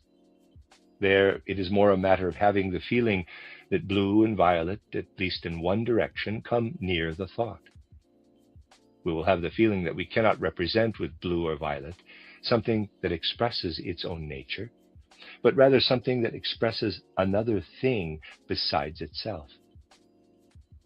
We will be tempted to represent the blue according to our own inwardness by showing it in movement. And we will experience that it is difficult to bring forth an inner movement in the object by using any kind of red lines. Red is much more likely, I would say, to give rise through lines, through shading, to physiognomy. Red will speak through itself. Blue, if we transpose it into lines, will divulge its inner nature, will lead us more under the surface of the color than in an outward direction. If something expresses itself as color, we have the feeling that the color pushes us back. Blue leads us under the surface of the color. We think that in what comes to expression in the blue, movement and development of will are possible. It will be fruitful to use blue in painting a purely sensory, suprasensory being, meaning a suprasensory being that we want to place into the sense world, and to express its inner mobility with nuances of blue. In that way, we can break the spell of whatever approaches us in nature as an individual part, whatever has been killed in nature through a higher life. We can find the sensory, suprasensory itself in nature. We can enliven the mere form. We will find that a satisfactory impression can never really be made if we simply reproduce the human form as it is in the human being in a sculptural artwork. Once, many years ago, I had a strange experience with a friend who became a sculptor.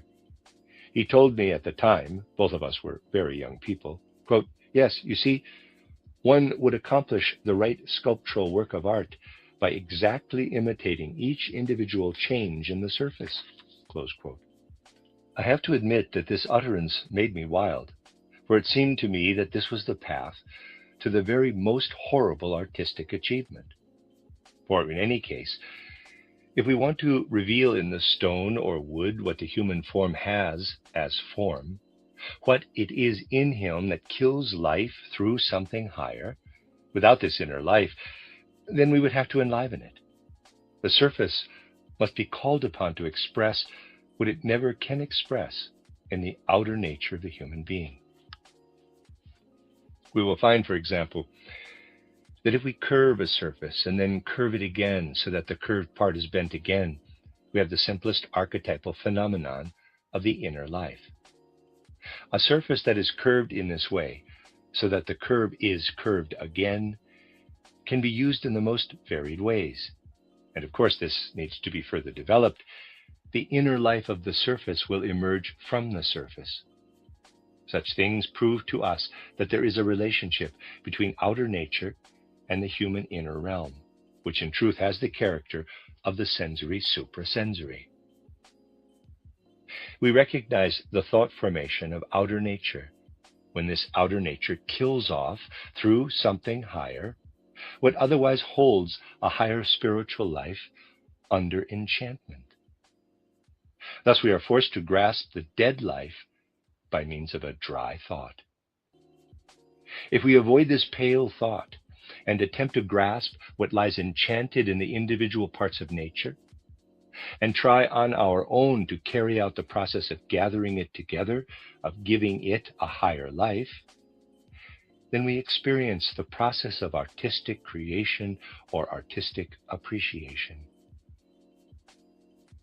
The relationship of these two is simply that what is later for the first is earlier for the second, and what is earlier for the second is later for the first.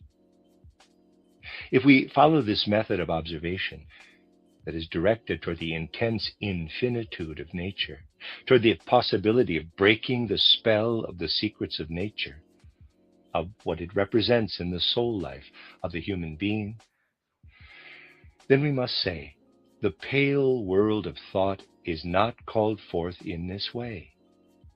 What is freed from enchantment in this way is lighter than what the mere thought can grasp.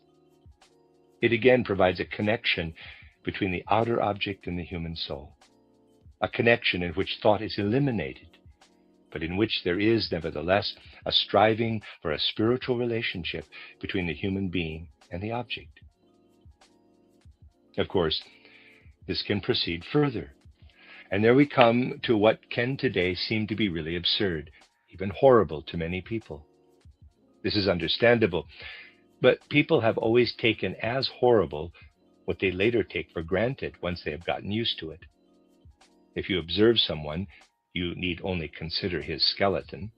A merely superficial observation will reveal that the skeleton consists of two radically different members. The rest we will not consider today.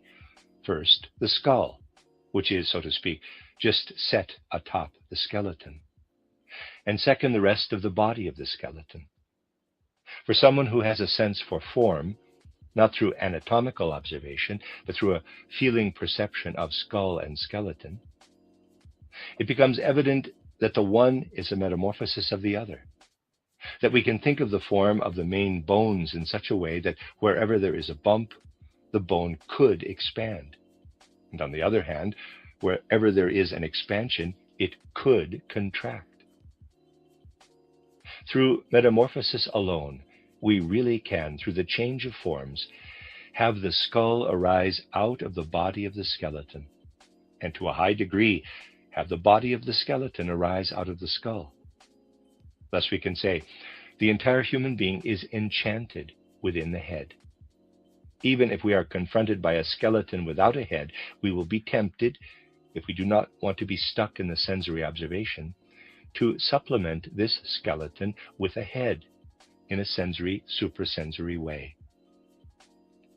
We will be tempted to have the vision of the head arise from the skeleton. There are people who cannot imagine this. But it is impossible that in nature somehow the skeleton of the human torso came about without the skull. For someone who does not confront nature merely with abstract conceptions, but rather carries the being of nature in his own feeling perception and senses objects in nature only as they must be sensed, it will be obvious that the skull must arise like a vision out of the body of the skeleton. But for one who sees through such things, it must follow that if he has only the head, and as if in a vision adds the entire human being, this human being will be different than if vice versa, he adds the other. It is similar and yet different. Thus we can say, in outer nature, the human being is created as a whole, which consists of a division into head and the rest of the organism. But each individual part wants to be a whole human being. In a higher whole, that life is killed, which is enchanted in each individual part as a whole human being. If we exclude this thought that rises up when we face a human being, then we must supply the human being with what we take from him when we analyze him out of our own inwardness. And in this way, we are building nature creatively, as nature builds itself. We achieve this endlessly intensive, meaningful process of unifying, which must first be killed in its parts so as to reappear at a higher stage. And of course, it is different when we produce it in the spirit. I believe this already calls forth a certain horror. In Dornach, in our building, we tried, one can try things in any sphere, for it should never be a case of wanting to limit art because of some sort of dogma, with a group that was to be sculpted in wood. It is important that it be sculpted in wood, for it would not be possible with stone. First of all, in a central figure, we tried to unify on a higher plane what is also unified in the human being through nature. Or once again, the parts are killed through something higher. Every human being is asymmetrical, but we can feel what in the left side wants to become something quite different from the right. Thus, two people stand before us, the left person and the right person. What is specialized in the left person and the right person is unified in nature into a higher whole by killing the willfulness of the parts. In artistic observation, which confronts the will of nature, there arises again, I might put it like this, the complete form of the left person and the right person. Fundamentally, they both want something different. And the artist must, this can stay very much in the unconscious, relive the process that nature completes on a different plane when it kills the left person and the right person and balances them out in the whole human being. If we really create an artistic form in which there is the indication that the human being is an asymmetrical being, then something else must be added. When the sensory, suprasensory is perceived, it makes it necessary to include the necessary parts. That is why we had to create other figures. We were obliged to compensate for the disintegration and reunification of the left person and the right person by hinting at the two polarities. What is it that lives in the human being as a vision, if we consider the human torso as it becomes a whole human being? For there would live in the outer form what rises from the torso into the head as urges and instincts, which we could call luciferic. We will want to form what is luciferic differently than nature does. For example, we will transform the shoulder blades into wings. Then we will in turn be tempted to combine these wings with the form of the ear and head, which constricts nature. Something different from a normal, natural human being will result from these sensory, suprasensory human parts. But it will represent a particular aspect of the human being, an aspect that we should not represent individually. It would be gruesome if someone were to place such a figure on its own. But in the context of the human being and brought into the right composition with the human being, it can be composed in such a way that we can imitate the compositional power of nature.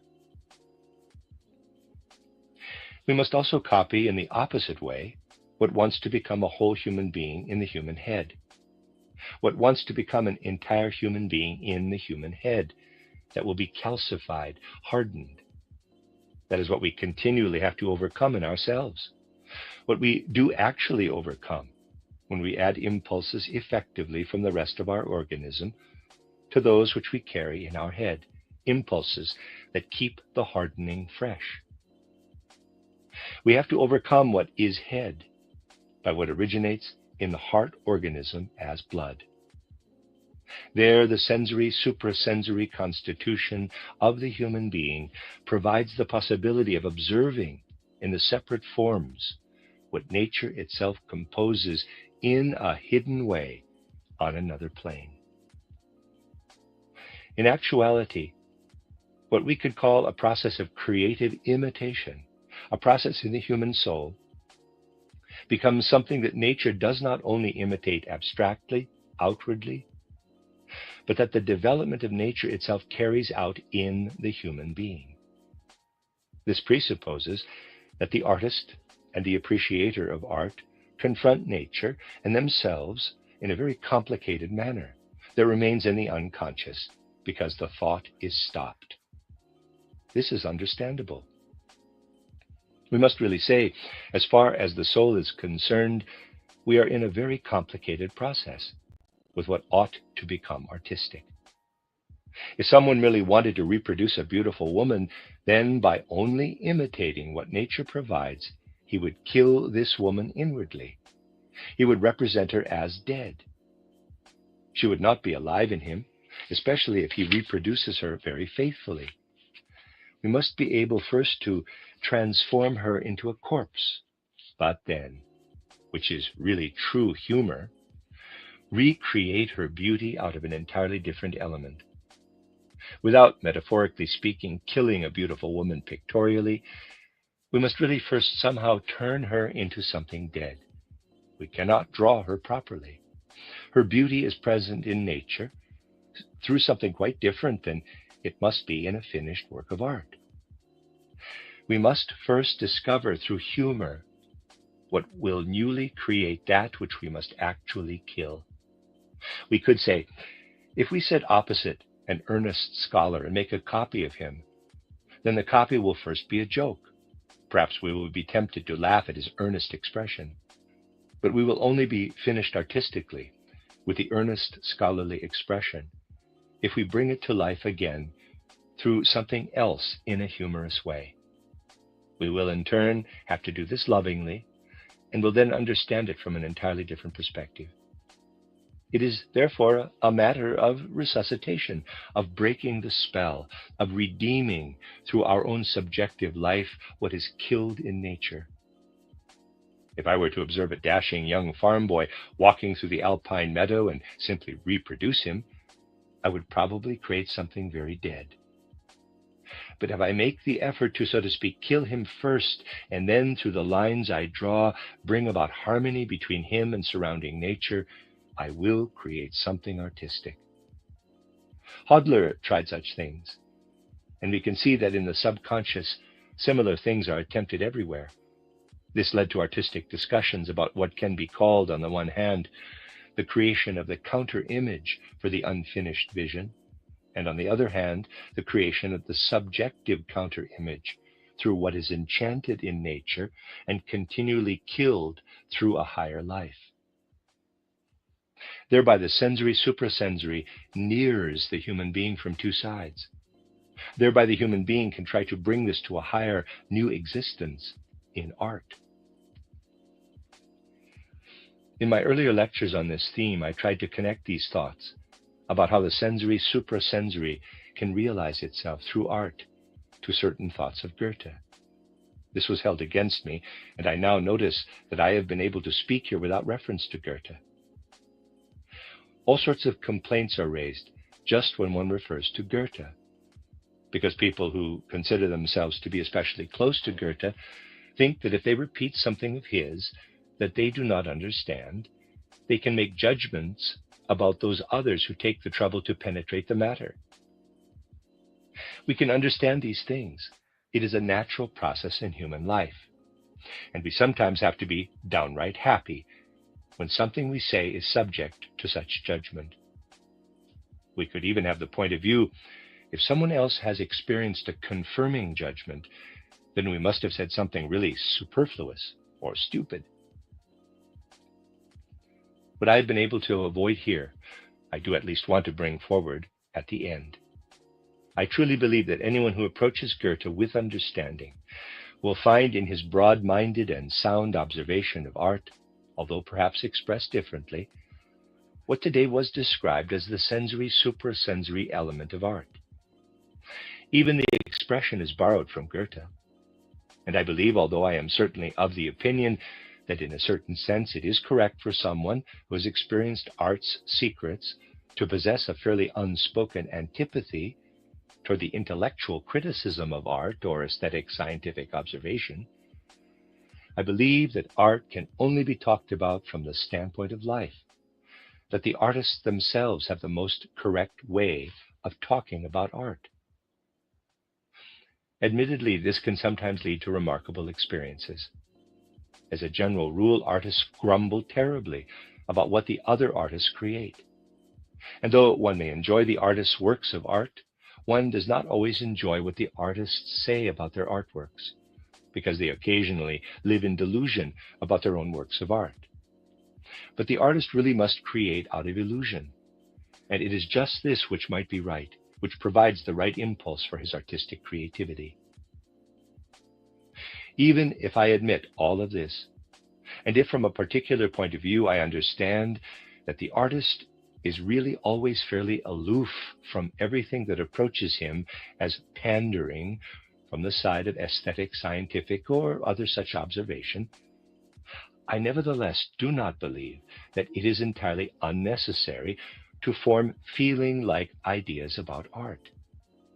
I believe that art must always progress along with the general progress of the soul's life.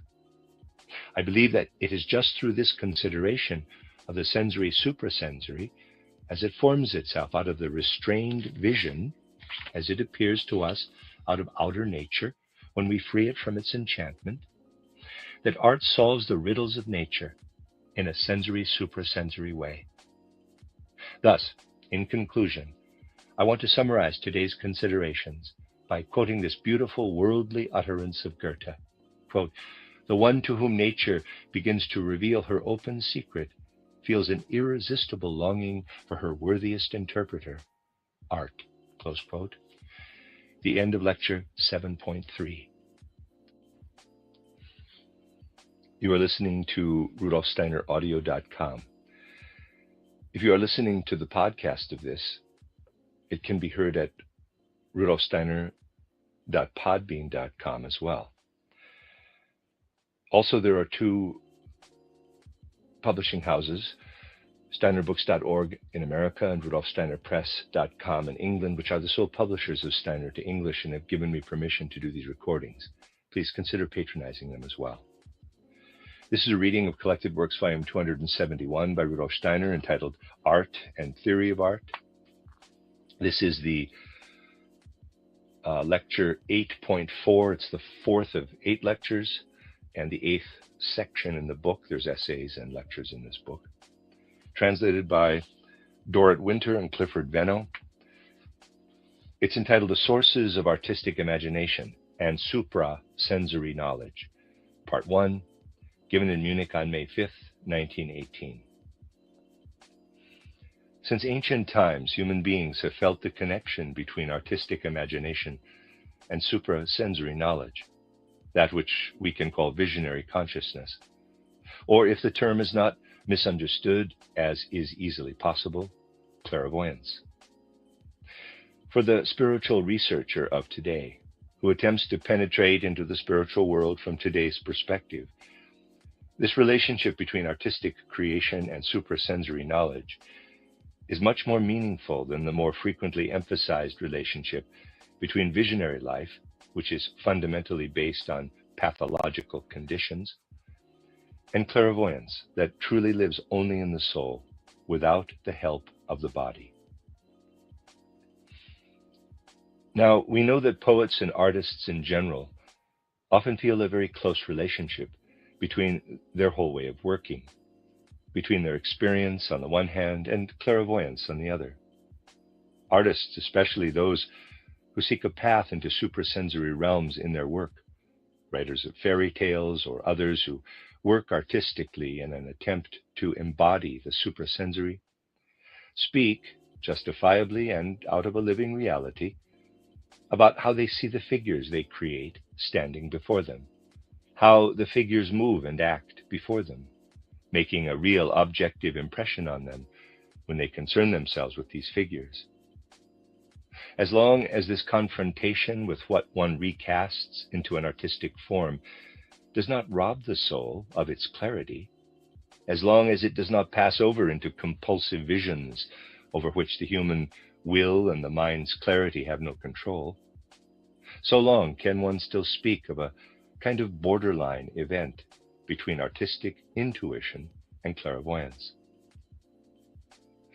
In the realm of spiritual scientific research, there is a very definite border, and this is the important thing, between clairvoyance and artistic creativity, together with its source, artistic imagination.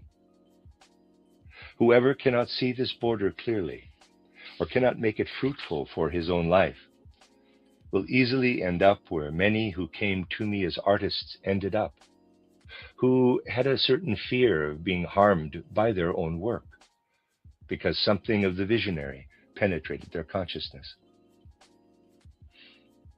There are people who have a genuinely artistic nature, but find it necessary for their artistic work to allow impulses to arise out of their subconscious or unconscious soul, who then shrink back as if faced with fire, afraid that something of a suprasensory reality that stands before the lucid consciousness might shine into their unconscious creative work.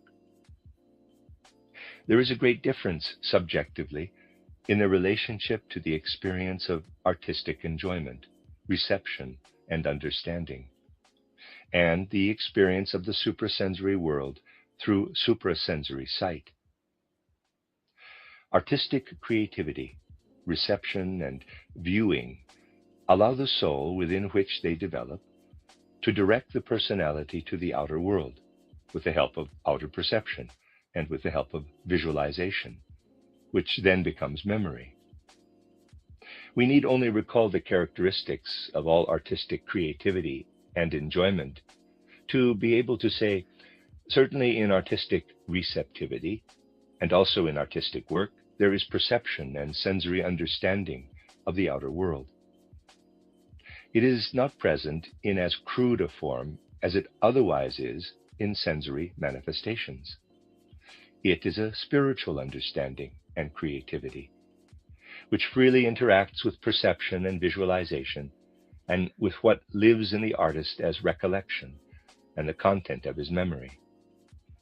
But we would be unable to debate about the justification of naturalism and individualism if we did not know about this dependence on perception.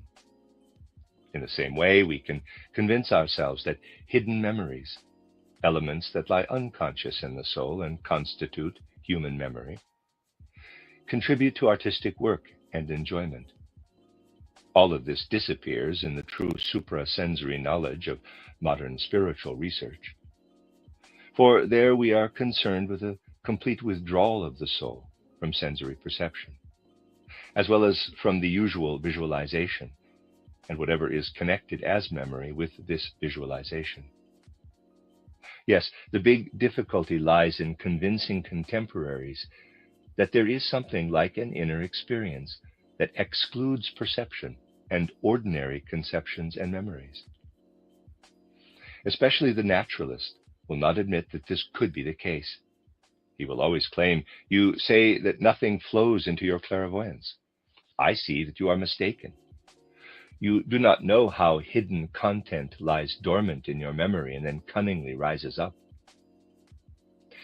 This happens because those who raise such objections do not concern themselves with the methods by which clairvoyance is achieved, and which show that the impression of the spiritual world can be directly present without being influenced by reminiscences or hidden memories. Schooling depends precisely on this, that we find a way to free the soul of outer impressions and ideas based on memories. Thereby a solid border has been made between artistic creativity and the production of suprasensory knowledge. For the soul, the human I, capital, in which suprasensory knowledge lives, really does not make use of the bodily organization, which does, however, play a role in artistic creativity.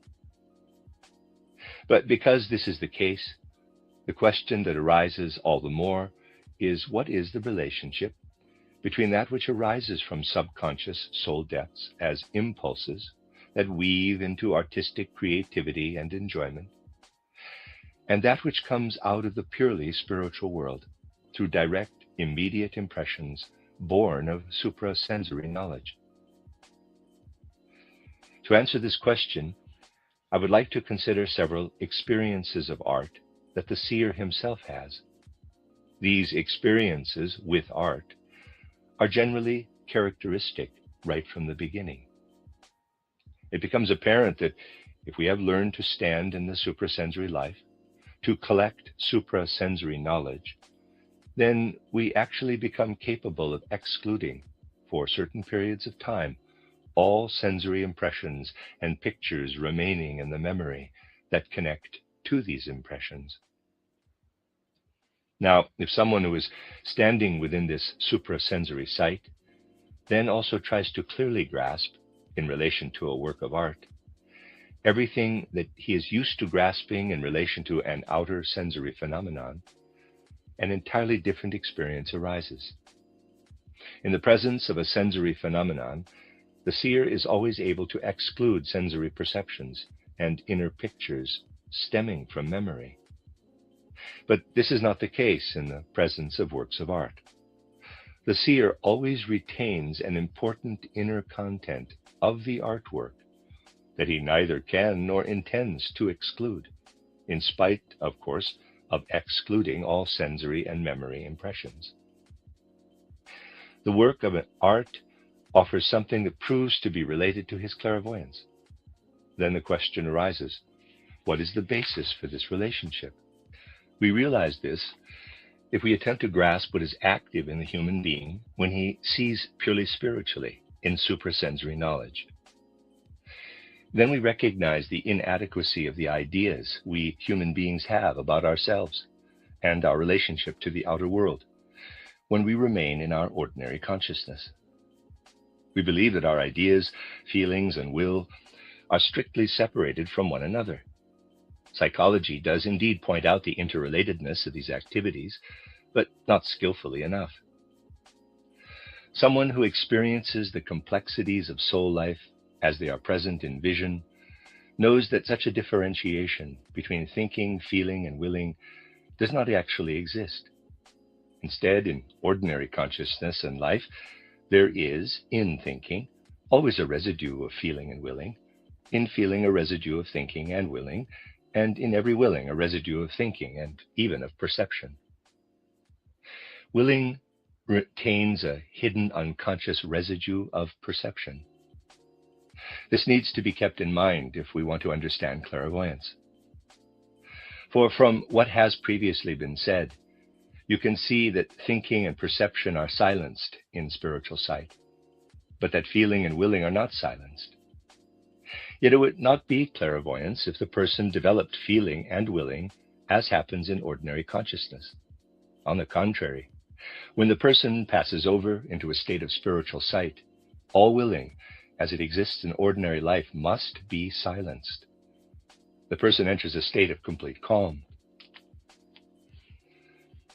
What is meant here by clairvoyance is not to transport oneself restlessly into the spirit world, as for example in the case of dervishes. Instead, what is meant is the complete silencing of everything that expresses itself in ordinary life as willing, or as the force of emotional feelings. In everything the human being lets flow into action out of his willing, there still lives something of an emotional feeling.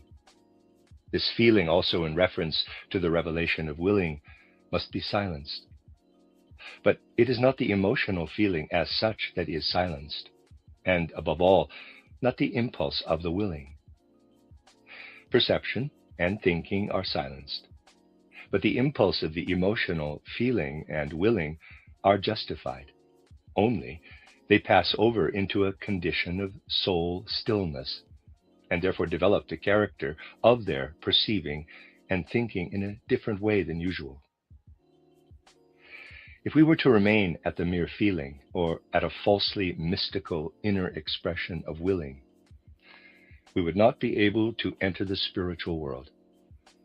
But in the condition of soul stillness, what is otherwise emotional feeling and impulse of will expresses itself spiritually. Feeling and willing express themselves in such a way that they appear before the soul as objective, powerful, thought-like spiritual beings, while the remaining perceptions and ideas that otherwise go unnoticed in feeling and willing are revealed and become capable of entering the spiritual world.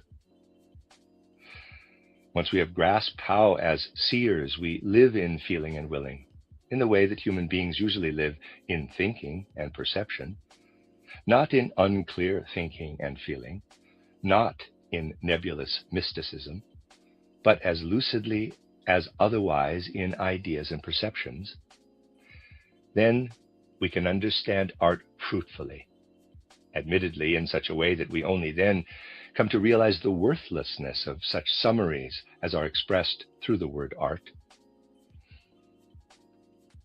Art comprises very different realms: architecture, sculpture, music, poetry, painting, and more. And we could say, if we wanted to establish the relationship among the various arts, using the seer's experience, the concrete differences among the arts would appear much more meaningfully than the way they do when philosophy combines them under the name art. By achieving the possibility of experiencing the thought content of the world and the spiritual content of the world, with help of thinking that has been transformed into emotional feeling and willing, we achieve a remarkable relationship to architecture. I have said that ordinary thinking and perception are not present in clairvoyance, but a completely different thinking arises, one which flows out of feeling and willing. It is a conceptualization that is actually a thinking in forms, which through thinking could directly represent forms of the distribution of forces in space, relationships of dimensions in space. This thinking feels itself to be related to what comes to expression in architecture and sculpture, when these represent truly artistic structures. We feel our thinking and perception to be particularly at home in architecture and sculpture, because the abstract, shadowy thinking, so beloved today, ends, is silenced, and a concrete thinking begins. It cannot but transform its content into spatial forms, moving spatial forms, stretching, overarching, bending forms, in which the will that flows into the world comes to expression. The seer is obliged not to grasp what he wants to know in the spiritual world, with a kind of thinking used by the rest of science. That would not provide spiritual knowledge. It is mere illusion to think we have spiritual knowledge. For with ordinary thinking, we cannot penetrate into the spiritual world. Whoever wants to penetrate the spiritual world must, as a thinker, have what creates its own sculptural or architectural, but also living, forms. Thus, we realize that the artist enters into an experience of unconscious forms. These forms strive upward, fill his soul, turn themselves into ordinary ideas that allow themselves partly to be worked out. They are transformed into what is then artistic form. The architect and sculptor are transitional elements for what the seer experiences as ideas and perceptions in the spiritual world. What the seer grasps in his life of thought and perception slips into the organization of the architect.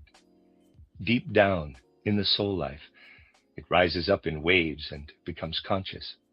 This is how the architect and sculptor create their forms. The difference is just this. The essential form-giving aspects underlying architectural and sculptural creations come up out of subconscious impulses, whereas the seer discovers these impulses as that which he needs in order to grasp the great relationships in the spiritual world. Just as one ordinarily has ideas and perceptions, so the seer has to develop skills that point to what imbues and enlivens the world structure. And what he as seer sees through and lives into, this lives in an unconscious way in the architect and sculptor, penetrating their artistic creativity. Someone familiar with suprasensory experiences who seeks a relationship to the musical and poetic arts will have a different type of experience. In this case, the seer will, bit by bit, feel his inner life completely differently from his ordinary consciousness, which conceives and perceives the outer world. He feels himself to be within his feeling and will. Whoever can practice self-observation knows that it is only in feeling and willing that we are in ourself. But it is precisely this feeling and willing that the seer lifts out of himself. And because this feeling and willing provide him with ideas and perceptions, he takes leave of himself in his feeling and willing. But something else appears in their stead. He finds himself again. By having the distinct consciousness that he has stepped out of his body and does not perceive anything with the help of his body, he finds himself again in the outer world and intuitively goes over into what he has perceived in the moving forms and has shaped into ideas. He carries his own self into the outer world. By doing so, he learns, so to speak, to say to himself, by passing through experiences inwardly, it becomes clear that I have stepped out of my body, which was always the mediator of my relationship to the outer world. But I have found myself again by submersing myself in the spiritual world. When this becomes inner experience, the seer finds that he must receive his willing and feeling from the spiritual world again in order to receive himself again out of the suprasensory world. He must do this while a feeling and willing, but a transformed feeling and willing that do not resort to the body for help, now become his. A feeling that is inwardly related to the experience of music.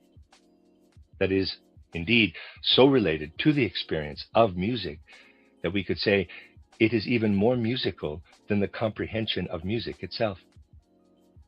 This feeling is akin to flowing out into tones with our soul nature, into a symphony or some other piece of music, as if we were becoming melody, becoming vibration. With poetry, we are within willing. This is what poetry demands, that by rediscovering our willing, we learn to perceive true poetry. Feeling is musical. Willing is in true poetry. Painting presents a very unique and special case for the seer. In this case, neither the one nor the other sets in. Instead, something different, more characteristic arises. In the presence of genuine painting, the seer has the feeling, and he might himself be a painter, for we will hear that artistic creativity and suprasensory knowledge can exist side by side, that the painter approaches him from an indeterminate part of the world, bringing him a world of line and color, and the seer approaches from the opposite direction toward the painter, and must take what the painter brings, whatever of the outer world he has put into his art, and place it as imagination into what he, the seer, experiences in the spiritual world. But the colors the seer experiences are not the same as those of the painter, and yet they are the same. They do not conflict. To understand this, you might consider the sensory ethical part of Goethe's color theory about the moral effect of colors. It contains the most basic aspect. There, the feeling effects of individual colors within the soul are described with an inner instinct. Clairvoyance reaches this feeling from out of the spiritual world, this feeling that we really experience every day in the higher world. We should not think that the seer, in describing colorful auras, is speaking as the artist speaks of colors. He experiences the feeling that we otherwise experience in the presence of yellow and red, but it is a spiritual experience and should not be confused with physical visions. The worst misunderstandings revolve around this point. For the seer, the experience of art can be designated as an encounter with something similar, approaching from the opposite direction. Agreement is possible because the same thing comes from the outside that has been created from the inside. Parenthesis, I always assume that we are dealing with artistic creativity, with which agreement is possible, in that it is preceded by art and not naturalism. Close parenthesis. To put it crudely, the seer must imagine, must illustrate what happens. This happens by having him express in colors and forms what he experiences. There he encounters the painter, and it has to be said again that if he were to ask the painter what their relationship is, then the painter would have to answer, "Something lives in me." By having gone through the world with ordinary eyes, transforming into art the colors and forms I saw, I experienced something that earlier on surged in the depths of my soul. It rose into consciousness and became art. The seer would then say to the painter, "That which lives in the depths of your soul lives in the things. By passing through these things, you live with your soul within the spirit of the things." Now it is necessary, in order to conserve strength for painting and to experience what you experienced, while passing consciously among the things outside, so that you do not extinguish what approaches your senses. It is necessary to keep the impulses that create painting alive in the subconscious. It is a matter of having the unconscious impulses now surge up into consciousness. The seer says, "I went about in the same world, but paid attention to what it is that lives in you. I observed what took place in your subconscious, brought what was subconscious in you to consciousness." It is precisely in this kind of understanding that something which is usually not properly observed will arise in considering the great meaningful problems of the human soul. When we have an inner experience of what has just been characterized, then something approaches that deeply moves us. It is the mystery of incarnadine, this wonderful human flesh color, which is actually a big problem for clairvoyance. It hints at the fact that the clairvoyance I'm talking about is not entirely unknown and foreign in ordinary life. It just is not noticed. I would like to utter the paradoxical but true phrase, every human being is clairvoyant, but it is denied, even when, in a practical sense, it cannot be denied. If we were to deny it in a practical sense, all of life would be disturbed. Today there are peculiar people who think, how do I come to have a stranger standing before me? They want to remain entirely in the realm of naturalism, want to remain true naturalists, so they say. I have stored the oval face and other features in my memory, and because various experiences have shown me that in such features a human being lies hidden, I can conclude that behind the form of the nose there is a human eye, capital. We can find such arguments amongst the so-called rational people, in quotes. But that does not correspond to the experiences we have if we observe life from the perspective of our own participation in life. I do not conclude something about the eye, capital, because of the shape of the face. I am conscious of an eye because the perception of that which appears before me as a physical human being is based on something different from the perception of a crystal or a plant. It is not true that inanimate, natural bodies make the same impression as a human being does. It is different with an animal. The sensory human object standing before us raises itself, makes itself spiritually transparent. And by means of true clairvoyance, we see, whenever a human being is present, his eye. That is the true fact. Such clairvoyance consists of nothing but the following.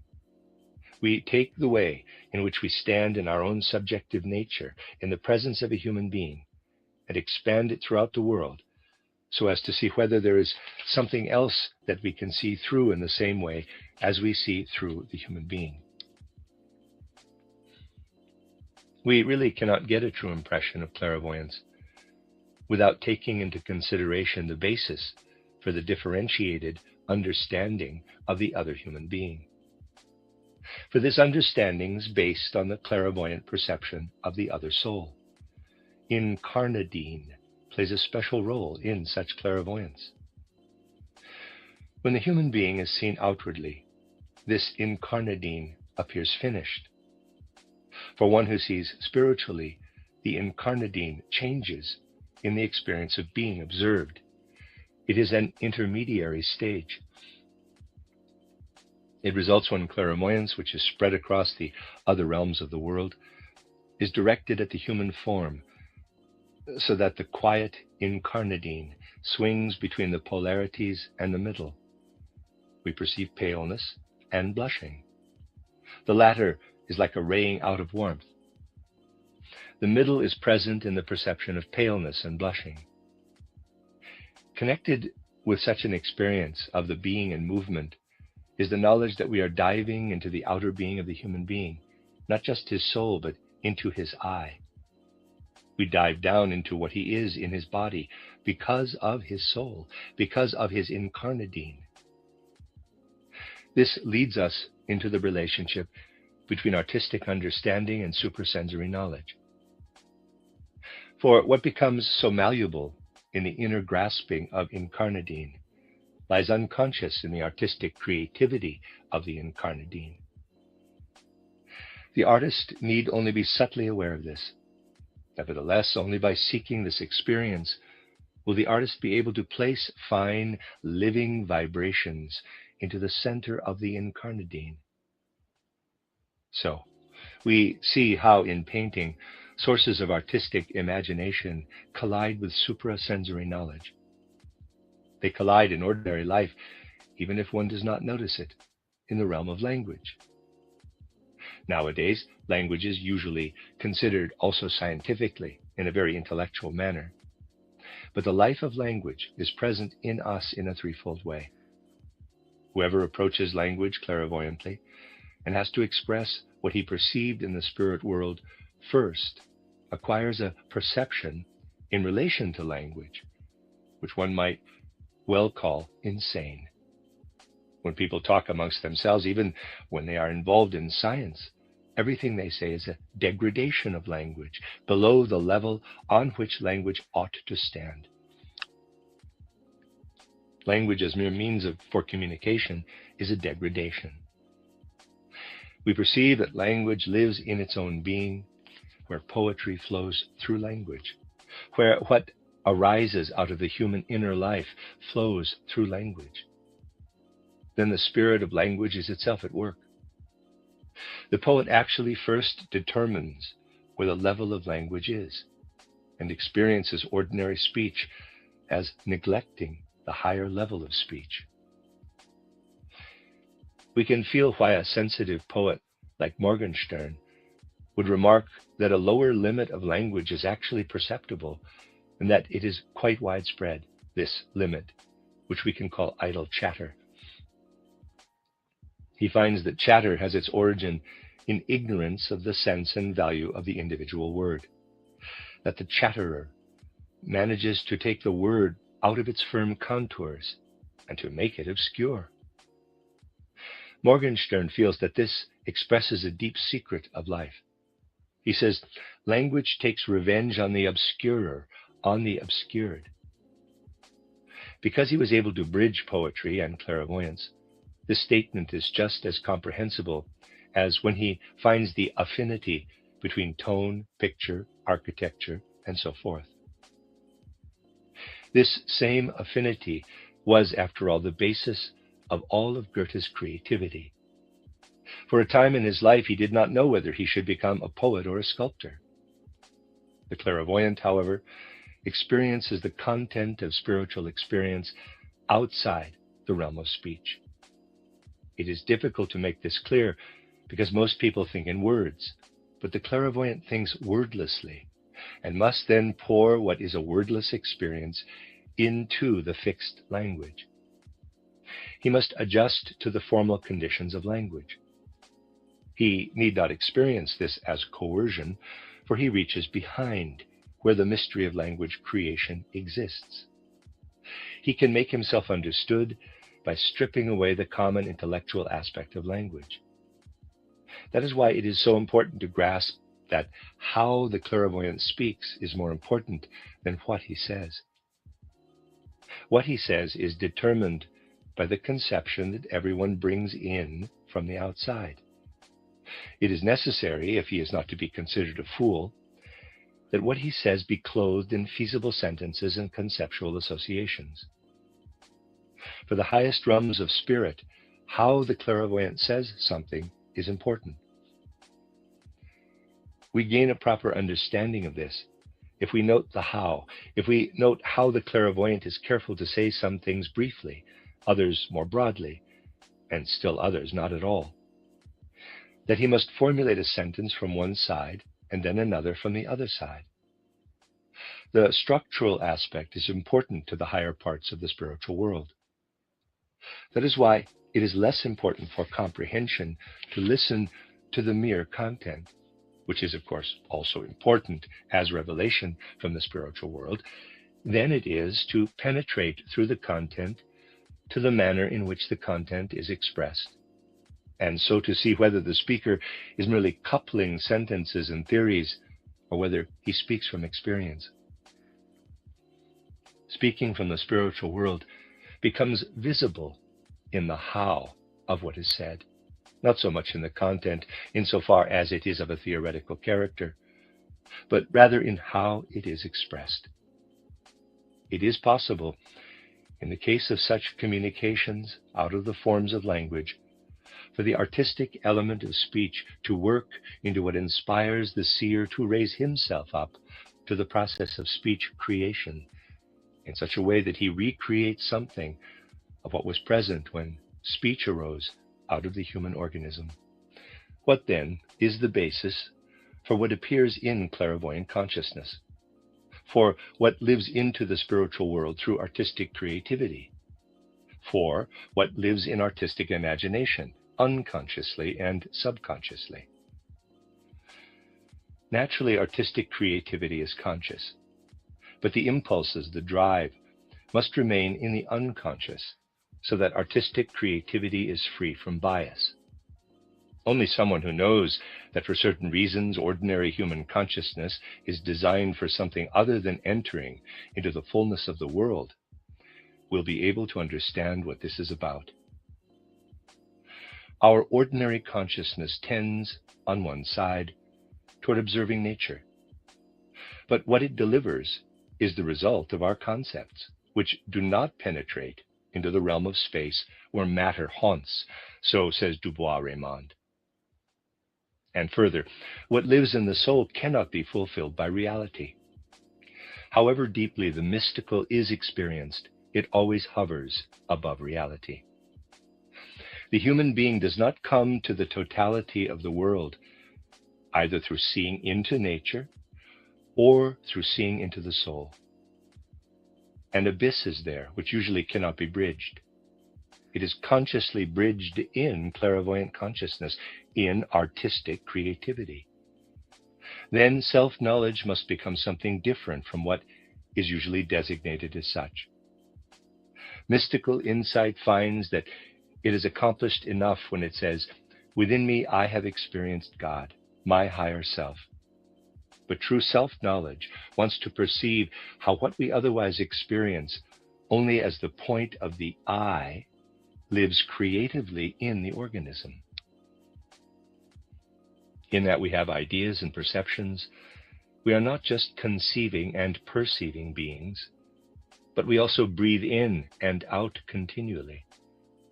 While we stand in the world in waking consciousness, we always breathe in and out. But ordinary consciousness does not perceive what is happening in us. Something wonderful happens there, which can only be recognized through clairvoyant consciousness. When we do not look only at the nebulous I, but how this I lives, shaping concrete reality, then the following becomes apparent. In the out-breath, the cerebrospinal fluid goes into the spinal canal in a long sac, which has all sorts of malleable, fragile places. It pushes at the veins of the body. I am describing what happens there as an outer process. Ordinary consciousness cannot penetrate there, but the soul partakes of this subconsciously, this spreading out of what comes from the brain into the veins of the body. And it partakes, when breathing in, of the stemming of the venal blood in the veins of the back through the spinal canal, the penetration of the cerebrospinal fluid into the brain, and what is happening in the interplay between nerves and sense organs. Ordinary consciousness is vague here, unaware of any of this, but soul and spirit are involved. This process unfolds as though chaotically. What pushes back and forth there is what happens in every human being in music. Music lives inwardly here in this process. And what is creative in music is to lift up into outer conscious form what the musician learns to experience as music in his soul life. Tone lives in it, the subconscious living flow of music within which the human soul weaves. Our psychology is still very elementary. Things that throw light on the life of the artist still have to be researched in harmony with clairvoyance. Human experience is complicated.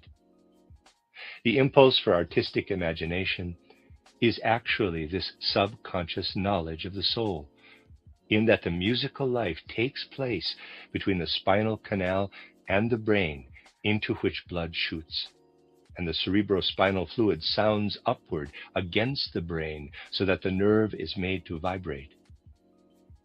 If this is brought into connection with the possibility of higher perception, then therein lives more enjoyable inner music than in the objective impulse from which the human soul is born, when the human being, from out of spiritual life, enters through birth or conception into physical existence. The soul steps into existence by learning to play the instrument of the physical body. And what happens when this entire movement takes place, this vibration of the cerebrospinal fluid? What takes place there in the alternating relationship between nerves and senses? When the vibration of the nerve strikes the outer senses, mind you, not yet the sense perception, when the vibration of the nerve in the waking state simply strikes, then what lives unconsciously and gets drowned by the perception is poetry. Between the senses and the nervous system, there is a region in which the human being unconsciously writes poetry. The nerve vibration rolls into his senses. It runs its course unconsciously, which can be determined physiologically. This life runs its course in the senses and is the production of poetry. The human being lives in the inner creation of poetry, and poetic creativity is the raising up of this unconscious life. I have shown this through the process of breathing. When considering the out-breath, we must be aware that the cerebrospinal fluid pushes down in the body into the forces that come from the body to meet it, and into the forces through which the human being places himself into the outer world. We continually stand in the world in a particular equilibrium, whether with our legs spread apart, with an arm bent, or whether we crawl as children, or whether we transform the equilibrium of crawling into the equilibrium of being erect. We are in an inner condition of balance. What the inner forces bring toward the vibrations that are breathed out, this is the basis for what is fashioned in sculpture and architecture. The emotional feeling which lives in the human being when he moves but keeps the movement quiet is brought to expression in sculpture. This is an inner experience that is related to the forms of the body. We will recognize this only if we are used to fashioning perception and thought into quiet form conceptions. We get to know that the forces emanating from the body are not chaotic, but are rather forms that show how the human being is integrated into the cosmos. When considering forces of a more outer nature, which the soul experiences subconsciously, we are more engaged with sculptural imagination. Between these two, there is a remarkable unconscious realm that the soul maintains in its depths. By vibrating between body and brain, the undulation of the nerve, which is actually the cold intellectual part of the human body, comes into contact with the warm blood. In this sort of penetration by warmth and spirit lie the unconscious sources of artistic creativity that animate the painter, who then brings his impressions, which he has raised up from the subconscious, onto the canvas. Unconsciously, human beings are in the spiritual world that is revealed only through clairvoyance. It was not for nothing that in the old days the body was considered the temple for the soul. Therein lay the indication of how architecture is related to the condition of balance in the body and in the entire cosmos. Art should express what the artist can implant in his artistic work only because his soul has experienced it in connection with the world, because his body is a microcosmic reflection of the whole macrocosm. If this is to be brought to consciousness, it can only be done through clairvoyance. Why does ordinary aesthetics, which is built upon the example of natural science, turn out to be so unfruitful? The artist can make nothing of this academic aesthetic theory, which seeks to bring the unconscious nature of the human being to consciousness in the same way as ordinary scientific research. Clairvoyance makes conscious what lives in artistic creativity. Only the artist should not fear clairvoyance the way so many do. The two realms can live separately, side by side, in the human personality, because they can be so very divorced. It is possible for the soul to live outside the body in the spiritual world. Then it can observe how what otherwise remains subconscious is crystallized in artistic form, but also can observe what the clairvoyant can experience artistically apart from his clairvoyance. Such experience can only fructify art and serve the artist, just as artists can fructify clairvoyance. The clairvoyant who has artistic sense or taste will be spared from developing a spiritual science permeated all too much by Philistinism.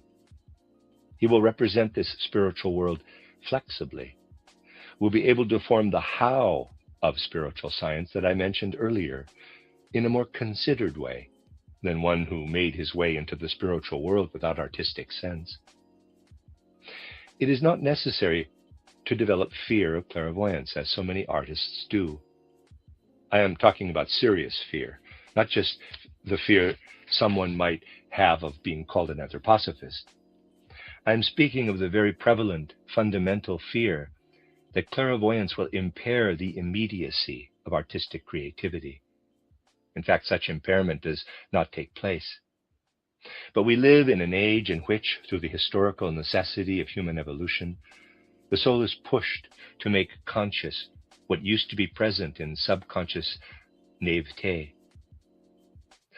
The times we live in can only be understood by someone who transforms what is unconscious evermore into the free grasp of what is conscious. If this need of the times is not met, humanity will step into a cultural dead end. Because art cannot be understood by ordinary science, the aesthetic of the artist is rejected. But clairvoyance develops a science that does not rob art of its essence by attempting to understand it. Clairvoyance is flexible enough to understand art. Therefore, we can understand it as a fact of the present times, that a bridge between art and clairvoyance must be built, as Christian Morgenstern beautifully describes, in words that point to the necessity for change. Quote, "Whoever wants merely to immerse himself with feeling into what can presently be experienced of the divine spiritual, without seeking to understand it, is like an illiterate person who all his life sleeps with a primer under his pillow." Close quote. One often wants to sleep all one's life with a primer of world knowledge under the pillow in order to avoid weakening through clairvoyant knowledge one's original, elementary creativity.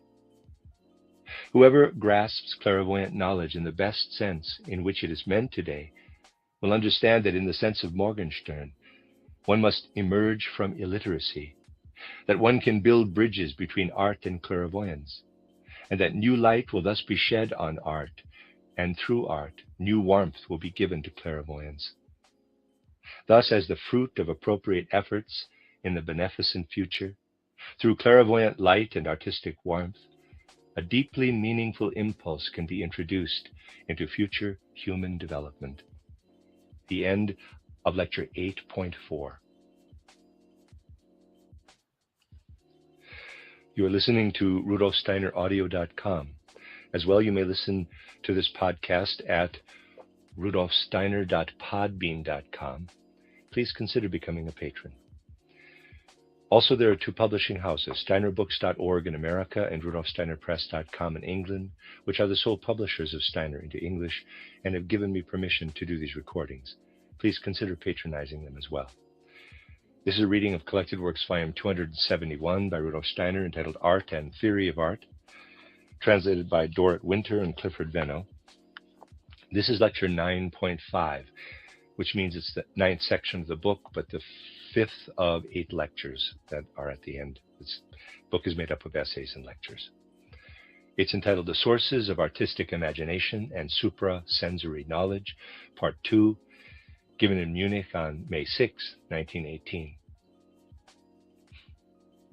Since ancient times, humanity has felt a certain relationship between suprasensory knowledge and impulses of artistic imagination, of artistic creativity and appreciation. Whoever comes into contact with artists realizes that in widespread artistic circles, there is a fear that artistic creativity could be disturbed by approaching those experiences of the suprasensory world out of which artistic imagination receives its impulses, as is striven for by spiritual scientific suprasensory knowledge. On the other hand, it is, after all, known in the broadest circles that certain artistic natures, who, with their artistic activity, approach what appears to ray in from suprasensory worlds, experience something like clairvoyance in the context of their creative imaginations. Writers of fairy tales or other artistic individuals who are interested in working with what rays from suprasensory worlds into the sensory world know how the figures they create in their artwork appear, though they are thoroughly spiritual, in such a way that they have the feeling that they are interacting with these artistic figures, or that these figures are interacting with each other. Insofar as we maintain complete consciousness, through which, at any time, we can tear ourselves from what comes over us clairvoyantly, spiritual science can also speak of clairvoyance in such a case. We must say there are commonalities between artistic creativity, artistic imagination, and the consciousness that can transport itself knowingly into the spiritual world.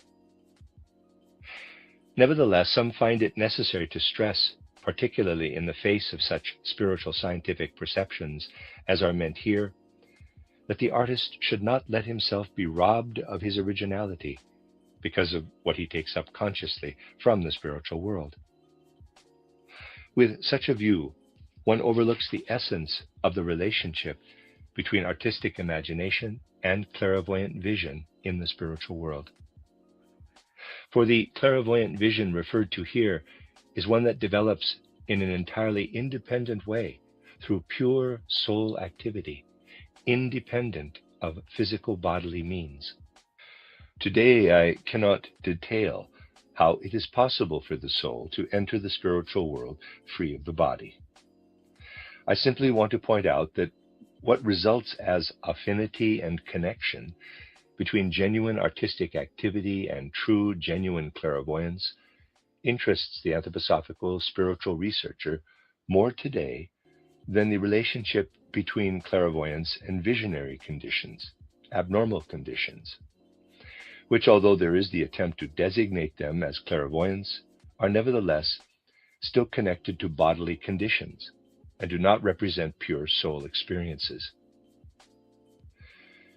But in order to accept the real relationship between artistic imagination and clairvoyance, it is necessary to discuss what, in the strictest sense, differentiates these two from one another, and this is something quite significant.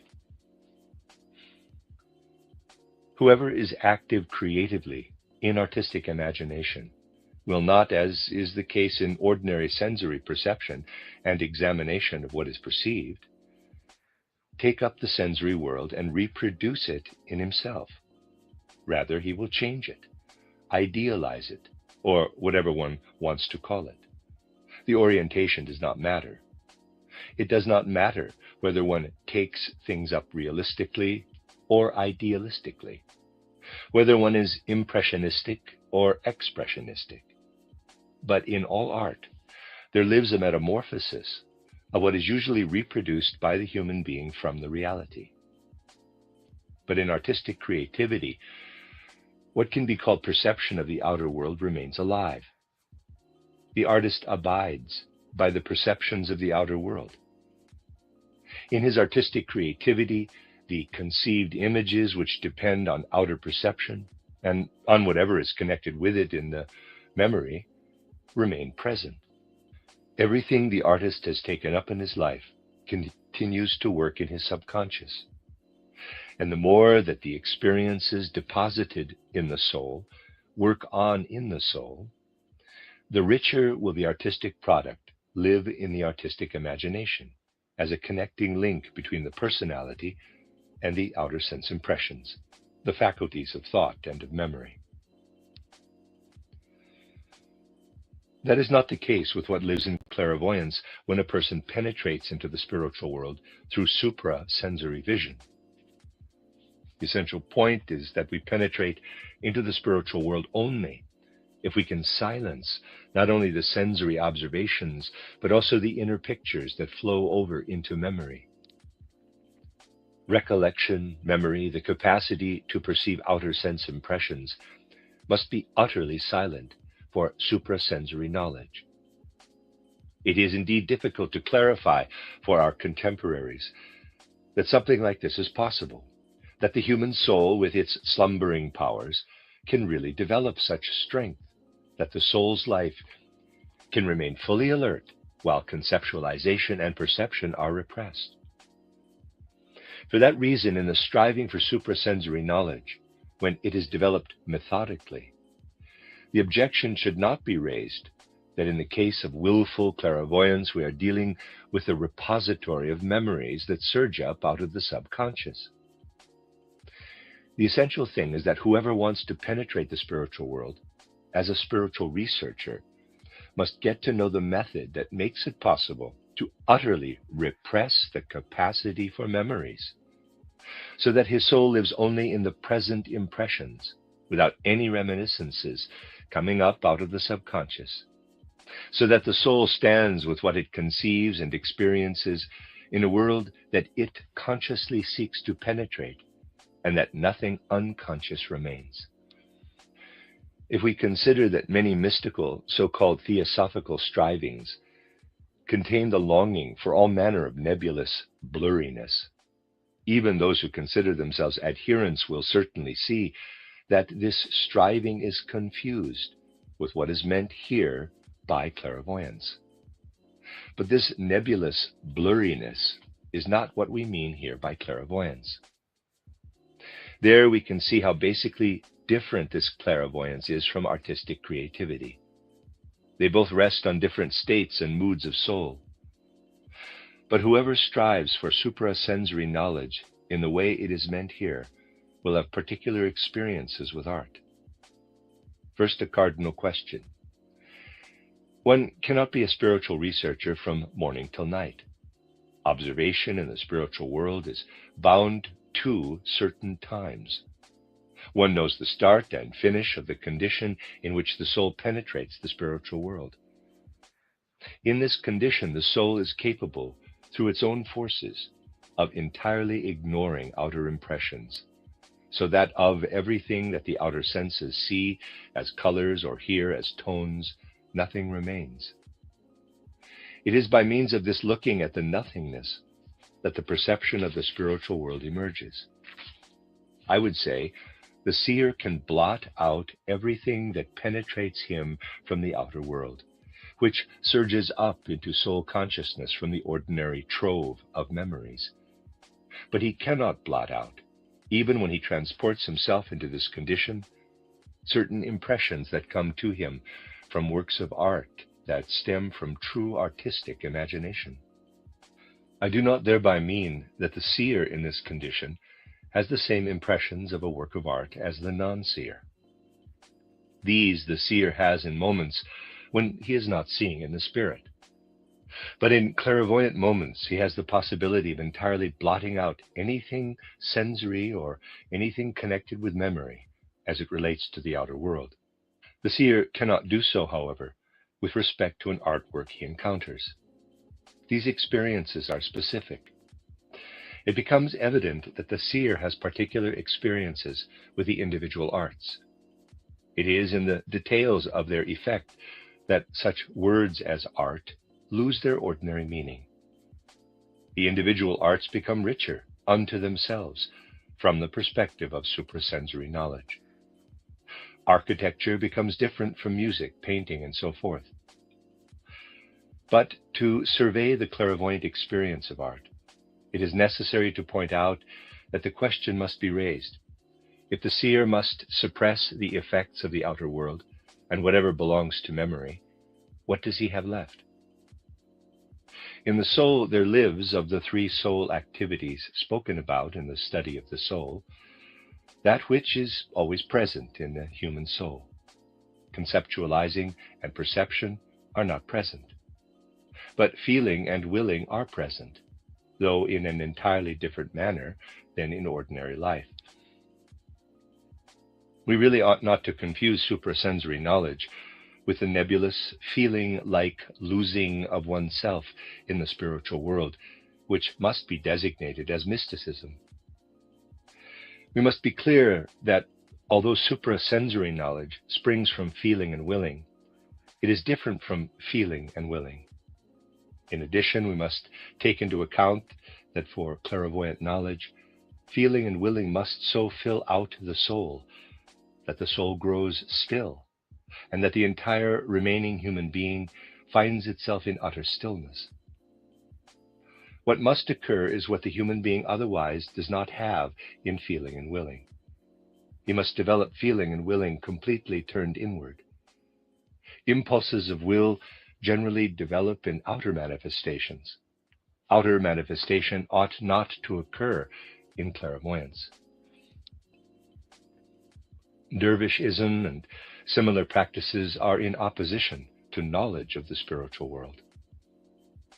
Insofar as feeling and willing develop inwardly, a light-filled, sharply contoured soul activity springs up, an activity of soul similar to the formation of thoughts.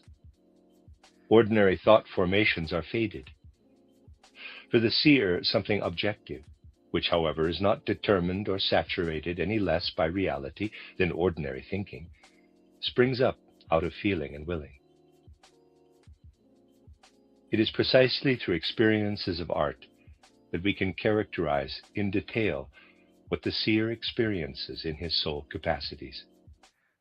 By attempting to enter into the architectonic forms and relationships of mass, into what the architect has hidden within his buildings, the seer feels connected to these architectural conditions of mass and harmonies, to what develops in the seer as a very different way of thinking from the shadowy thinking of ordinary life.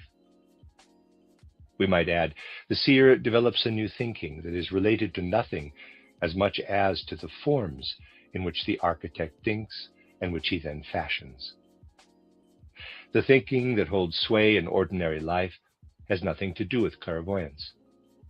The thinking that holds sway for the seer includes space in his creative experience. The seer knows that with these forms, which are living forms of thought, he penetrates into the suprasensory reality beyond the sense world, but that he must develop these into thoughts that come to life spatially. The seer perceives that will and emotional feeling are active in everything that comes to life in harmonies of mass and form. He learns to recognize the forces of the world in the relationships of mass and number that imbue all structure as they live in his thoughts. That is why in his thinking he feels related to what the architect designs. In a certain way, in that a new life of feeling, not ordinary consciousness, arises in him, he feels related to what the architect and sculptor create in forms. For suprasensory knowledge, an objective intellectuality is born, which thinks in spatial forms that curve, that give themselves form through their own lives. These are forms of thought through which the soul of the seer dives down into spiritual reality. One feels these to be related to what lives in the forms of the sculptor. We can characterize the thinking and the new perception of the seer by taking our experiences with architecture and sculpture into account. The seer's experience with music and poetry are very different. Only by penetrating further into the sphere I just described can the seer attain a relationship to music.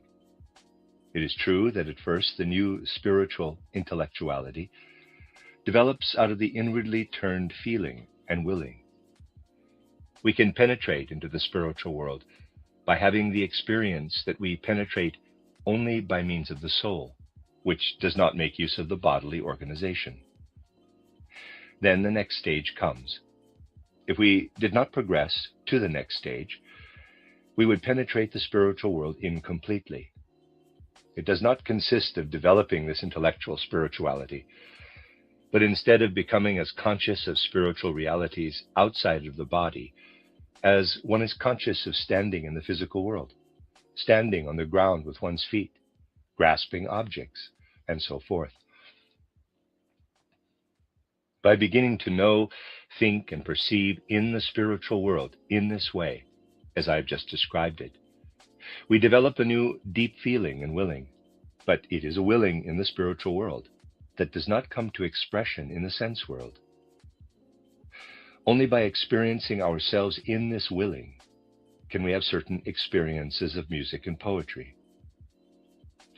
This shows that especially the new emotional feeling experienced outside of the body is related to the suprasensory knowledge that we experience with music. Music is experienced differently in clairvoyant consciousness than in ordinary consciousness. It is experienced in such a way that we feel ourselves united with every single tone, each melody, in such a way that the soul lives in the surging life of tone. The soul is completely connected to the tones. It is as if the soul has flowed out into the surging tones. I can safely say that there is hardly anything that provides as precise a view, as pictorial a view of Aphrodite rising out of the ocean's foam, as the consideration of the way the human soul lives and rises out of the element of music when it is grasped by clairvoyance. And just as Aphrodite, rising above the surface of the ocean, is surrounded by the fluttering creatures of the air, which approach her as messengers of living space, so for the seer does what is poetic join what is musical. By feeling as if his soul were being lifted out of what is musical, while yet feeling as if he were in it, feeling himself to be identical with what is musical. For the seer, the poetic joins what is musical. He experiences this intensively. What he experiences depends on the degree to which he is educated in clairvoyance. Poetry is strange. Through language or by other poetic means, the artist expresses what approaches the clairvoyant capacity out of poetry. For example, a dramatic character presented by a poet who allows him to say few words forms itself out of these few words into a self-contained imagination of a human personality. That is why everything in poetry that is unreal, merely rhetorical, that does not emerge out of creativity but is instead manufactured, makes things so uncomfortable for the seer. In something that is not poetry, yet wants to form something rhetorically, a grotesque caricature arises. While what is sculptural transforms itself for him into spiritual intellectuality, what is poetic changes into something sculptural and representational, which he must look at. He looks at what is true, what is formed out of the true creative laws out of which nature works, and separates these stringently from what is merely made from human conceits. Because one wants to write poetry, even if one is not connected in imagination to the creative forces of the universe. These are the experiences with regard to poetry and music. Suprasensory knowledge experiences painting in a peculiar way. For suprasensory knowledge, painting stands alone. And because the seer, I will use a trivial comparison, like the geometer, is required to work with lines and with the circle in order to make visible and bring onto a surface what he can have only as inner picture, in order to make the inner picture sense perceptible, the seer must change what he experiences as formless in the spiritual world into a formed, dense world. This happens when he lives so intensively into what he experiences in this way that he changes it into inner observation, filling it out in imagination with, if I may use the expression, soul substance. He does this in such a way that, in a manner of speaking, in an inner creative clairvoyant condition, he creates the counterpart to painting. The painter shapes his imagination in such a way that his inner formative powers are dependent on sense perception, which he experiences as he must experience it. He comes in from outside to the place where he transforms what lives in space in such a way that it acts as lines, forms, and colors. He takes this as far as the surface of painterly observation. The seer approaches from the opposite side. He condenses what is in his clairvoyant activity to the point of soul coloration. He imbues what is otherwise colorless, as if inwardly illustrated with colors. He develops imaginations.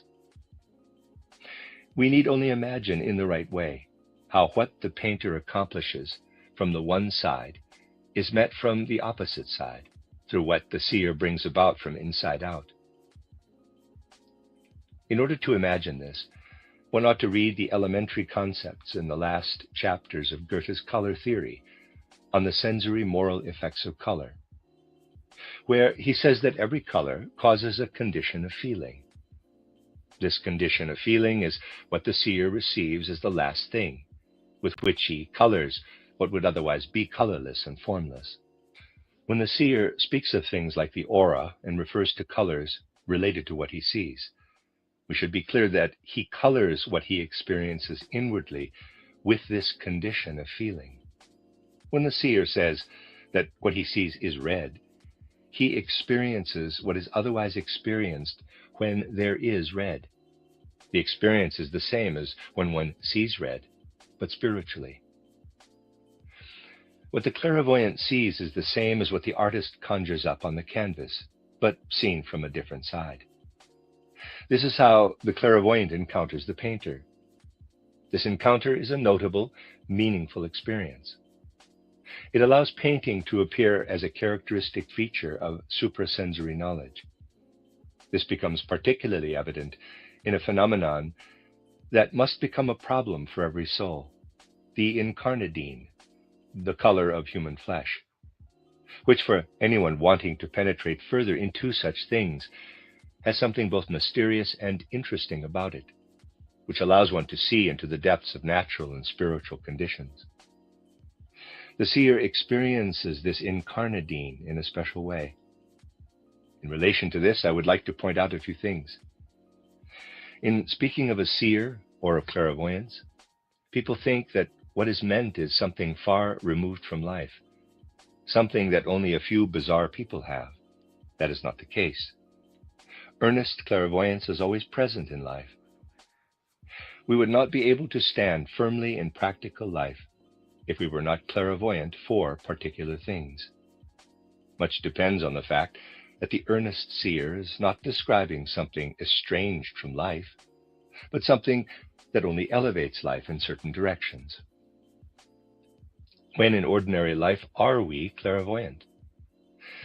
We are clairvoyant in a situation that is so misunderstood today, because all manner of daydreaming has come about through the materialistic view of how we grasp an unfamiliar I, capital, when we encounter an unfamiliar body. There are already people today who say, only through a subconscious inference do we perceive the soul of another human I. We see the oval of the face, other human features, the color of the face, the form of the eyes. And when we see something bodily like this, we have become used to finding a human being standing in front of us. That is why we conclude with the analogy that such a form harbors a human being. But suprasensory knowledge shows us that this is not the case. What appears to us in the human form and coloration is a type of perception, as is the perception of color and form in a crystal. Color, form, and surface in a crystal arise as themselves. Surface and coloration in the human being lift themselves up, make themselves transparent in a spiritual sense. The sensory perception of the other human being extinguishes itself spiritually. We perceive the other soul directly. It is a direct transferring of oneself into the other soul, a mysterious, wonderful process in the soul, when we face the other person out of our own human nature. What happens there is a real stepping forth of the soul, a stepping over toward the other. This is a clairvoyance that is always and everywhere present in life. This type of clairvoyance is intimately connected with the secret of the incarnadine.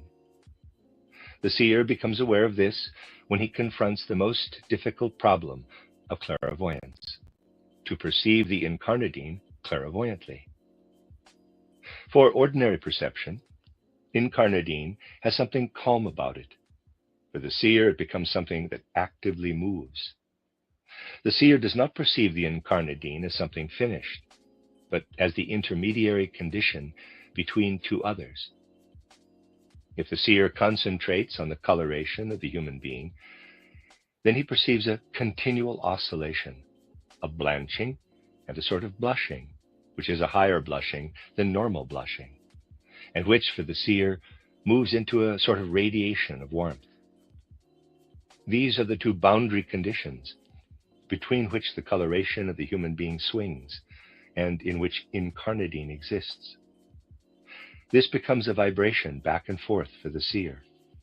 Through blanching, the seer understands how the human being inwardly is in his feeling and intellect. Through blushing, he recognizes what the human being is like as will impulse, how he is in relation to the outer world. What vibrates is mostly what is in the inner character of the human being. We ought not to imagine that clairvoyance consists in quotes, developing ourselves and then seeing all people and things spiritually. The path into the spiritual world is a polymorphous, complicated path. The experience of incarnadine is the main problem when it comes to arriving at the inner nature of the other human being. So you see that the seer has the most varied experiences in the arts. What is meant here is further nuanced through a phenomenon that is suited to indicate the way clairvoyance stands in life, the relationship between clairvoyance and human speech. Actually, speech is not something unified. Rather, it is something that lives in three different spheres. First, we have a condition of speech that allows it to be viewed as a tool for comprehending people and science. We might call what the seer feels there paradoxical, but it is a real experience. The seer experiences this way of using speech for comprehension and ordinary cognitive science as a sort of dampening of language, even a degradation of language, into something that in its innermost nature, speech is not. Clairvoyance arrives at a different understanding. Language is that instrument through which a nationality lives in commonality. When viewed correctly, what lives in speech, in that it is structured into different forms, nuances of speech sounds, and so forth, is something artistic. Language as an expression of the folk soul is art, and the way the language is worked with creatively is a common creative activity of the people who speak this language. By using language as an everyday means of comprehension, one degrades it. Whoever has a perception for what lives in language and reveals itself in our subconscious knows that what is creative in speech is related to poetry, to art in general. Whoever has an artistic nature has an unpleasant feeling when language is unnecessarily degraded in the sphere of ordinary comprehension. Christian Morgenstern had this feeling. He was not afraid of bridging artistry with clairvoyance.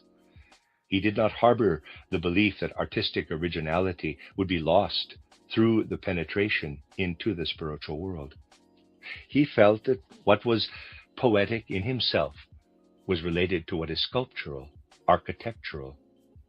He expressed what he felt in language, characterizing chatter as the misuse of language when he said, quote, "The basis of all chatter is ignorance of the meaning and value of the individual word.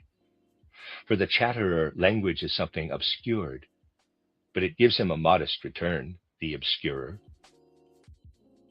the obscured," close quote. One has to appreciate what Morgenstern felt as the creativity in language, so as to feel as he did that when language as prose becomes a means for comprehension, it results in its degradation into mere utilitarianism. The third characteristic of the seer's experience with speech is what is experienced in the spiritual world. What is looked at there is not looked at in words. It does not express itself directly in words. This makes an understanding with the outer world difficult for the seer, because most people think theoretically and in terms of the content of words, and cannot imagine a life of the soul that goes beyond words. That is why someone who perceives in the spiritual world feels a certain compulsion to pour into the already formed language what he has experienced. But by silencing what normally lives in language, namely the capacity of ideation and memory, he can activate in himself forces of creative speech, those creative forces which were at work when speech originated. The seer must put himself into the mood of soul from which speech first originated, must develop the dual activity of inwardly forming what he has seen spiritually and of diving into the spirit of creative speech so that he can connect these two with one another. That is why it is important to understand that we must take up the words of a seer differently from other words. Insofar as the seer communicates, he is obliged to use language, but in such a way that he lets what is creative in language arise again through his use of what has pictorial power in language.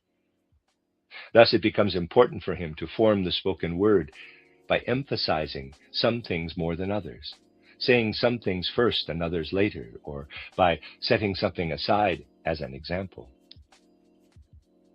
A special technique is necessary for someone who wants to recast spiritual truths into language, who wants to bring to expression what lives inwardly in him. That is why it is necessary for the seer to pay attention to the how of what he expresses, not just to what he says. It is important that he first forms what he wants to say. How he says things is important, especially things about the spiritual world, not just what he says. The seer is understood with such difficulty because so little consideration is given to this, and because people think of the ordinary meanings of words when they hear them. It is therefore necessary for him, all of this is relative, to develop the capacity for creative speech so that he expresses the suprasensory in the very way he expresses himself. It will become ever more necessary to clarify. It is not the content that is important in what is said. What is important is that when the seer expresses himself, we have the living impression that he is speaking out of the spiritual world.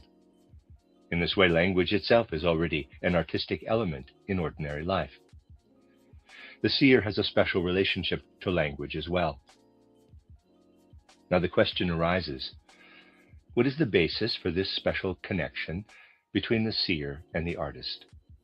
Why is it that the seer basically cannot ignore the impression a work of art makes on him? It is because something arises in the work of art that has a relationship to suprasensory knowledge, but in a different guise. This is because the inner life of the human being is far more complicated than what today's science can imagine. Let me approach this from a different side, in which it may indeed seem as if scientific language is spoken, and which indicates something that must be ever more developed, so as to bridge ordinary observation of reality, on the one hand, and the experience of artistic imagination and suprasensory knowledge, on the other. Let me ask, how is it possible for the creative musician to produce from within himself what lives in his tones? We must be clear that what is called ordinary self-knowledge here is still abstract.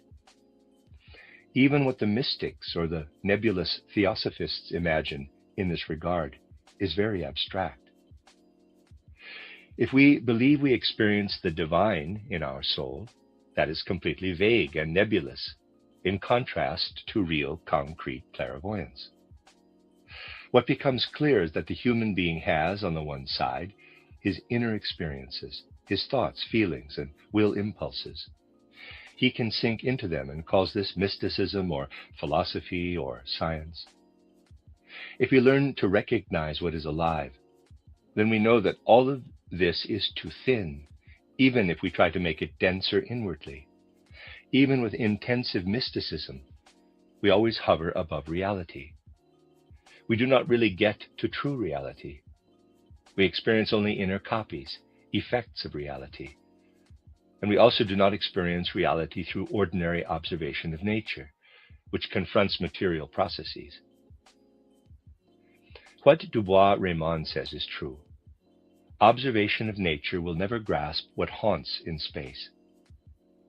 When the natural scientist talks about matter that is out there in space, the reality we try to grasp is not entailed.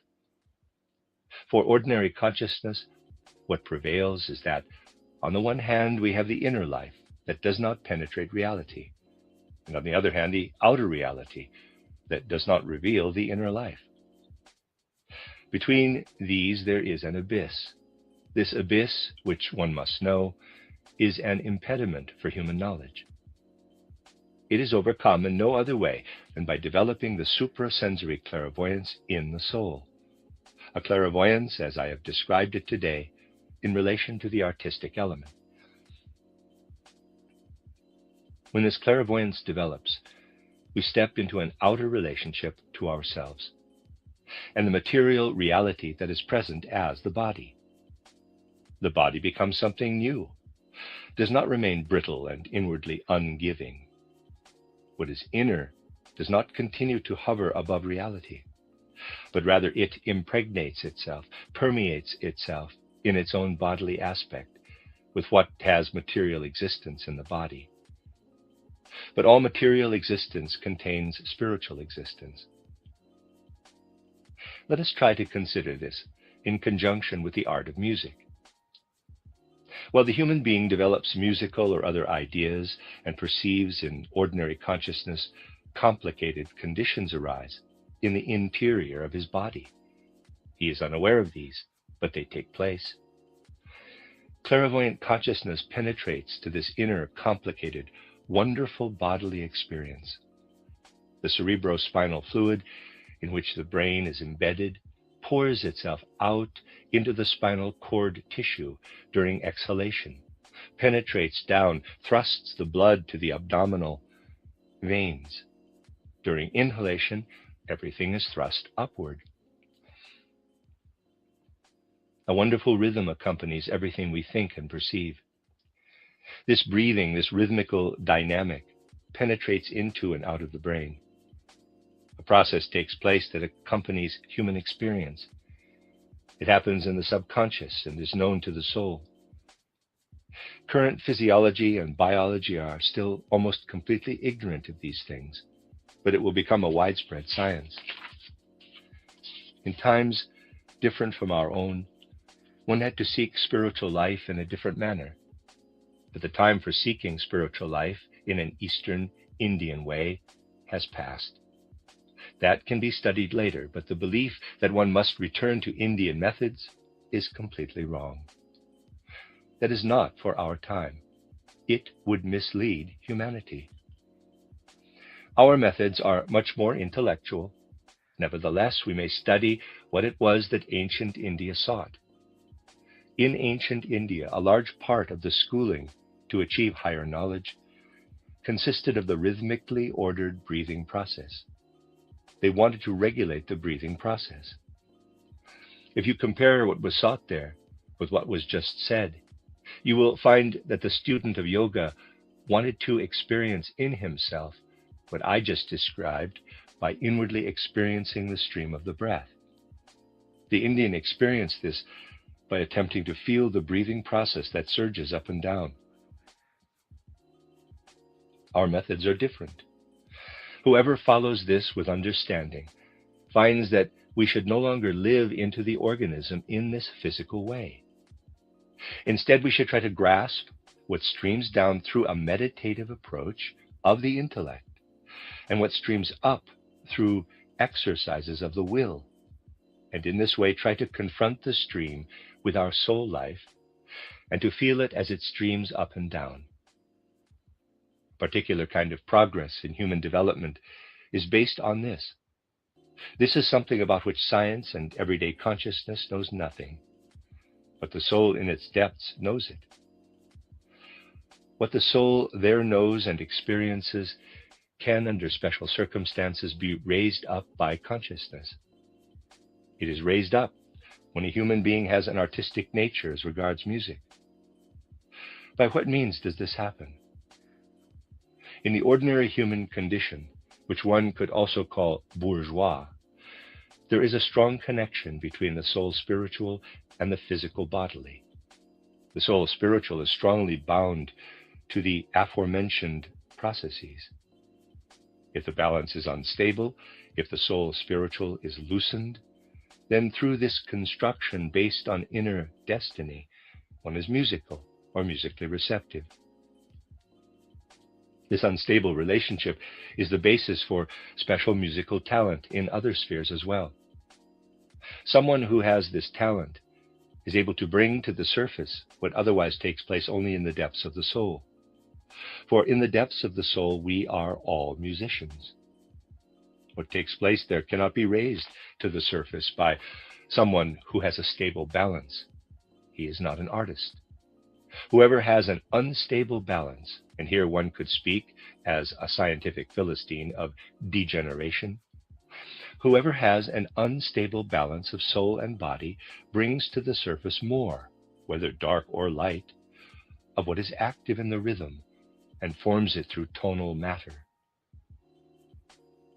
If we observe the stream of nerve waves from below upward toward the brain, we first encounter what we characterize as musical. How the optical nerve spreads in the eye, how it is connected to blood vessels, all of this remains subconscious. What happens there is extinguished when the human being faces nature. By facing the outer sense world, the outer impression is extinguished.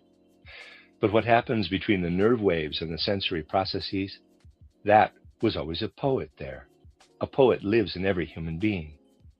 And depending on the balance between soul and body, what takes place there either remains below or is raised to the surface to be transformed into poetry. Let us again consider the radiating process, the wave that moves down and collides with the branching of the blood flow.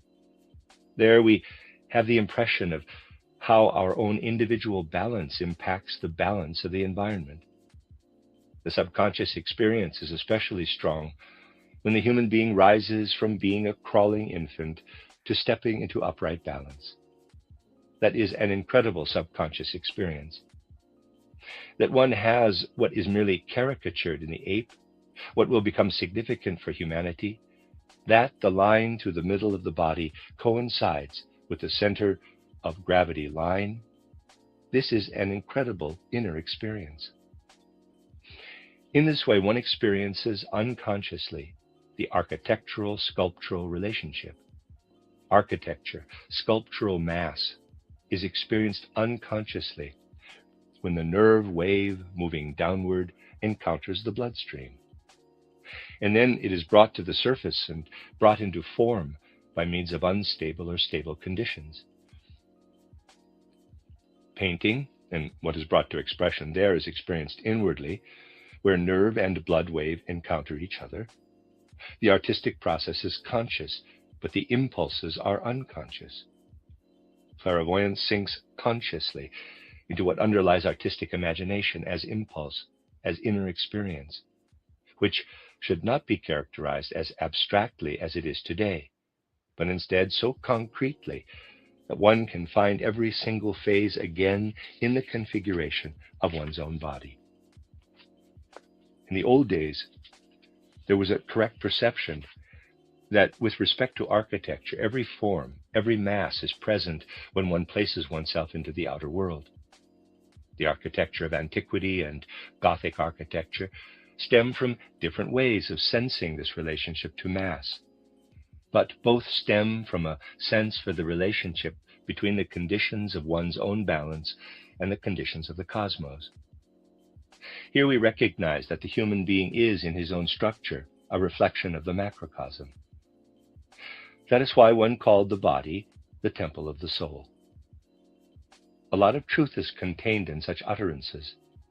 So we can say, fundamentally, the artist who is to be taken seriously and who has a relationship to reality creates out of the same sources as those on which the clairvoyant draws.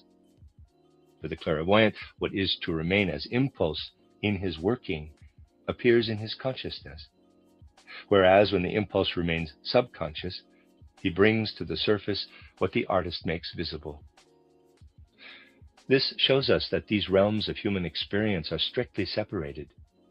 That is why the fear of believing that the artist's originality would get lost through clairvoyance is unfounded.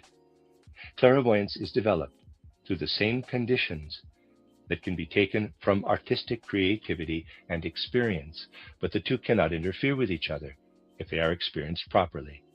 On the contrary, we stand at a moment in time when humanity must become ever more conscious, ever freer. Therefore, that light must be poured out over art by the artist himself, thereby bridging art and clairvoyance, which do not conflict with each other. We can understand that the artist feels disturbed when art theory develops according to patterns of natural science, or of the intellectually scientific aesthetic as we know it today. But knowledge that clairvoyantly penetrates real art, such as science, does not yet exist. A time will come when artists will find it not objectionable, but fruitful. Anyone using a microscope knows what needs to be done, so that one first learns to see properly, just as one first permeates oneself inwardly with the skill to use a microscope properly, in which case the inner stimulates outer seeing and does not hinder it. So a time will come in which true clairvoyance supportively impregnates, permeates the artist's basic capacity for production. At times, what is meant by clairvoyance is misunderstood, because one thinks of suprasensory science and knowledge too much along the lines of ordinary sensory science and knowledge. People who encounter spiritual science are sometimes disappointed, for they do not find comfortable answers to their homespun questions. Instead, they find other worlds that sometimes contain riddles far deeper than those in the sensory world. An introduction to spiritual science brings up new riddles, which cannot be solved theoretically, but promise to be solved only through life processes, and thus engender new riddles. If we then live into this higher life, we remain connected with art. Hebel demanded conflicts that had to remain unsolved. He considered Grillparzer a Philistine, in spite of all the beauty, for creating situations in which conflicts are solved if one is only a little smarter than his hero. That is where true clairvoyance leads. It does not create cheap answers, but rather worldviews in addition to what is given through the senses. Certainly profound artists have already felt this. In his recently published book titled Stufen, Morgenstern says anyone really wanting to approach the spiritual, like the artist, must be willing to take up in himself, to unite with himself, what can already now be grasped of the divine spiritual by penetrating suprasensory knowledge. He says, quote, whoever wants merely to immerse himself with feeling into what can presently be experienced of the divine spiritual, without seeking to understand it, is like an illiterate person who all his life sleeps with a primer under his pillow, close quote. This characterizes the point at which we now stand in our culture. If we can take up what our time needs, we will, like Morgenstern, arrive at the impression that we ought not remain illiterate in the face of clairvoyant knowledge. As artists, we must seek connections to clairvoyant knowledge. Just as it is significant when the clairvoyant element sheds light on artistic creativity, so it is also significant when that which, as clairvoyant Philistinism, possesses no musicality and is in the highest degree unmusical, lets itself be fructified by artistic taste. For the genuine spiritual scientist of the future, bridging art and clairvoyance is more important than all pathological clairvoyance. Whoever understands this knows that the more that spiritual things and spiritual knowledge are sought, the greater will be the healing and flourishing of humanity in the present and the future. The light of clairvoyance must shine in art, so that the warmth and greatness of art may work fruitfully into the breadth and greatness of the horizon of clairvoyance. This is necessary for art that wants to dive down into true existence, as we need it to, so as to master the great tasks that must approach humanity more and more out of uncertain depths. The end of Lecture 9.5. You are listening to RudolfSteinerAudio.com. As well, you can hear this podcast at rudolfsteiner.podbean.com. Please consider becoming a patron. There are two publishing houses, steinerbooks.org in America and rudolfsteinerpress.com in England, which are the sole publishers of Steiner into English and have given me permission to do these recordings. Please consider patronizing them as well.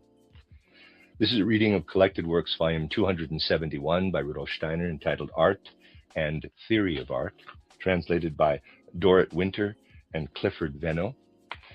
This is Lecture 10.6, the 10th part of the book, then the 6th of 8 lectures, entitled Sensory Suprasensory, Spiritual Knowledge and Artistic Creativity, given in Vienna on June 1st, 1918. Several friends who were present at my Munich lectures about the relationship between spiritual science and art were of the view that I should also speak here in Vienna about the thoughts I expressed there. And in agreeing to this, I ask that what I am about to say this evening be taken entirely as it is meant, that is, in a modest form, with the intention of providing only aphoristic remarks about various things concerning the relationship between what we can call modern clairvoyance, as striven for by anthroposophically oriented spiritual science, and artistic creativity and the essence of art appreciation. First of all, a certain preconception accompanies the kind of consideration about to be made now. Preconceptions are not always without cause. There is a certain basis for the preconception that is founded on the notion that actually artistic creativity, artistic enjoyment, and artistic perception want nothing to do with any sort of view of art, with any sort of knowledge of art. And many who are involved in art are of the opinion that the basis of artistic creativity, as well as the artistic enjoyment that they ought to nurture, will be harmed if they apply too many thoughts, concepts, or ideas to the artist's experience. Mind you, I believe that this preconception about everything that can be called scientific aesthetics in the usual sense is justified. It seems to me that this science is avoided by artistic views somewhat rightfully, because genuine artistic feeling actually atrophies, is impaired by everything that points in any way toward a scientific treatment carried out in the conventional sense. On the other hand, however, we live in an age during which, out of a certain world historical necessity, much of what has until now worked unconsciously in human beings must now become conscious. Just as we are hardly able to place the social and societal relationships between human beings in the light of mythology, as was the case in earlier times, but instead are compelled by the progress of human evolution to seek refuge in the real understanding of what pulses through historical development. If we want to recognize what social structure, societal community, and so forth signifies among people, so also is it necessary to raise up into consciousness much of what was sought, and rightly so, in a more or less conscious or unconscious manner, in the instinctive reign of human imagination and the like. It would be raised up even if we did not want it to be. If, however, it were raised up in a manner contrary to creative progress, then the very thing that is to be avoided would take place, namely an impairment of the intuitively artistic, an impairment that is just what is to be avoided by living artistry. I am not speaking as an aesthetician, nor as an artist. I am speaking as the representative of spiritual scientific research, as the representative of the kind of worldview that is permeated by the notion that progressing human development will more and more penetrate knowingly into the real spiritual world, which is the foundation of our sense world. I am not talking about some sort of metaphysical speculation. I am not talking about some sort of philosophy. Rather, I am talking about what I might call suprasensory experience. I think it will not take much longer for people to realize that all mere philosophical speculation and all logical or scientific striving is unsuitable for penetrating spiritual realms. I believe that we are now in an epoch that will take it for granted that there are slumbering forces in the human soul, and that these slumbering forces can be brought forth from this soul in a completely systematically regulated way. In several of my books, for example, titled Knowledge of the Higher Worlds, CW 10, titled Riddles of the Soul, CW 21, and titled The Riddle of Man, CW 20, I have described how these forces slumbering in the human soul can be brought forth. So I understand spiritual knowledge as something that is basically not yet present, that currently can be considered only by a few people, that is not based on a continuation of already existing knowledge, whether mystical or scientific, but rather on the acquisition of a special kind of human knowledge, based on the human being achieving, by means of a methodical awakening of certain soul forces slumbering within him, a condition of consciousness that relates to ordinary waking life as this waking life relates to sleeping or dreaming. Presently, we know only these two polar conditions of human consciousness, the dull, chaotic sleep consciousness, which only apparently seems to be empty and muted, and day consciousness, from waking to falling asleep. We can connect the images from dream life to physical reality when the will nature of the human being, which brings him into a relationship with the things of the environment, falls asleep.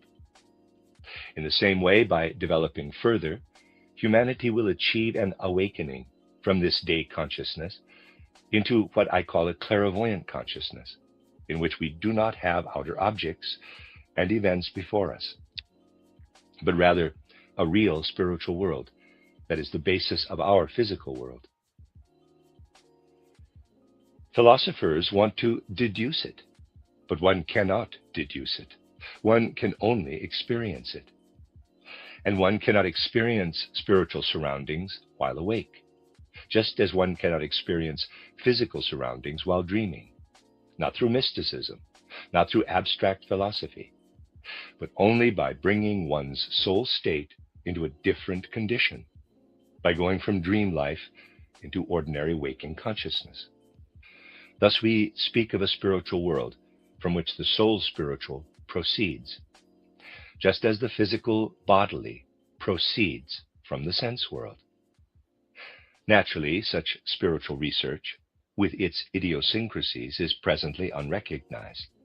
After all, people are such that they judge what appears before them according to the ideas they already have, some even according to the words they already have. They want to connect to something familiar. That is not the case as regards the results of clairvoyant consciousness, for it is not what is familiar. Clairvoyant consciousness could also be called spiritual sight or visionary consciousness, if the word were not so misunderstood. And I do not mean anything like superstition. What comes from clairvoyance is judged by what people already know. All sorts of dubious things have been attributed to it, like hallucinations, mediums, and so forth. What I mean here has absolutely nothing to do with any of that.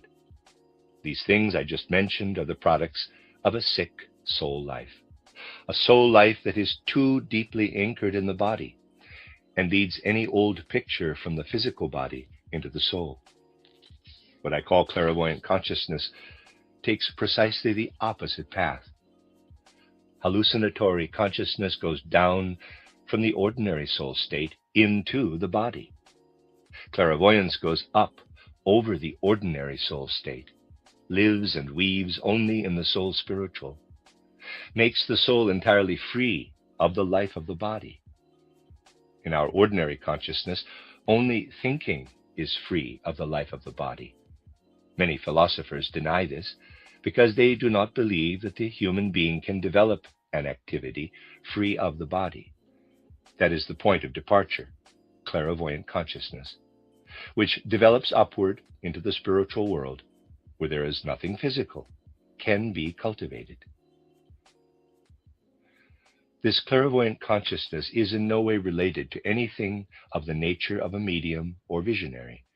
Instead, it is strongly related to real, genuine, artistic understanding of the world.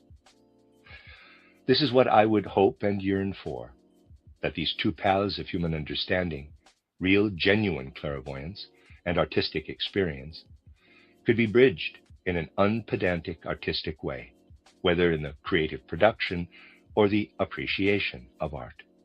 For someone living within clairvoyance, the experience is absolutely that the source, the real source out of which the artist creates, is exactly the same as that from which the clairvoyant, the observer of the spiritual world, draws his experiences.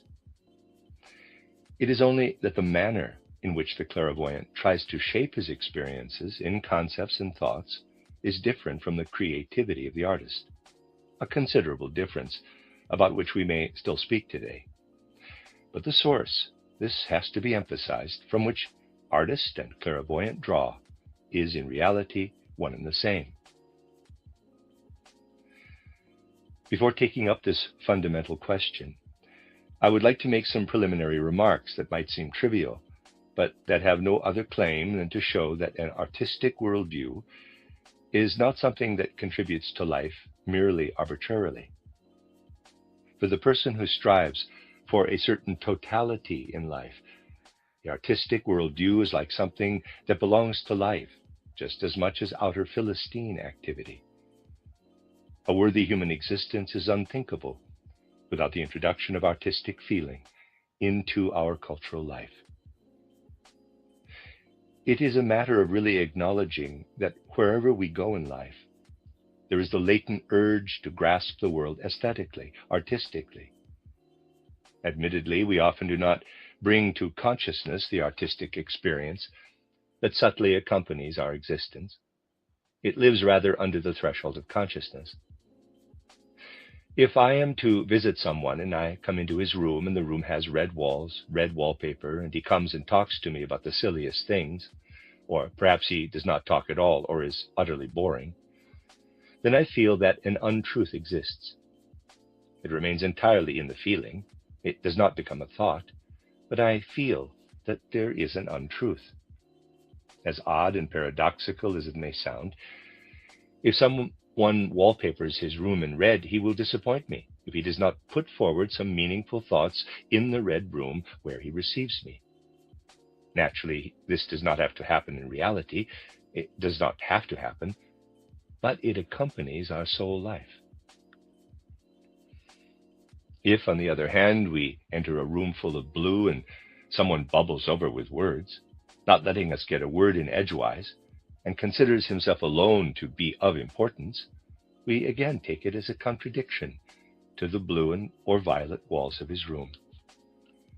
Outer prosaic reality need not be like this, but there is a special aesthetic truth that is as I have described it.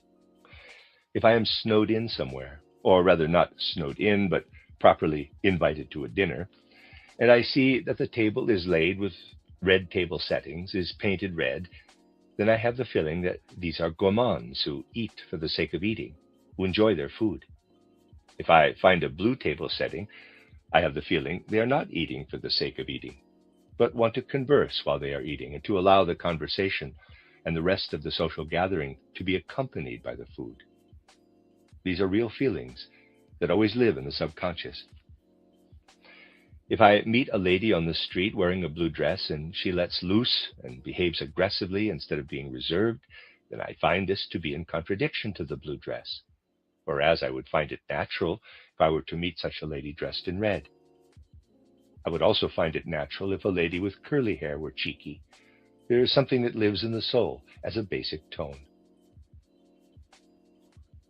What I want to say with these trivial examples is only that an aesthetic feeling which we cannot eliminate exists, even if we do not perceive it. Our mood depends on it. We are in a good or bad mood. We know about this good or bad mood, but the reasons for it can only be brought to consciousness by someone who examines things more closely. Therein, actually, is contained what one might call the necessity of going from a natural aesthetic feeling to a life of art. Art simply approaches natural life, just like any other human mode of observation. The clairvoyant, who has developed the strengths of which I spoke, has a special way of experiencing art, and I believe that something can follow from this special experience the clairvoyant has with respect to art, even if it is not artistic, but rather elevated to the evaluation and understanding of art.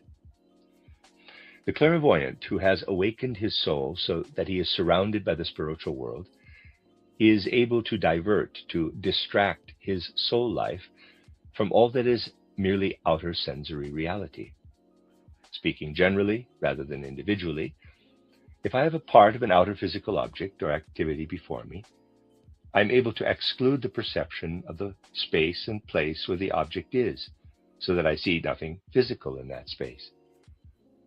This is the real abstraction that is entirely possible for the clairvoyant. But this can be done only with natural objects, not with what has been truly created artistically. And I consider this to be significant. As regards a work of art, the clairvoyant is unable entirely to shut out the object, the artistic activity, as he can shut out an outer activity. True artistic creation, permeated by spirit, remains in the consciousness of the clairvoyant spiritually. This is the first thing that can convince us that true artistic creativity and clairvoyant perception come from the same source. But there is much more that is significant in this direction. You see, if the clairvoyant applies the means that develop his soul, he will arrive at an entirely different mode of thinking and willing. Using ordinary expressions, one can of course say that thinking and willing become inward, but this, in quotes, inward, is actually not correct, because one is really outside. One spreads one's entire observation out over a truly spiritual world. A different thinking and a different willing occur in clairvoyance. Thinking does not proceed in abstract thoughts. Abstract thoughts are something suitable for the physical world, used to register its phenomena, to find its scientific laws, and so forth. The clairvoyant does not think in such thoughts, in abstractions. He thinks in thoughts that are actually weaving pictures. This is at present hard to understand because people still do not really know what is meant by a thinking that does not think any abstract thoughts, but instead follows the nature of the things, lives in the forms and configurations of the things. We can compare this thinking with the forming of surfaces and curves as a mathematician, but one who becomes inwardly alive, as in the elemental condition that Goethe attempted to achieve in his theory of metamorphosis. Today, this inner clairvoyant thinking can become far livelier. This clairvoyant thinking is extraordinarily related to what underlies certain realms of creative art, namely sculpture and architecture. Remarkably, as regards this new thinking, this new conceptualizing that the clairvoyant acquires for himself, he feels himself to be related to nothing as much as to the forms that the truly artistic architect develops, and to the forms that the sculptor must take as the basis of his creative work.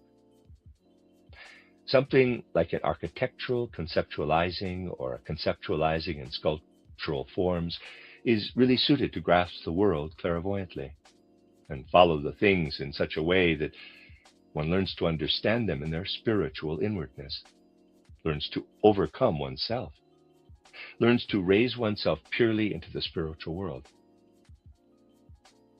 With abstract thoughts, we cannot discover anything about the inner nature of things. With respect to his new thinking, the clairvoyant feels related to the architect and sculptor. He must think the world in the kind of spirit forming that is the unconscious or subconscious basis of the sculptor's or architect's creative work. This then prompts research about where this actually comes from.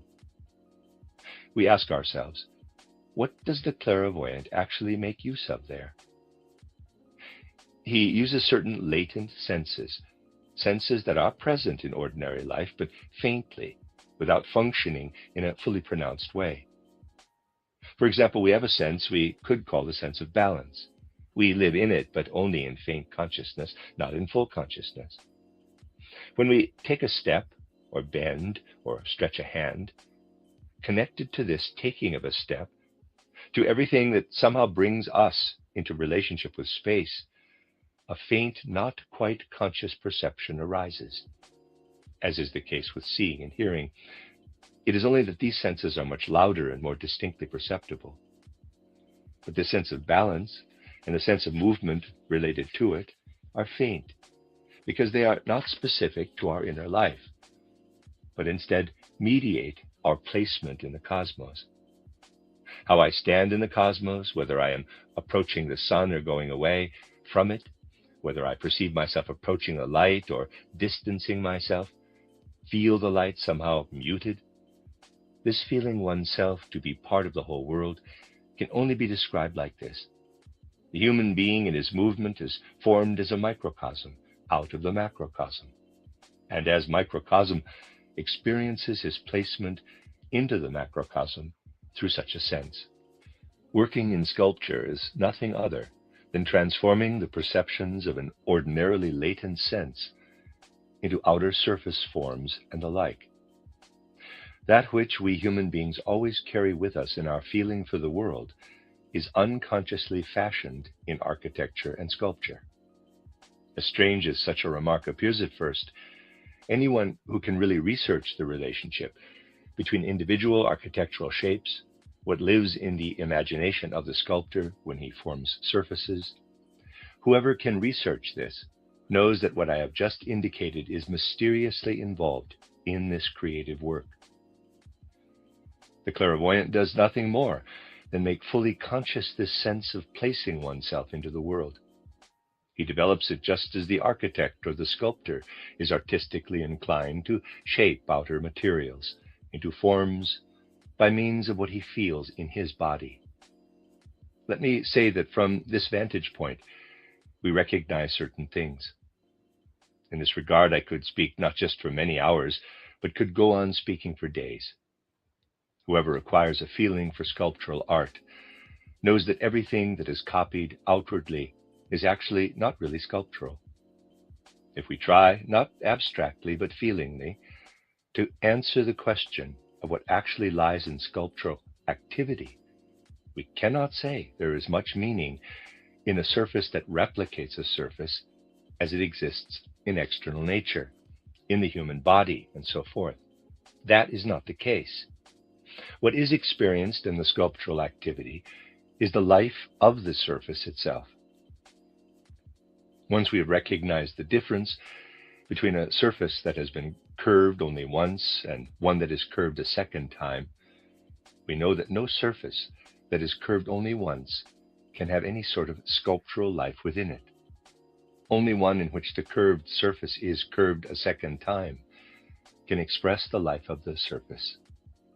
This inner expression, not symbolically but artistically, this inner expression that does not copy or stick to the model, is what forms the basis of the secret of the surface itself. This raises a question that at the present time is as unclear as possible. Today we see countless people not just appreciating art, which is altogether right, but we see countless people judging art almost professionally. Now, I believe, based on the conditions underlying today's considerations, that I really will not need to express a critical opinion, but instead must simply express what comes ever more into consciousness. I do not believe that someone who kneaded clay once, who is merely a critic, can ever get any sort of idea about the essence of sculpture. Although I do believe that anyone can appreciate art, I do not believe that anyone can judge art unless they have made investigations that have revealed the artistic forms inherent in the material. For in reality, what is realized through the substance is very different from the mere copying of a model or the like. The mere copying of a model is, therefore, worth no more than the imitation of a nightingale's song through some sort of tones. True art begins where, instead of imitation, there is activity that comes from new creativity. In architecture, not in music, but very much in sculpture, we depend on the model. But whatever is related to the model by imitation is something other than art. Art only begins where there can be no more talk of imitation, and spiritual working and weaving, grasped unconsciously by the artist and consciously by the clairvoyant, is the common element bridging the clairvoyant grasp of the world and artistic creation.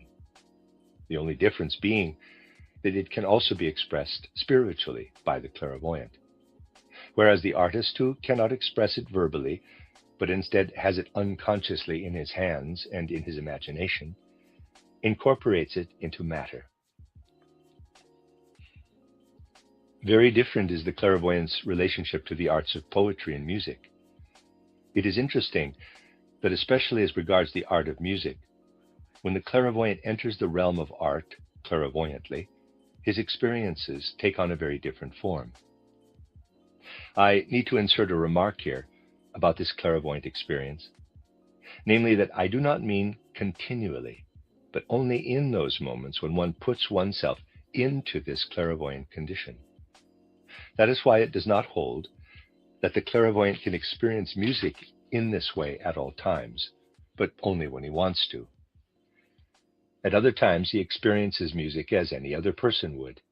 He can compare what he experiences musically in the ordinary way with what he perceives when he experiences the musical work of art clairvoyantly. It should be noted that, as regards musical works of art, the clairvoyant understands that music is to be experienced entirely as a matter of soul, indeed in such a way that the concrete soul nature feels itself connected with the music. Earlier I said that the clairvoyant develops a new capacity for thinking. He thinks in such a way that he feels himself to be at home in architectural and sculptural creation. Insofar as the clairvoyant does not only think but also develops feeling and formative forces in such a way that they become interconnected, we cannot speak of a separation of feeling and willing. As regards the clairvoyant, we must speak of a feeling willing and a willing feeling, of a soul experience that combines these two, which go side by side in ordinary consciousness, into a totality of feeling willing.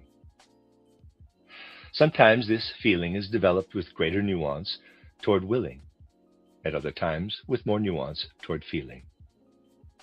When the clairvoyant, having raised his soul into the spiritual world, places himself into the musical element, he experiences everything that arises with the nuance of feeling in what is truly musical, genuinely musical.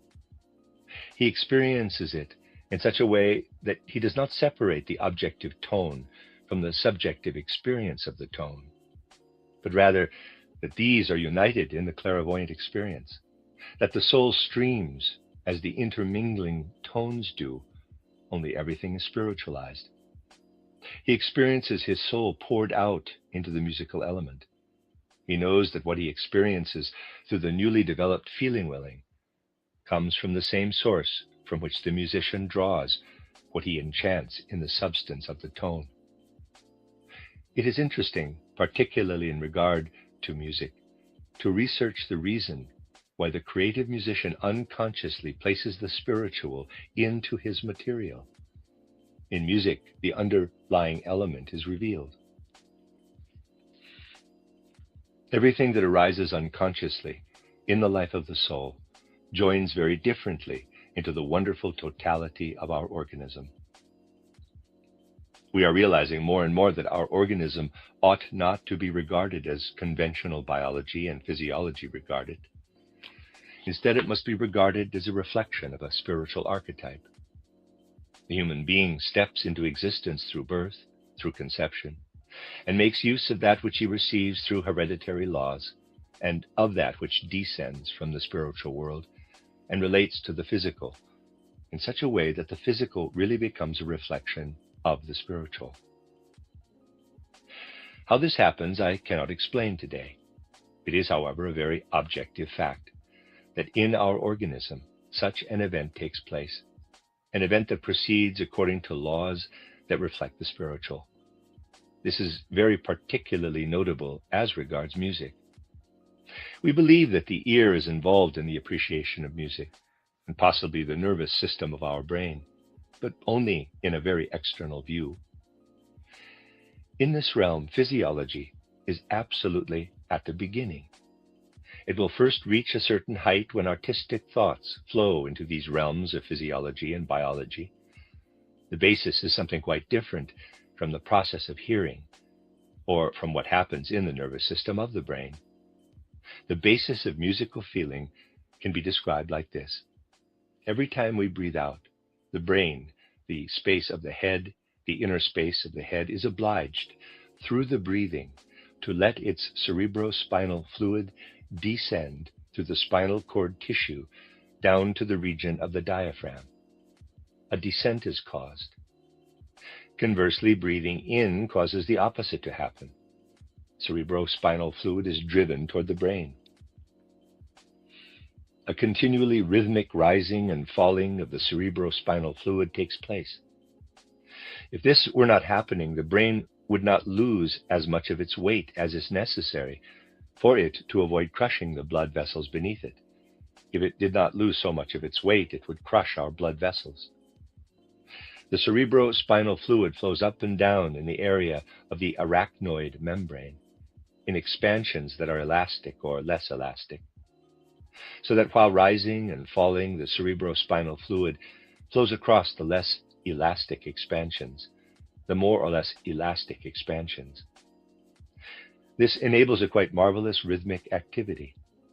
The entire human organism, apart from the head and the limbs, expresses itself in this inner rhythm. Whatever streams into the ear as tone, whatever lives in us as the thought of tone, becomes music by encountering the inner music that is activated because the entire organism is a remarkable musical instrument, as I have just described it. If I were to describe everything to you, I would describe a wonderful inner human music that, though it is not heard, is experienced inwardly. What we experience as music is fundamentally nothing but the approach of an inner singing of the human organism. This human organism is, as regards what I have just described, an image of the macrocosm. We bear within ourselves, in the most concrete laws that are stricter than the laws of nature, this lyre of Apollo on which the cosmos plays in us. Our organism is not alone what biologists acknowledge, but is the most wonderful musical instrument. All sorts of crude things can be cited to show that the human being is constructed according to remarkable cosmic lawfulness. I will cite the most trivial. In 1 minute, we average 18 breaths. Let us calculate how much that is in a 24-hour day. That is 25,920 breaths. That many breaths in an entire day. Let us calculate a human day, a lifespan. Is it not so that although many people surpass this age, we can figure that a human day is 70 to 71 years? That is the cosmic day of the human being. Now try to calculate how many 24-hour days that gives us. 25,920. As many as the number of breaths you draw in a day. The world breathes us out and in, when we are born and when we die. The world takes just as many breaths during a human day as we do during our 24-hour day. Take the Platonic year. The sun rises in a particular sign of the zodiac. the vernal equinox advances. In ancient days, the sun rose in the sign of the bull, then in Aries, now in Pisces.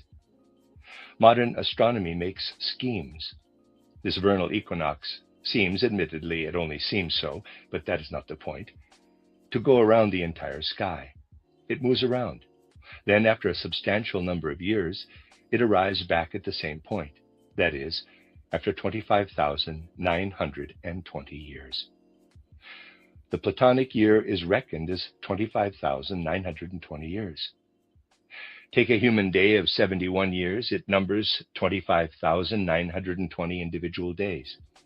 Take a single 24-hour day in the life of a human being. It numbers 25,920 breaths. You see that we are incorporated into the cosmic rhythm. I believe, and from this point of view many observations of this sort could be made, that there is no abstract religious idea that could evoke as much fervor as the consciousness of having one's own outer physical organism placed in such a way into the macrocosm, into the cosmic structure. The clairvoyant tries, spiritually, to penetrate this being placed into the cosmos. It works itself out in our inner music. What emerges from the organism there, what surges up into the soul, the resonance of the soul, the resonating with the cosmos, is the unconscious element of artistic creation. The whole world resonates when we create in a truly artistic way. There you have the common source of art and clairvoyance. In the artist, it is unconscious as he works cosmic lawfulness into the material. In the clairvoyant, it is conscious as he tries to see what is purely spiritual through clairvoyant consciousness.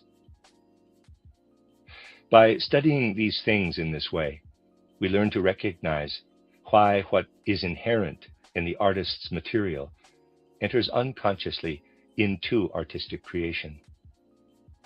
Just as inner music lives in the organism of our breathing and becomes outer music in art, so also with poetry. Their contemporary physiology is very, very far behind. For what ought to be studied so as to gain clarity is not the physiology of the senses, not the physiology of the nerves, but the realm of the border where brain and nervous system meet.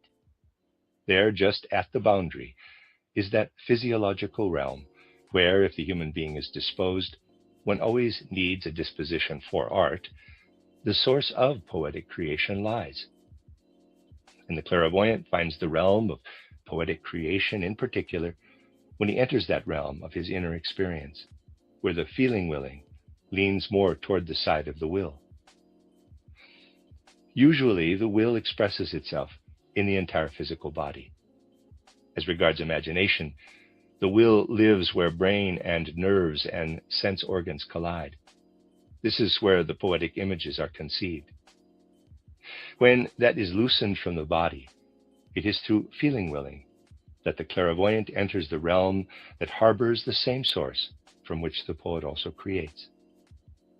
That is why the clairvoyant, through this feeling willing sense of his, if he has acquired the soul condition necessary to enjoy poetry, feels himself to be in a curious state in the presence of poetry. He must see what the poet has formed. This leads to the fact that at the moment when the poet puts down one thing or another and does not create out of reality, putting down instead something that is merely thought up, assembled, unreal, inartistic, in that moment the clairvoyant sees in shapes and figures what is put down. If one is not clairvoyant, one does not perceive it so coarsely when the dramatist presents an unreal figure. For example, the clairvoyant can perceive Tekla in the title Wallenstein trilogy in no other way than as if made of papier-mâché, so that when he looks at her, he continually sees her folding at the knees. And this is with a great poet. Every divergence from reality, every not showing of reality is perceived, so that the clairvoyant has to recreate in sculptural form what the poet creates, and has to remove his thinking from the sculpture. As regards the poet, The clairvoyant dives down into an inner sculpture. That is the oddity, that here, as regards poetry, the clairvoyant consciousness creates sculptures, so that the clairvoyant sees caricatures in what often becomes very famous.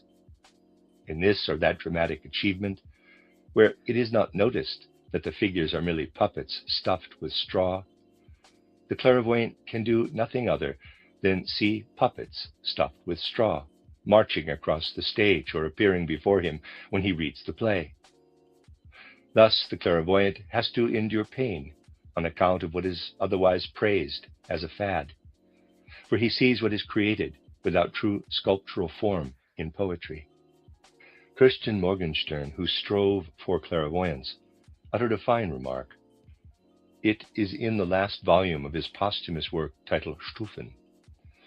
There he says, when he wants to characterize his own soul, that he feels related to the architect, the sculptor. The feeling is that if we strive for clairvoyance, poetry is transformed into sculpture.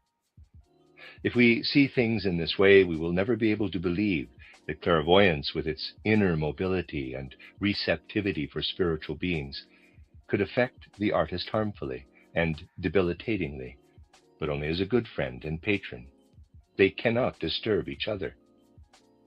Only things that flow into one another can disturb each other. But the clairvoyant can never let his clairvoyance flow disturbingly into his artistry. He can only penetrate it clairvoyantly. They are entirely separated from one another. Flowing from the same source, they can never disturb each other in life. This is not appreciated enough today. It is difficult for the clairvoyant to make himself understood. He must use language. But with language, we have something very strange. It only seems to be a unity. In reality, it is a threefold entity. For we experience it on three levels.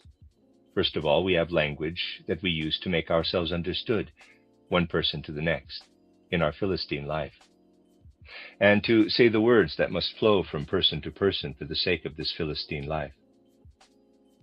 Anyone with a living feeling for language, anyone who can experience language from the perspective of clairvoyance, has no choice but to experience this as a repression of language.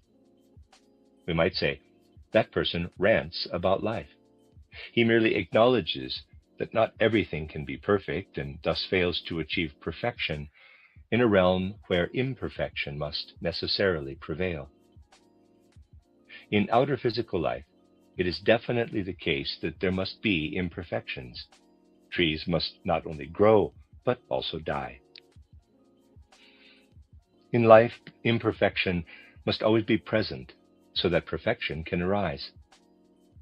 Language has been pushed down from its original level, has been pushed down to a subordinate stage. And with the way we use language in life, we could only become a school teacher who makes a straw-like being out of a withered, desiccated Philistine condition. Beyond that, we would achieve nothing. Words cannot have the value they have through their own nature, for that which language is as the property of a folk lives on its own level, and on its own level is a work of art, not a prosaic creation. It does not exist so as to provide understanding in daily life. As expression of the spirit of a folk, it is a work of art. We degrade it, and must do so, when we push something that is actually an artistic creation down into the prosaic aspect of life. It only achieves its being in the poetic creations of a folk when the spirit of the language truly reigns. That is the second way that language really lives. The third way can be experienced only at the level of clairvoyance. A clairvoyant is in an unusual situation, for he would like to express what is seen, but has no words to do so. In reality, the words do not exist. We cannot express what we see clairvoyantly in the same way as we learn to speak a language and to use words to express our intended meaning. Ordinary words are not made for expressing what we see clairvoyantly. That is why the clairvoyant must necessarily express some things very differently. He always grapples with language in order to say what he wants to say. He must choose the path so that he can clothe things in a sentence that approaches the expression of what he wants to say. He must utter a second sentence that brings something similar. He must reckon with the goodwill of his audience if the one sentence is to illuminate the other. If this goodwill is missing, then people want to reproach him with various contradictions. Someone who has to express something truly clairvoyant must speak in contradictions, and one contradiction must illuminate the other, for the truth lies in the middle. By entering into this, we come linguistically to something that also expresses in this realm the relationship between artistry and clairvoyance. The clairvoyant must indeed reckon with the goodwill that seeks to penetrate further into how he says things, rather than what he says. He makes an effort to say much more in the way he speaks about something than in what he says about it. Eventually, he manages to return to the creative spirit of language that reigned before there was any sort of language, to live once more into the sounds, into the genius of the sounds, to dive down into them. He sees how a vowel encloses itself, how a vowel soon flows into this or that language. The seer is obliged, in order to return to the creative condition of the language of a folk, to express himself more in the how than the what. Thereby it is possible to distinguish clairvoyantly and artistically the levels that stand side by side in language. Because clairvoyance and artistry are experienced separately, they cannot disturb one another. Instead, they can promote one another because they live side by side, illuminating one another reciprocally. A time will come in which art will no longer bear enmity toward clairvoyance, and neither will clairvoyance bear enmity toward art. For everything that is false clairvoyance, unfortunately, leans too much toward a suprasensory Philistinism. To take everything not seen outwardly through the senses and clothe it in visionary clairvoyance, that is the enemy of art. But whatever is truly comprehended of the spiritual world through clairvoyant consciousness is indeed the same as what lives in artistic creativity and aesthetic feeling. One generally believes that the clairvoyance meant here is something alien to the human being. It stands in the midst of human life, but in a realm where it is not noticed. There is a big difference between observing a plant, a mineral, an animal, or another human being. Outer things affect us by means of what they are with the help of our sense organs. When one human being faces another human being, the senses work quite differently. In our time, people are completely averse to the spiritual. They say that some realms have overcome materialism. Yes, people speak of this today. You can easily find such analyses, but they say, when I am facing a human being, I see how his nose is formed, and according to a nose formed like this, I conclude that he is a human being, a conclusion based on analogy. In reality, there is no such thing. Someone with clairvoyant perception knows where the conclusions lie. Such conclusions, by means of analogies, do not exist. The soul of a human being is perceived directly. The outer sensory element is such that it cancels itself out. It is very important to apply this to art, because it illustrates the juxtaposition of clairvoyance and art. When we face a human being, we look at him and do not know that what appears of him appears in such a way that he cancels himself out, that he makes himself spiritually transparent. Every time I stand face to face with a human being, I see him clairvoyantly. For the clairvoyant, there is a particular problem when being approached by a human being, namely the mysterious incarnadine. When a human being steps toward him, the clairvoyant sees this incarnadine not at rest, but in oscillating motion. When facing someone, he sees a condition in which what usually appears in a person fades away, in which the person becomes warmer and redder than he is when moving back and forth in his physical form. So that it appears to the clairvoyant as if the human form changes, reddening with shame, becoming pale with fear, as if he continually establishes his normal condition between fear and shame, just as the pendulum has its point of stability between its upswing and its downswing. Incarnadine, as it appears outwardly, is merely a middle stage. The visible incarnadine is bound to something of which the human being is unconscious. It enables a first unconscious seeing behind the scenes. Just as in the human incarnadine, the clairvoyant sees something soulful in the sensory, a sensory suprasensory is what the clairvoyant sees in the incarnadine, so all color and form is transformed bit by bit so that he sees it spiritually. He sees it in such a way that in everything that is otherwise color, or makes an impression of form, he perceives something inward. The most elementary aspect is found in the sensory moral part of Goethe's theory of color. The entire theory of color becomes an experience in which the clairvoyant perceives what is spiritual. He also experiences the rest of the spiritual world in such a way that he has the same experiences that he otherwise has with colors. In my title Theosophy, CW9, you will find that one sees what is spiritual in the form of a kind of aura. It is described in colors. Crude, clumsy people, without further knowledge of things, preferring to write books themselves, believe that the clairvoyant depicts the aura, depicts it by thinking there really is such a misty fog before him. What the clairvoyant has before himself is a spiritual experience. When he says the aura is blue, he says he has a soul spiritual experience that is like seeing blue. He depicts, at any rate, everything he experiences in the spiritual world that is analogous to what can be experienced in the sensory world by way of color. This gives an indication of how the clairvoyant experiences painting. It is unlike the experience of any other art. In the presence of every other art, he has the feeling that he is dipping down into the artistic element itself. He has the element, proceeds to a certain limit, and there clairvoyance ends.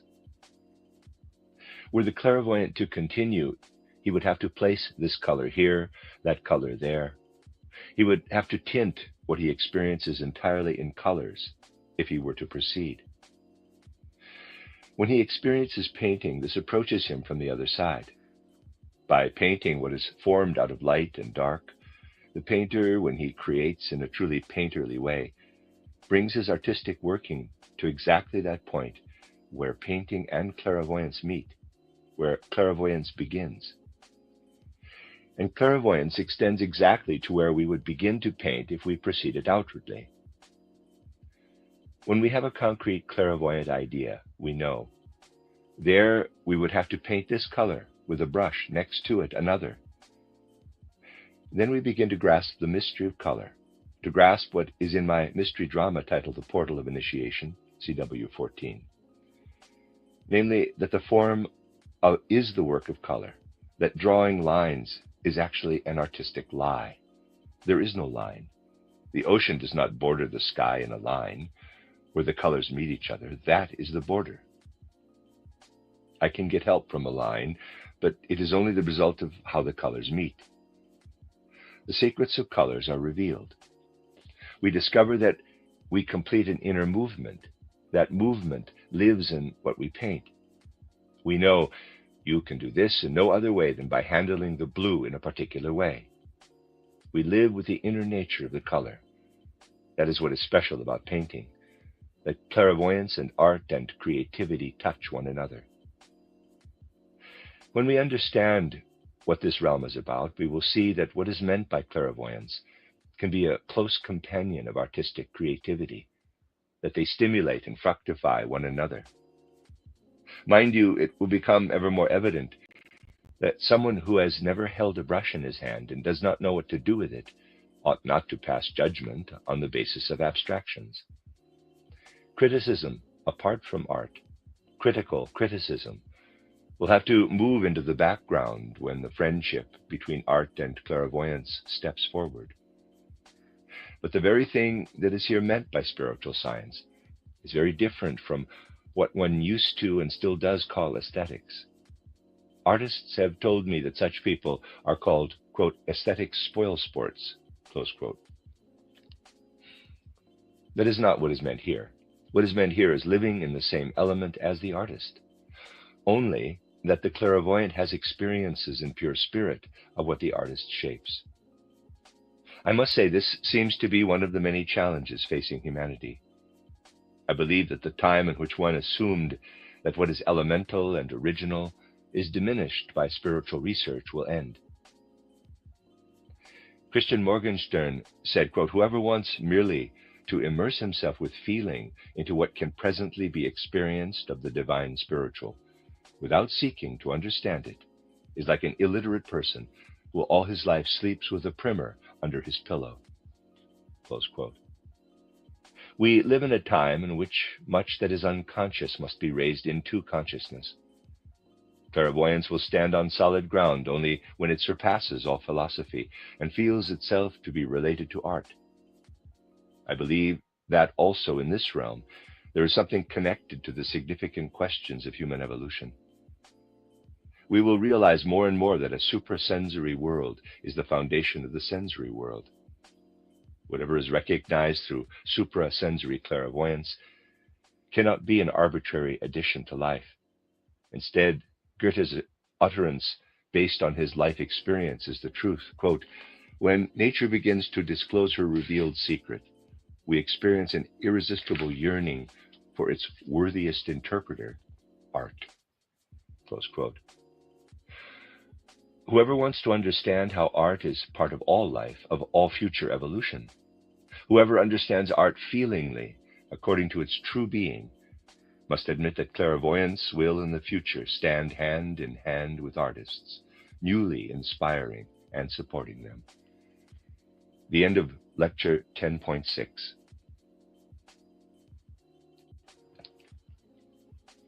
You are listening to RudolfSteinerAudio.com. As well, these podcasts are at rudolfsteiner.podbean.com. Please consider becoming a patron. There are two publishing houses, steinerbooks.org in America and rudolfsteinerpress.com in England, which are the sole publishers of Steiner into English and have given me permission to do these recordings. Please consider patronizing them as well.